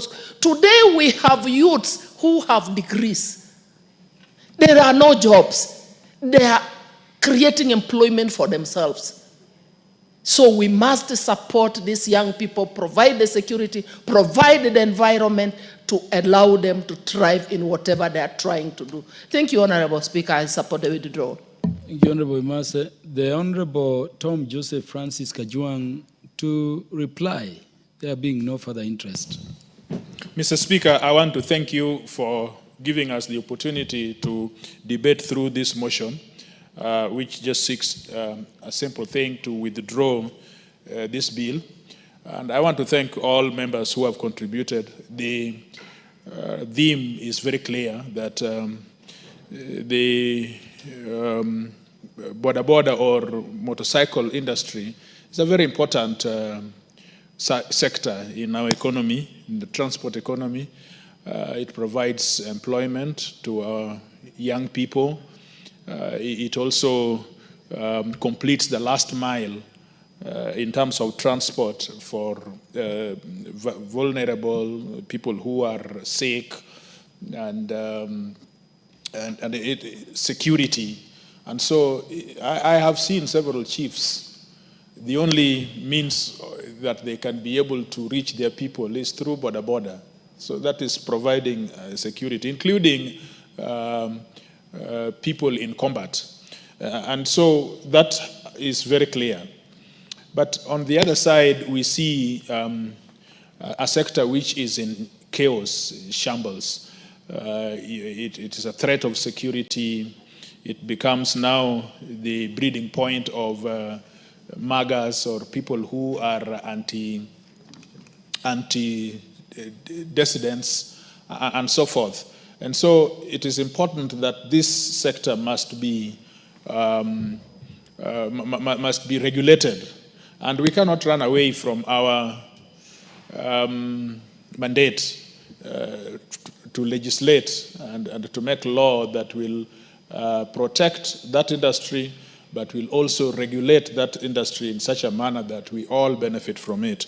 So we have taken notes and we have commitment. In fact, an undertaking on behalf of the chair of this committee that we are not going to throw this water with the baby.